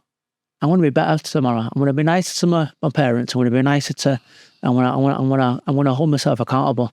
You know, I want to become a better person. Yeah. You know, and it's like you're just sharing from your heart, bro. The thing is though, is that and you're sharing like out of good intentions, and when you do it long enough and you start to go, actually, if people are listening, I'm actually having a good impact on people's lives. What? And then you're like, do you know what? I'm going to start maybe opening some groups. I'm going to start opening a podcast. I'm going to start opening something to start to share on more of a bigger platform. And if people resonate, people do or they don't. But that's always up to the people. But you're following your guidance inside of you or from God or however you want to frame it to say, yeah, this feels right for me. But a lot of the things you say is like, I know, and it's like, you can't know. And unless any, like it's so key saying that you know, but they don't know. They have to trust what you're saying because you're saying, I know. And it's like, and again, who taught you that? Nobody. God taught me. It just came to me. And I have to just trust that. Bro, the doors are open. Damage has already been done. But what damage? You keep, like, so you're playing with, you give me evidence of any damage, bro. So, okay, you're playing with energies. Yeah, 1 second. You're playing with energies. Your belief. No, 1 second. You don't know. You actually don't. Jake, you don't. If you've been to a ceremony, I could actually have a conversation with you. No, but Jake, you've not been. No, but Jake, you're trying to ridicule. I'm not ridicule. I'm saying to you, you're saying that you invite energy then, right? Yeah. I invite energies that I work with. Right, energies that you work with, right? Yeah. God. Right, energies that you work with, right? So you're working with energies, right? Yeah. And spirits, right? These are things that you can't see. So when you're saying about the damage that's been done, like there's no damage being done to anyone. You're talking about things that you can't see. There's no damage being done, bro. I'm saying, like, to you, it might not be, but you're talking about things you can't see. I personally, right, yeah, no, not to finger, but personally, I know there's been I'm not no names or anything, 2 females that used to go to your group and that, and have left, and they've said obviously that, like, you know, that it's not been a positive effect on them. And some of the stuff that they came out with and words and whatnot, which are, well, yeah, they were speaking about, you know, like it's like a cult and so forth. And I'm like, this is what they were saying, innit? Like, yeah, that's what I mean. That's why I thought, I'll have a chat and see what you got to say. Do you know what I mean? Talking about, they will say like a cult, and when you leave, people treat you a certain way. And I'm like thinking, what? But like, this is what they were saying and talking about the negative effects they've had from being in the group and so forth. What negative effects, bro? Bro, they're talking about spirits. And I'm like saying, like, listen, when they start doing that, so listen, I don't want to get involved here because if you're going to play in the devil's world, then that's what you get. I'm not even going to entertain that. Devil's world, is it? I'm not, or to be, I don't know what's what, but I'm saying, like, if you got negative spirits coming in and you're sat here talking about inviting spirits in, but you're saying that they're good and you know that, and they're saying, well, I've had bad experiences, who should I believe? The majority of having 2 people. Should I not believe the person that had the bad experience?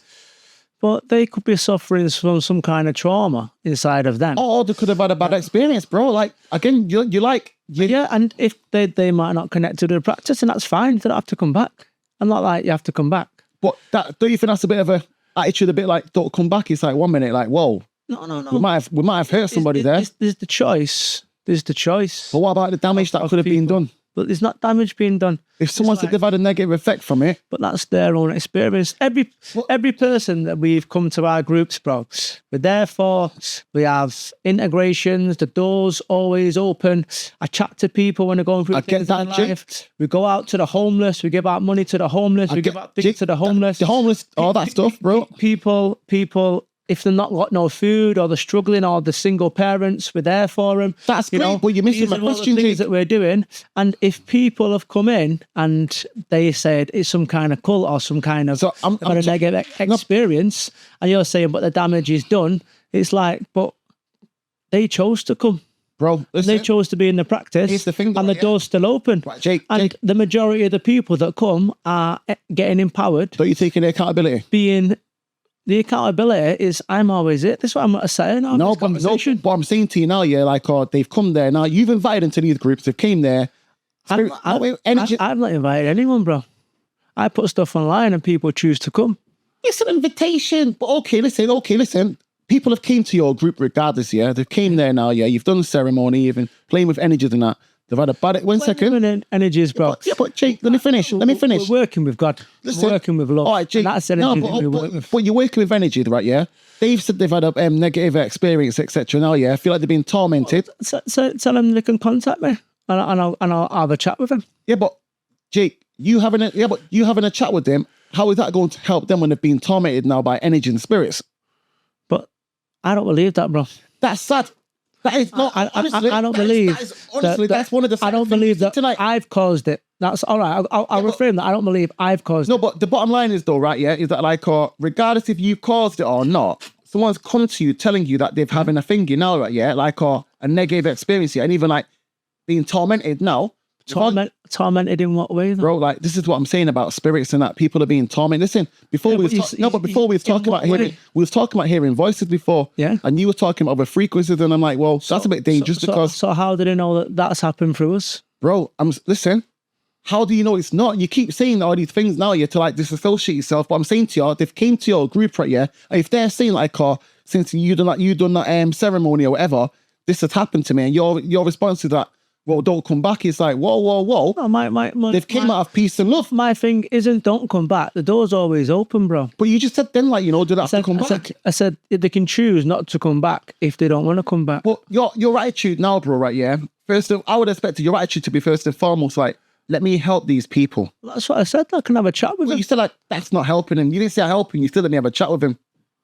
Well, having a chat, what will lead on to helping people and seeing if they're okay, seeing what happened in the ceremony, seeing what happened after, seeing where they felt this, seeing what's going on in their life as well, opening that up in a way of compassion and like genuinely caring. If the person said to you, if someone's had a negative experience with us, then I want to go and speak to that person and find out what's happened. Right. So and rectify, what's going on in this experience. That's the point I was just making then, like, they've said now, yeah, from the get-go, they've had, listen, from the ceremony, yeah, these are the things that have happened to them. I'll have to make a mood stream, bro.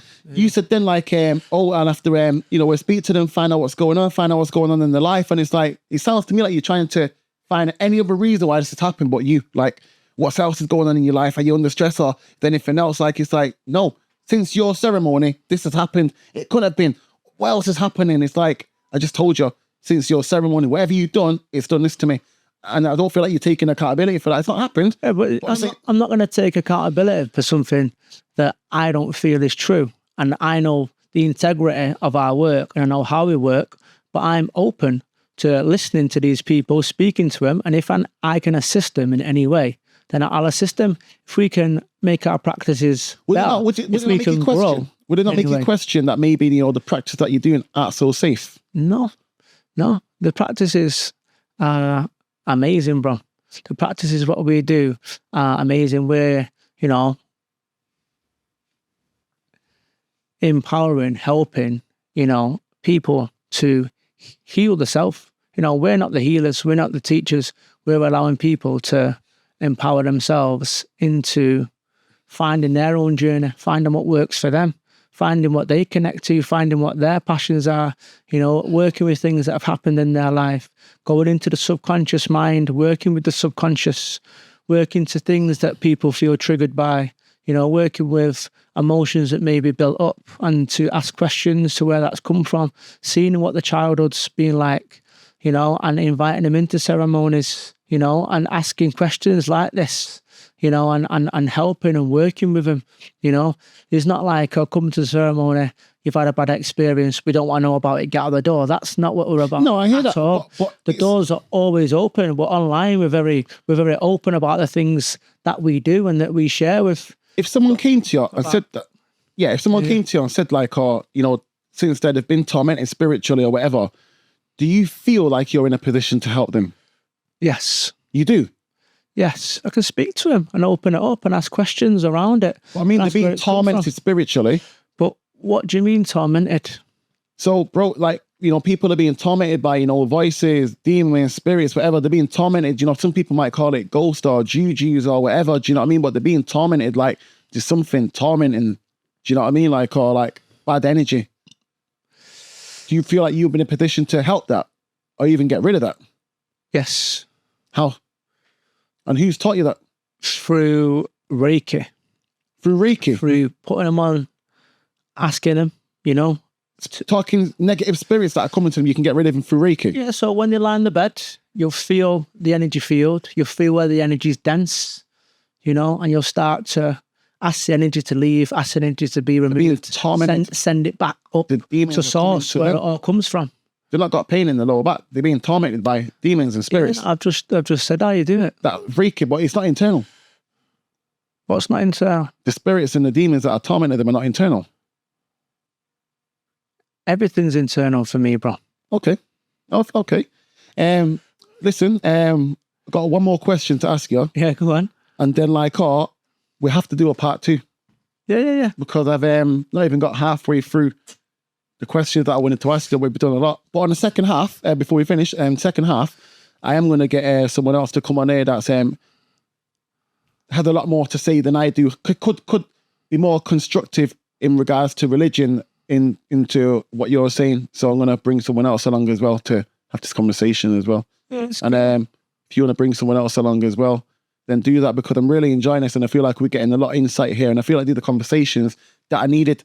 You know what I mean? So yeah, let's definitely do that. We'll do a part 2 follow-up.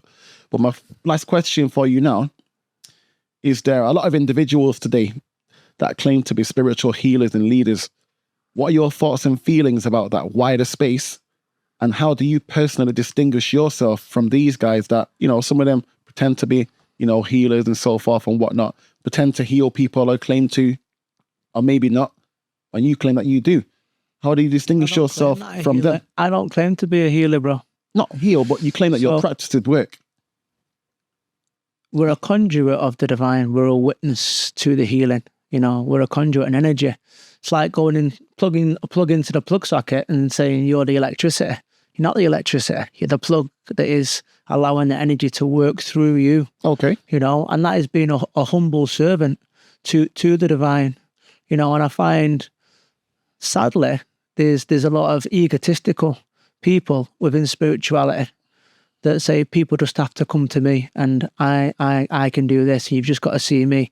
When people come to our practices, I invite them to other places. Why don't you try this? Why don't you try that? I support all people around us. You know, I'm not saying you just have to come here. I'm saying go to other places. But what specifically makes your work safer and more grounded than others? I wouldn't say like more safety and more grounded. It's like people are safe, and if they want to be grounded, you know, we can do some breaths. We can bring them out of the mind, back into the body. Basically taking them from thinking back into feeling. And that's what we're doing. Our mission is taking people from here, from the mind, back home into the heart. And what about the guys that you're saying, like, you know, these so-called other spiritual leaders or so forth, and that, like, what's your take on that? You know, because a lot of them are phonies out there. I'm not saying you're phony, but a lot of them out there are phony and that. And who holds you accountable in the same way? Bro, the truth always comes to the surface. You know, the truth always comes to the surface, and longevity tells you, you know, and the people that go from all different walks of life go to certain places, you know, the reputation builds from the changes that happen in the people that go there, you know, and that becomes the waves, you know. And I find that, you know, someone could say, oh, come in and do some Reiki, lie in the bed. Oh, by the way, you've got to take your clothes off. Yeah, you got to take your clothes off. And then to finish the session, by the way, that's £2,000. You know, these are all the aspects that I'm being extreme, you know what I mean? But like, these are the the extreme situations that people hear about and say and take it to the extreme. You know, if you're working from your heart, you're working in integrity, you work in fairness, you're giving out for free, you're giving stuff out when, you know, people haven't got money, but also, you know, you're making a living from it as a CIC, you know, and putting it back into the community, you know, and buying more things for the community, you know, then you're living in integral. And if you're doing that, God will always serve you and always, you know, let you walk a path of goodness, a path of truth, you know. So you're the Lighthouse or CIC? We're a CIC, yeah. CIC, okay. And what about Illumin8te? Illumin8te is part of the Lighthouse. Part of the Lighthouse? Yeah. Because for me, it's... So Illumin8te is a brand, what we travel to different places with. Yeah, festivals. So someone may book us in Leeds, or we'll do a festival somewhere. And the Lighthouse is the Lighthouse is the hub, yeah. I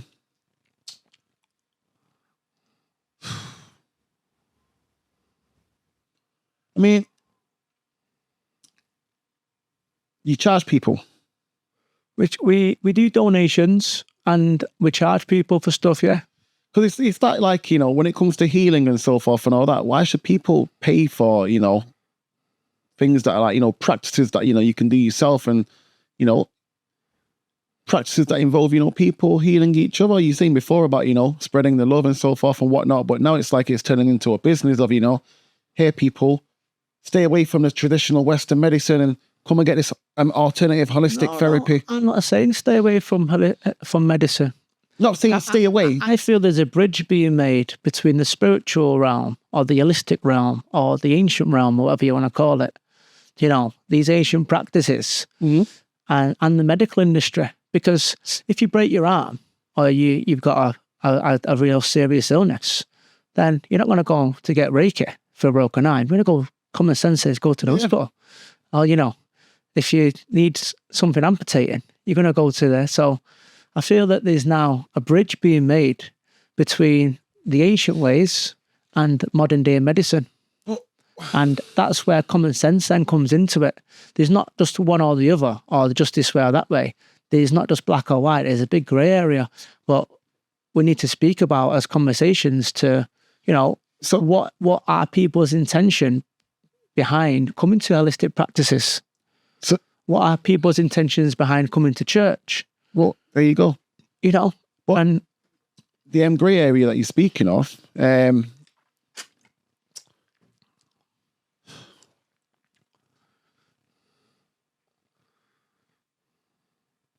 know, it's a tough one.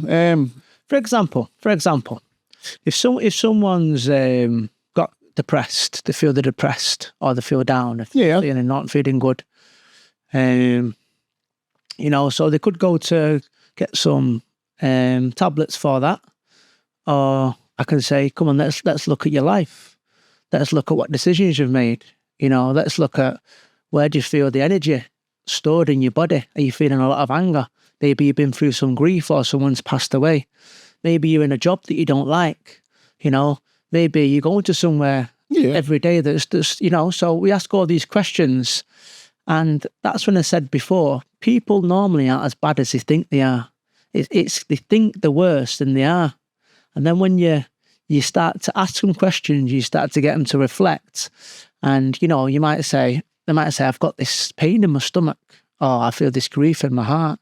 So I might be like, okay, why don't you come to a sound bath or do some breath work, you know, and breathing and getting into the energy, holotropic breathing, getting down, you know, going from the nervous system from fight and flight into rest and digest is where then emotions are able to be felt, emotions are able to be released, because that many people are so uptight these days. They don't want to show vulnerability, so they hold on to this. And this is what then changes the chemicals in the body. So we'll offer people different practices, and we'll offer, you know. But you charge them for that? Well, we do a donation base, and we do charging as well. If it's a course, like for the mind mapping course, for example, that I was trained in, you know, I had to pay... Mind mapping, which goes into the subconscious mind. So I was charged a lot of money to go and train in that.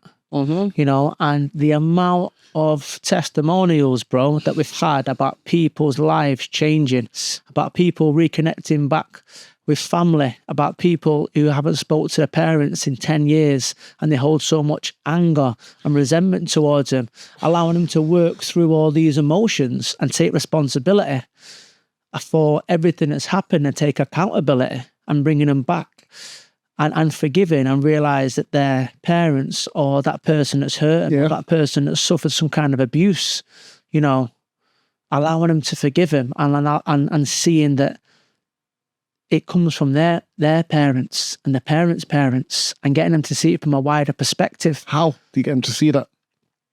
So we go through in the course. I won't go too into the course. The course Does it take anything? No. The course is 6 hours. So it's a 6-hour course. And the first thing you go into is, if I was to ask you, can you not describe anything in language, what would you say?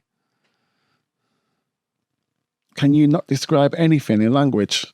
Yeah, can everything be described in language?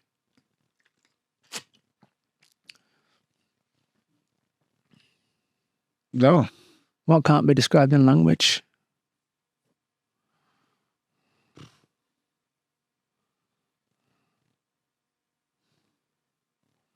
Got me with that one, but go on. So jump to it, bro. Everything can be described in language. Whether we describe it well or not, you can bring me closer to what you mean. So everything is encoded in wording.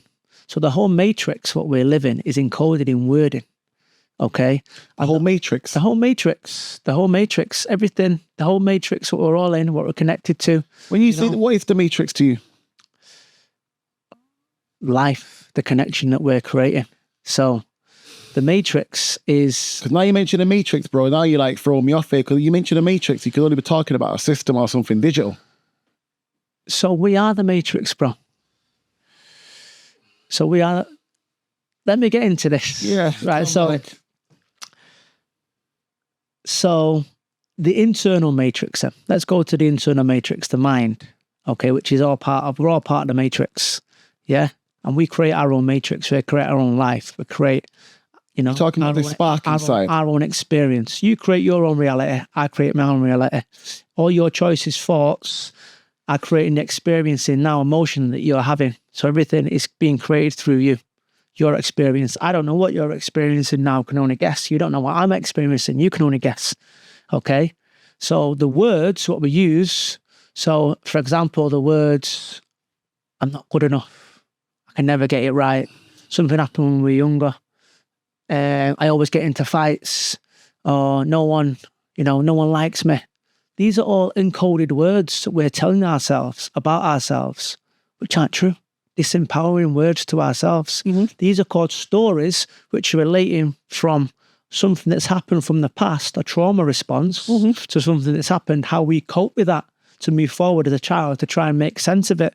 So we've got to go back and reparent and connect to the inner child, go to every traumatic situation in our life and see what story was created from there about ourselves that we're disempowering, and what language, what wording has been encoded. Because what we'll find is later on in life, that pattern will keep re-emerging when situations happen. So we go into that.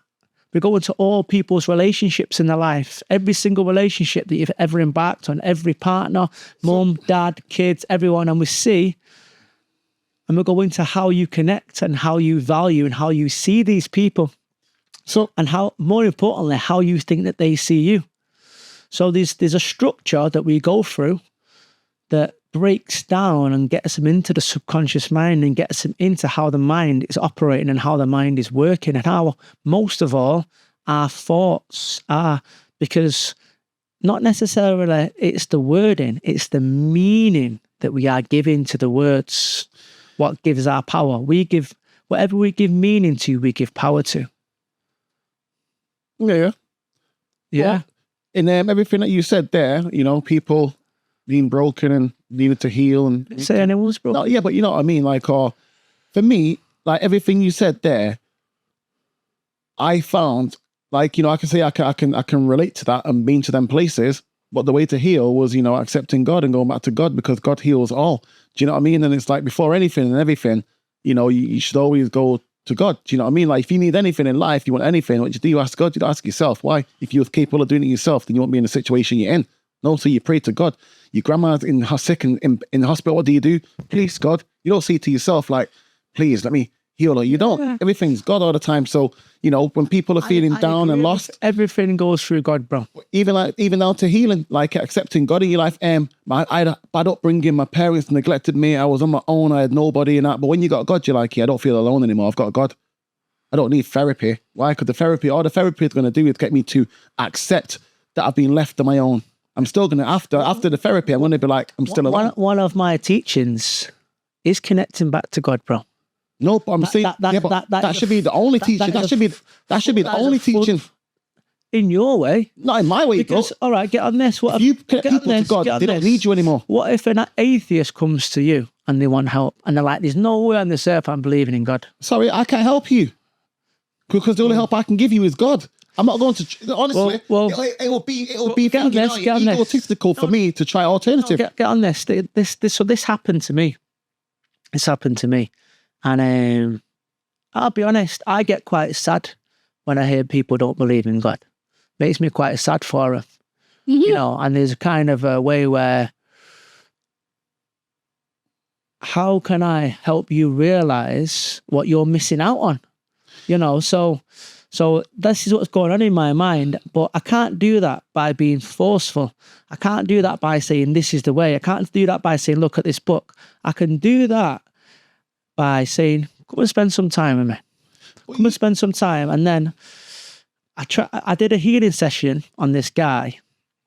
Okay. He was having a lot of stuff going on. And he was addicted, and there was a lot of things were happening. And I asked him to pray, and he said, I don't know who you were praying to. I said, God, don't believe in God. So I said, which God? So let me finish, bro. So I sat there, and this just come to me. And this was God speaking through me. And I said, hold your hand out. And he held his hand out like that. And I said, look at your fingerprint. And he went, yeah. And I said, how many people on this earth? And he went, I don't know. I said, it's about, I don't know, 8 billion, 9 billion. No one's got the same fingerprint. I said, no one's got your fingerprint, bro. That's God. So I said, that has to have been designed that way. Mm-hmm. So he's like, but that was after me speaking with him for a little while, after me just getting on a level with him. Yeah. You know, and then after him coming a few times and then not trying to force him or anything, that was just me genuinely showing him love. You know? I get that, bro.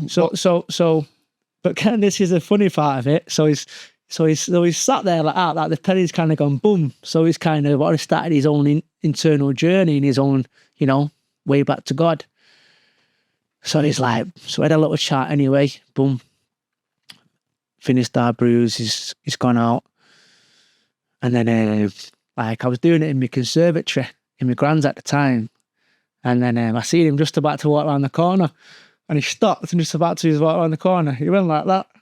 And then walked. So you could see it was like the common sense. Yeah. Is proof that, you know. No, well, to be honest, yeah. Don't believe in God. Look at your fingers. Oh, wow, great. Cool. And he kept coming back to you for practices. Really and truly, it would have been better if, you know, look at your fingertip, right? You know, God does exist, do you know what I mean? And you don't need me, you need God before anything. Do you know what I mean? Like, there's no point coming to these therapies, coming to these sessions and like, now you're hoping you're going to get healed if you're not even praying to God to get healed, because it's not going to work. God heals all. And if you can't accept God, what do you think I'm going to do for you? How can I help you if you don't accept God? Do you know what I mean? The only way you can help him is if you consider yourself as God. I don't want to dismiss him either. I don't want to dismiss him. That's people pleasing. And that's not being, no, it is, because you're not being real. Being real would be like, I can't help you, bro. Like, you need God, innit? Do you know what I mean? Like, that's being self-righteous, bro. That's not being. That's being self-righteous. That's saying that I'm better than you. I know. How is that saying I'm better than you? No. You're saying that. No. I can't help you go away. No, but I'm not. That's not human. No, bro. That's not saying I can't help you go away. For me, no. I didn't say that. What I said to you that, you know. You said I can't help you. No. I can't help you because I'm not God. You need God. I'm not here to help anyone, bro. I'm here for people to help themselves. Right. So what you want to do is that, you know, introduce it to God, mate. Right. You look at your fingertips, right? Yeah. You need God, Yeah. not me.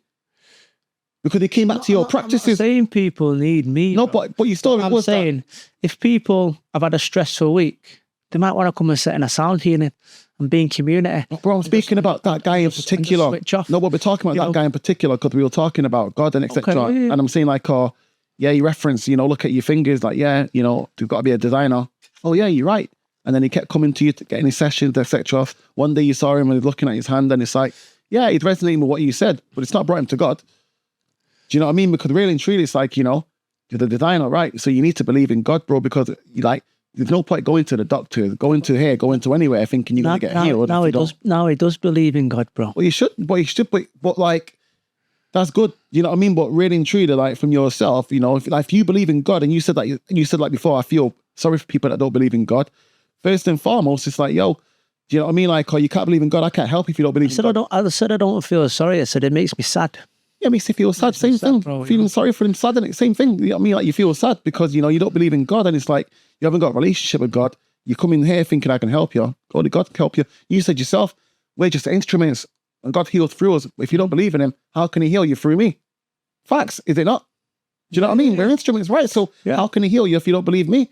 When people are in hospital dying, and your grandma's in hospital, she's dying, what do? You pray to God. You don't go, the doctor, they're going to heal her. No, you pray, because it's only God. I'll put Bro, everything is God.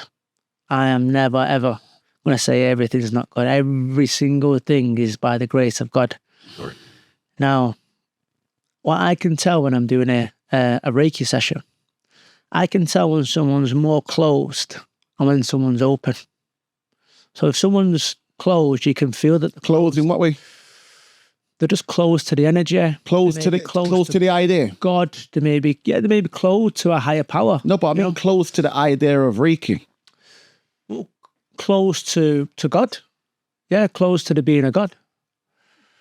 So they're not religious. Do not have a relationship with God. You're saying? No, because they don't have to be religious to have a relationship with God. You have to believe in God to have a relationship. Yeah, but what I'm saying is I can feel the difference when someone's not open and someone doesn't believe in God. Well, by my hands. But when someone's more open to the energy. I can say believing in the practice then. So wanting to heal the self. So believe in the practice then. That's the point I said to you. So it's not about being open to God. It's being open to the practice that I believe in God, but I don't believe this Reiki. So you're like, unless you open up to the idea that Reiki is going to heal you, I can't heal you. And it's like, no. Being open to wanting to heal the self. No, but of course wanting to heal, but so I can't think, come to Reiki and then you do all that on me. Unless I'm going to be open that, these guys can heal me, then I'm not going to, one, you're not going to heal me. Two, I'm not even going to feel like I'm being healed. It's not the guy is healing, it's source, bro.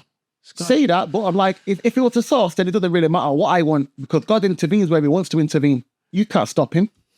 Do you know what I mean? You can't stop Him. He's going to intervene where He needs to intervene.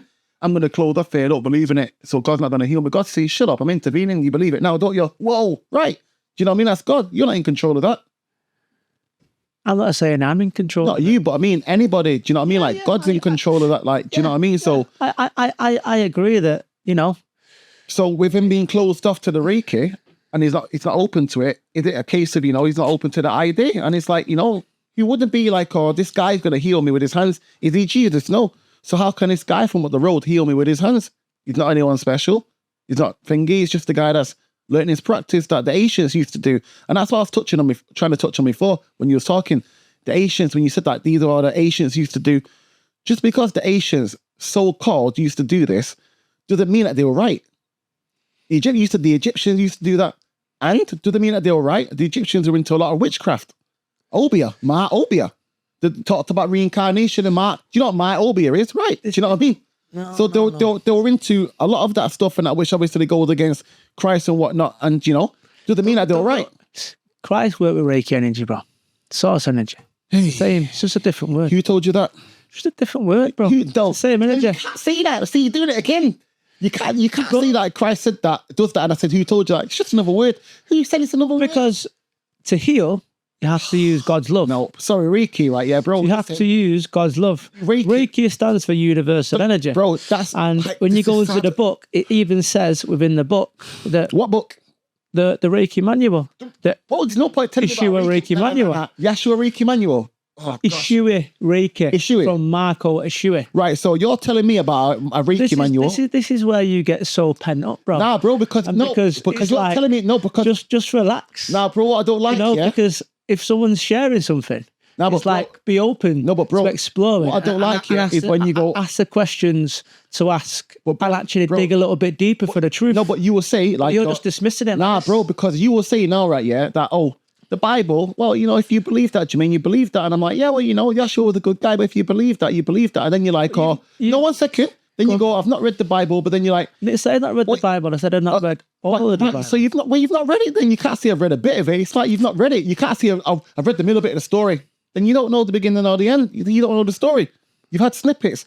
But the point I'm making is though is that my interaction with Christians, bro. Bro, no, like, you can't. I quite like that. I quite staunch. No, disrespect, bro. It's like for me, it's about having more compassion for people's belief. Nah, bro, and the way listen, people operate. But bro, you're not doing that. I have compassion. Listen, I'm telling you now, bro. You've said to me before now, if you believe that, Jermaine, then if you believe that, but you can't say it's true, you can't say this, and you've not read the Bible, you've read snippets of it now, so you don't understand it because you read snippets, but then you'd be like, this Reiki book. On top of that, you go, the Bible, with the no, 1 second. Reiki, Holy Spirit are the same, bro. 1 second. They're the same. 1 second. It's the word. Bro, 1 second, man. The Bible, same energy, bro. The Bible, it wasn't written by thingy, bro. You're reading a book written in fucking 2010 by someone in fucking Manchester doing Reiki, and you're going like, yeah, it's true. No, it's over 100 years ago, bro. It's 100 years ago compared to thousands of years of the Bible. It's no comparison. You can't. The Bible's 2000, bro. Buddhism was before that. Bro, Buddhism was before that. Bro, the Buddha references Jesus. Yeah. Right. So Buddha references Jesus. Like I said before, they work together. Oh, the pals. No, bro. I can't.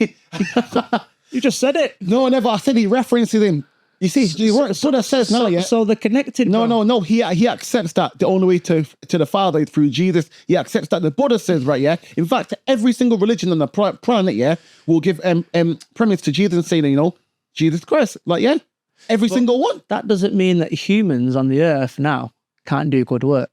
Bro, I didn't say humans can't do good work, bro. We're talking here now about differentiate away from Jesus Christ, bro. Want to work with an energy from source. If humans want to claim that they're working with an energy, no. I'm not saying it's theirs, they're saying they're working from source. No, you can't verify it. Unless you can verify it, then come have a session. That's not going to verify it. Well, if you feel lighter after the session, bro, that's the experience. Bro, if I'm going to go lie down, right, yeah, like this now, yeah, on a bed, on a bench, anywhere like that, bro, anybody will feel lightheaded because the blood is rushing. It's not lightheaded, it's emotional. No, it's not emotional, bro. And you'll feel emotions moving, bro. I've had Reiki done before. Reiki done to me before and that now, yeah, like, I even know the woman was doing Reiki at the time and that. And then, like, afterwards, like, thinking, like, yo, like, who are you to be playing with my energy? In fact, you know what, right, yeah? There's been two occasions now, yeah, where I would It should always be, every practice should be asking and letting people know. Right, there's two occasions now, yeah, where there might have been two, not at the same time, two different women that I might have seen at times now, yeah, and they might have been into Reiki, which I didn't even know at the time. And then I'm like sleeping and that. The next day talk about, oh yeah, I done Reiki on you. I'm like, do you done Reiki on me? No, yeah, like, oh yeah, helped you. I'm thinking like, listen. But it's just the word, bro. No, listen. Because just the word. People have made that word so demonic. Missing where I'm coming from. Let me finish. No, you're missing where I'm coming from. Let me finish though. People have made a bad rap of No. So listen. If someone said, I give you love. No, listen. I give you love and energy. Listen. It's the same energy, bro, but just a different word. Don't trouble my energy or F with my energy now without my say so. Who are you to trouble my energy? Who are you to say that you're healing me? Who are you to say that your hands are troubling your energy? No. Who are you to say that your hands are clean? Bro. Who are you to say that your hands are clean and you're a conduit to mess with my energy? I didn't ask for that. And the fact that people think that they could just do that, oh, I just healed you. I'm like, you feel like you're powerful. Do you feel like you're special? That you're just going to do Reiki on me without even saying? That's where ego comes in, bro. But again, no. That's where people do it from their ego and not from the heart. It's where, and this is where you have to ask. It's where the practice comes from. Would you like some Reiki? And Sorry, would I like some Reiki? I would be like, well, as far as I'm concerned, you're a receptionist in the hospital, and you flipping what? You're flipping massages like you just say yes or no. That's it. You're not a healer. Let's stop pretending. Do you know what I mean? Like, I said that from the beginning. That's bro. not you. I'm not a healer. Not you. I'm saying them. I'm like to them like, you're not a healer. Like, well, this is where, and I say this in our things as well, and I say it when we do the Reiki training. I say we're working with source energy, God energy. This is what we're working with. No one. That's what you say. No one in this table is a healer. We're a conduit and we're a humble servant of the divine, you know, and we're being guides, conduits for the energy. Anyone that starts saying, oh, I'll put my hands on you and I'll do the X, Y, and Z and let me do this, you can see the energy's force, bro. Like, with the kind of energy, when it's done with integrity and it's done with love, it's very relaxed and it's very calming. And it's like, would you like some? No, that's okay. If you don't believe in God, can he enter your life? Of course he can. If you don't believe in him? Of course he can, bro. God's always working. Can he enter your life? Enter it in what way? Can you be in the kingdom? You can't live in the kingdom if you don't accept God. You don't accept Jesus. You can't be there. You can't be in your life. For me, so people can't go there. Heaven is within, bro. That's for you, Jake. That's for you. It's heaven's in you, and I'm glad that your heaven's in you. But for everybody else, it's not. So for the people now, for everyone else, bro, the people that come to you now, right? Yeah, and they're like, "Oh, okay, I'm going to get Reiki." It's like, "Are you religious?" No. Then what can I do for you if you don't believe in God? Make you a cup of tea. Well, it's like, what can I do for you? Have a chat with you. Reiki for you. Why? Because this is not to do with God. What are you eating? Not even that. What are you drinking? What are you putting in your body? That should be the first question. How are you exercising? Is that not the first question? Do you believe in God? Are you religious? No, because it can scare some people, bro. But, so you're saying asking someone if they believe in God can scare them, but me playing with your energy is not scary? No, that's not the first question I'd ask. It might be, where are you from? But you're asking for Reiki. Do you want Reiki? Yeah, what do you want Reiki for? Like, do you believe in God? No, it's not going to work. So before you waste your money and your time talking, it's not going to work if you don't believe in God. I give it in for free, bro. Why? You might want to it's not going to work. You don't know that. That means that you're not accepting God. You're saying that you're a conduit of God. If people don't accept God, how can it work through you if they're not accepting him? Well, they're accepting love. They're not accepting love, bro. Love is God. They're not accepting love. They're asking you to give them Reiki. You're putting it as love, but they're asking you to give them Reiki. When I do this work, bro, I'm connecting to source energy. That's what I'm saying. Source, what is source? The energy of all energy. The source of all. So I'm not saying I'm healing you. I'm not saying that. Because I'm not healing him. Afterwards, I might have a chat and I'll speak from it. God's healing him, bro. So why you need it? Because I'm the conduit of the energy. Why? It's like saying, why even have a human life? Why do you even No, it's like saying, why do we need to eat food? So why do we need to have physical experiences? Why do I want to go to the pictures? Why do I want to go to the cinema? Why do I want to go to you go there? It's like a human experience to connect with someone. Why do you call for God when you're in despair? Bro, you're trying to teach me how to suck eggs. I'm obviously, I know God. No, but I'm saying why people do that. I'm saying when you're in despair, why do you call for God?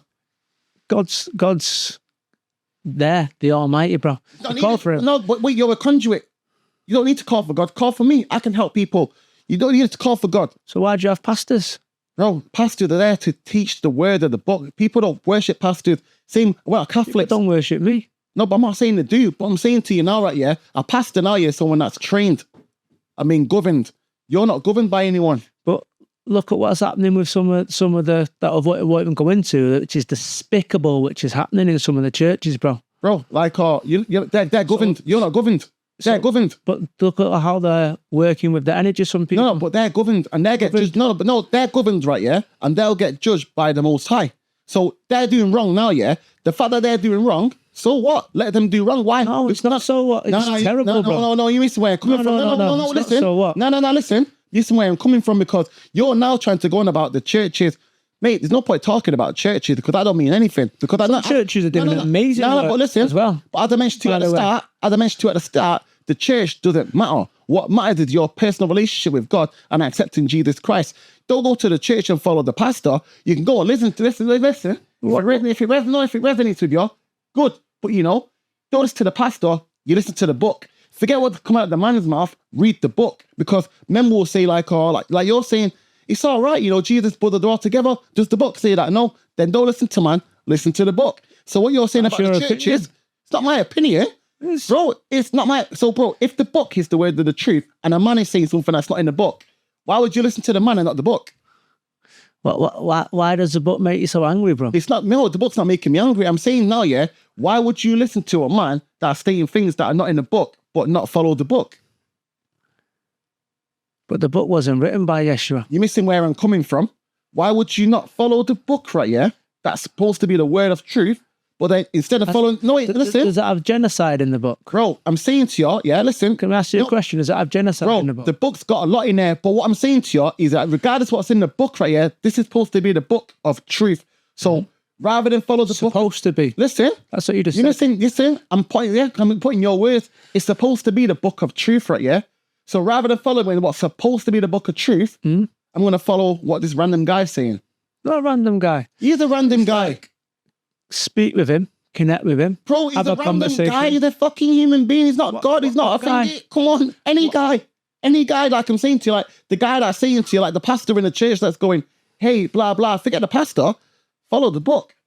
Yeah, but this guy said that this is okay. Forget what he says. Does the book say that? No. Then following him's going to send you to somewhere you don't want to go. Why? Follow your intuition, bro. Follow the book. Follow God. Follow the book. That's what the book's there for. Follow God. Follow the book. You're basically... People was following God before the book. Bro, people... Do you know what, bro? Claim that they were following God. I don't want to debate about Christianity. It's not. Because... It's not about Christianity. I respect... No, it's not about Christianity, bro. It's about any religion. Christians are doing. Bro. And I respect... It doesn't matter. It's not about Christianity, bro. It's about... What's going on. It's about... But look, you could be a Buddhist. And love are the same energy. Bro, you could be a Buddhist, yeah? And the Holy Spirit is an energy of love. Let me give you an example. That's not true, man. Let me give you an example. You can't reference the Holy Spirit if you don't. So listen to me, bro. Let me give you an example and just be open. I am be fluid and be open. I feel like you use a lot of words though, bro. Like you can't not be a Christian, and you can't. Right. So you're not a Christian. You don't follow the Bible, but you talk about the Holy Spirit. When you're born, because they're all the same energy, bro. It depends what language you use. Man. It is for me. It is. There's only one energy, bro. One energy. That's love. Yeah. Okay. Yeah, and then there's other energies that have come to the earth that are tampering. Other energies that have come to the earth to tamper. Yeah, and trying to stop the energy. And this is, I can take it deep into Saturn and go back there. And go back with while you have squares. Do you know what's the maddest thing is, right? Yeah, is that you're going to take it back to Saturn instead of taking it to Satan. It's like everything just... Yeah, but it's the same, this is where I'm going. It's the same energy. It's not the same energy. It's the same energy, bro. Do you believe... Well... It's one of them. If you believe in... It's like... I don't want to get into semantics or wording or this. It's like... Words are powerful. Yeah, words are powerful. Do you know what? Yeah, there's so many different... You said before, I was sorry or I was sad, and these are just little... But I just let that ride. No. I said feelings. I said feeling sorry, and you said... I don't feel sorry, because feeling sorry for someone is sympathy. So why would you be sad? Why is sad? Why is being sad? Sympathize is empathizing. What about sad? Empathize is empathizing. Okay, you're empathizing, yeah? I'm not sympathizing. So when you're empathizing, you're feeling something on behalf of them. Yeah? I'm sympathizing, yeah. Empathizing now, not sympathizing. No, sorry. That's... so sympathizing, when you feel sorry, like poor you. Sorry is like empathizing is feeling, yeah? Feeling, obviously, now, yeah? You're empathy, you're feeling a feeling inside on behalf of someone else. That's empathy. Empathy. That's empathy. Empathy is leading to empowerment. No, empathy, bro, now, yeah, is me feeling a feeling now, yeah, on behalf of you for what you're going through. Yeah, so feeling a connection to someone. Connection is a feeling that I'm feeling on behalf of what you're going through. That's empathy. I feel it for you. Because you're connected. So I feel sorry. If you wasn't connected to that person, then you wouldn't feel... Bro, regardless, you feel sorry. It doesn't matter about a thing, you feel sad. You're saying sad. Well, anyway, this is where it's like... We're debating stuff, bro, that doesn't even really matter. It does matter, though. No, bro. These are like little this is hairs bro, that we're plucking. Little hairs, bro. But let's get into some of like the juicier stuff. If you change one word now, right? Yeah, it can change an interpretation, bro. Like I'm literally, gonna have to make a. No, we're gonna do second half. Because we got a lot to go through for the second half, so we do a part 2. But like, the point I'm making is, bro, yeah, is that words, you're saying that it's just a word. It's not just a word, because words are powerful, and words now, yeah, the reason why the world is you could say, I feel happy, I feel joyful, I feel bliss, you know, describing kind of a similar thing, but we're not going to start cutting hairs between, but how joyful do you feel? Bro, we're not talking about, do you feel we're not super talking happy, about or that, do you though. feel We're not talking about light happy? No, you're trying to turn it around now. We're talking about, you know, these are just like, yeah, but we're talking about like, things like energy, creator, universe. Yeah, so the same thing. Satan and Saturn is where the same energy comes from. Right, so what Saturn, is that a planet? Saturn's a planet, yeah. Okay.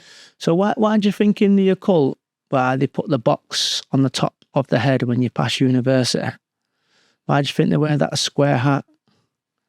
And go and do your research. I've done it, but I'm going to let you tell me yours. I know why. This represents Saturn, and it represents Satan.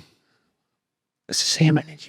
You keep saying, like, bro, it's mad. It's like when you discredit the Bible all the time, everything's discredited. No, it is though, bro. It is though. This is why I'm saying it's doing good work. No, you see, I'm not saying it's the only way. That is discrediting it. You're saying it's doing good work. You're not saying it is what it is.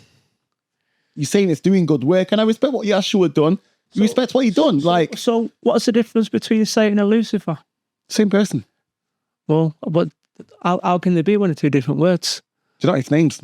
Do you know what Lucifer's name? Lucifer means the light bringer. Well, yeah? you just said you can't use two different names. No.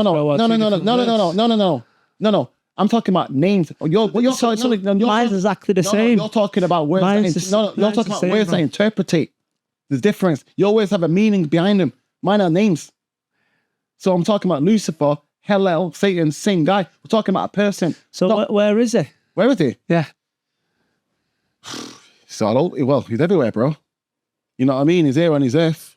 He's been ruling this earth. That's why everything goes against Christianity. But do you know what I mean? Like, he's here on his earth. It's evident that he's there on his earth. You said that at the start, like, look at the state the world's in. Yeah. It's evident. I'm just listening, bro. Yeah, so he's here. I'm not.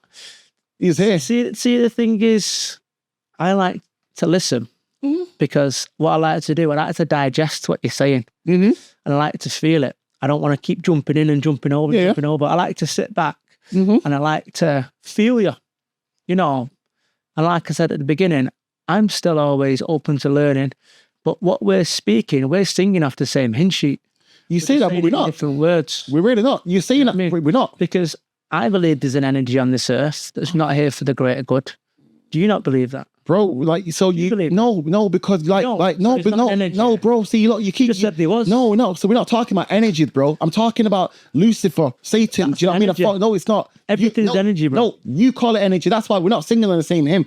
But it doesn't matter. It doesn't matter. It's not the same thing. So everything is vibration. It's not. That's what you say. No, it's mathematically proven. It's not mathematically proven, bro. That's what mathematics in the universe. Everything is a frequency. Okay, a geometrical pattern of a frequency. You are, I am. We're a geometrical pattern. It's proven. Like you can see. Who proved it? Sound. Look at the sound waves. No, I'm not looking at the sound wave. I said who proved it. There's loads of proof out there, bro. I'm just asking you, like, name one. Who proved it? Bro, there's so many scientists on the earth that work with vibration. Name one. There is Tesla. Tesla Proved it. yeah. Like, yeah, Tesla. Einstein. Nah. Well, this is what I mean, bro. Einstein said the gravity because the apple fell. Like, it's if you believe it.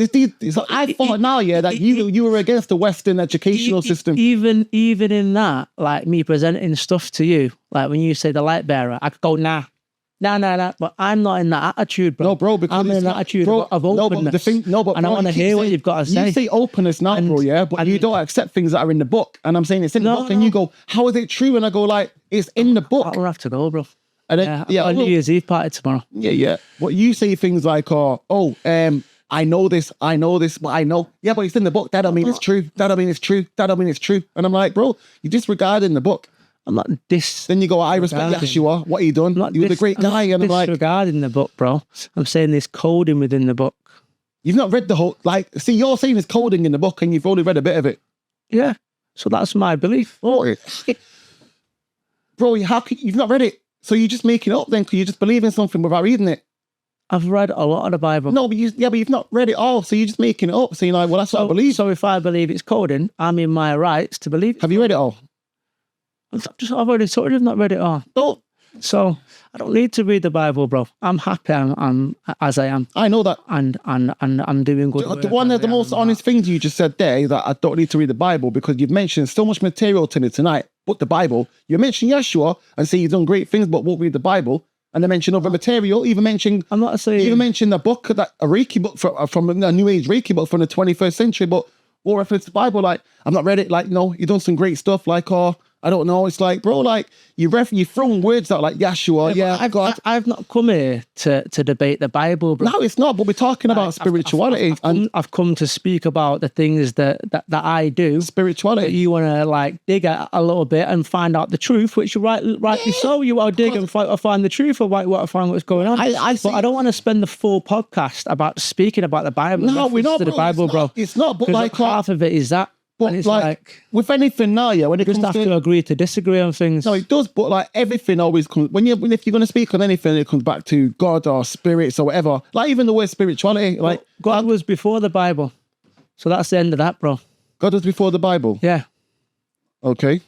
That's the end of it. Not really. Of course it is, because people connect with God before that. Did they? Who told you that? Well, God's working through all human beings. It's one of them, like, that's what I mean. Like, who told you? I think you got a Bible there that's telling you something. You're going, yeah, but before then, well, you tell me, who told you that before then? Right, last question, bro. I'm gonna. No. That's it. We're done. We're gonna save it for part two. We're gonna save part two now. Like, because you know, what I mean, we save that for part two. I got another whole. What we just done this evening, I got another whole half of that again. Yeah. Part two. So yeah, like, do you know what I mean? But listen, massive respect for coming out. Honestly, massive, because you've been real the whole way through. And that's what I wanted, someone to be honest. It's the only way to get, obviously, truth by being honest. Do you know what I mean? I'm always going to be truthful on my side, but I wanted you to be truthful on your side and really state what you believe. And listen, you've not flipping half-stepped once. You've always stuck by everything that you said and you wholeheartedly believe it. And, you know, that's truth right there. Do you know what I mean? That's Jake Rees from the Illuminate, the Lighthouse hub, and a man that, you know, is backing everything that he's doing and teaching and so forth. I'm not going to discredit what he does, just because there are different beliefs and so forth. He believes what he does. He's, as you can see, he's wholeheartedly behind it, and I give massive credit for that. But we've definitely got to do a part two, and I do believe that these are conversations that do need to be had within society, within our social groups and communities, like most definitely. Like, because, like, you know, there is like a mass awakening that's happening. There is there's a lot of people coming back to Christianity, but at the same time, I'm not just going to say that. There's a lot of people that are awakening to, you know, spirituality too, and obviously, you know, spiritual awareness. So, you know, there's a conversation that do need to be had. And maybe by having these conversations and debate, especially with the next guy, get on to come and speak with you, and you bring someone as well, you know, we can find common ground and all learn together, because, you know, that's what we're here to do, is teach. Well, if we don't speak, then we don't teach. So, you know, thank you for coming. And yeah, I look forward to part two, man, because that was intense. I'm going to be ready next time. Well, yeah, massive. Yes, bro. I'll thank you for the invite, man. Now, of course, it's needed. And again, part two is coming up, man. Like, part two. Like, bro, I'm not going to lie. We've been in here for hours. Like, yeah, this is the longest podcast. It's the longest podcast, yeah? And it's only halfway. Like, no word of a lie. We've been in here for 5 hours. We've been there for 5 hours. Yeah. It's been a long time. We've only got halfway. That's deep. Look forward to part two. Massive. Yeah, bless, bro. Bless.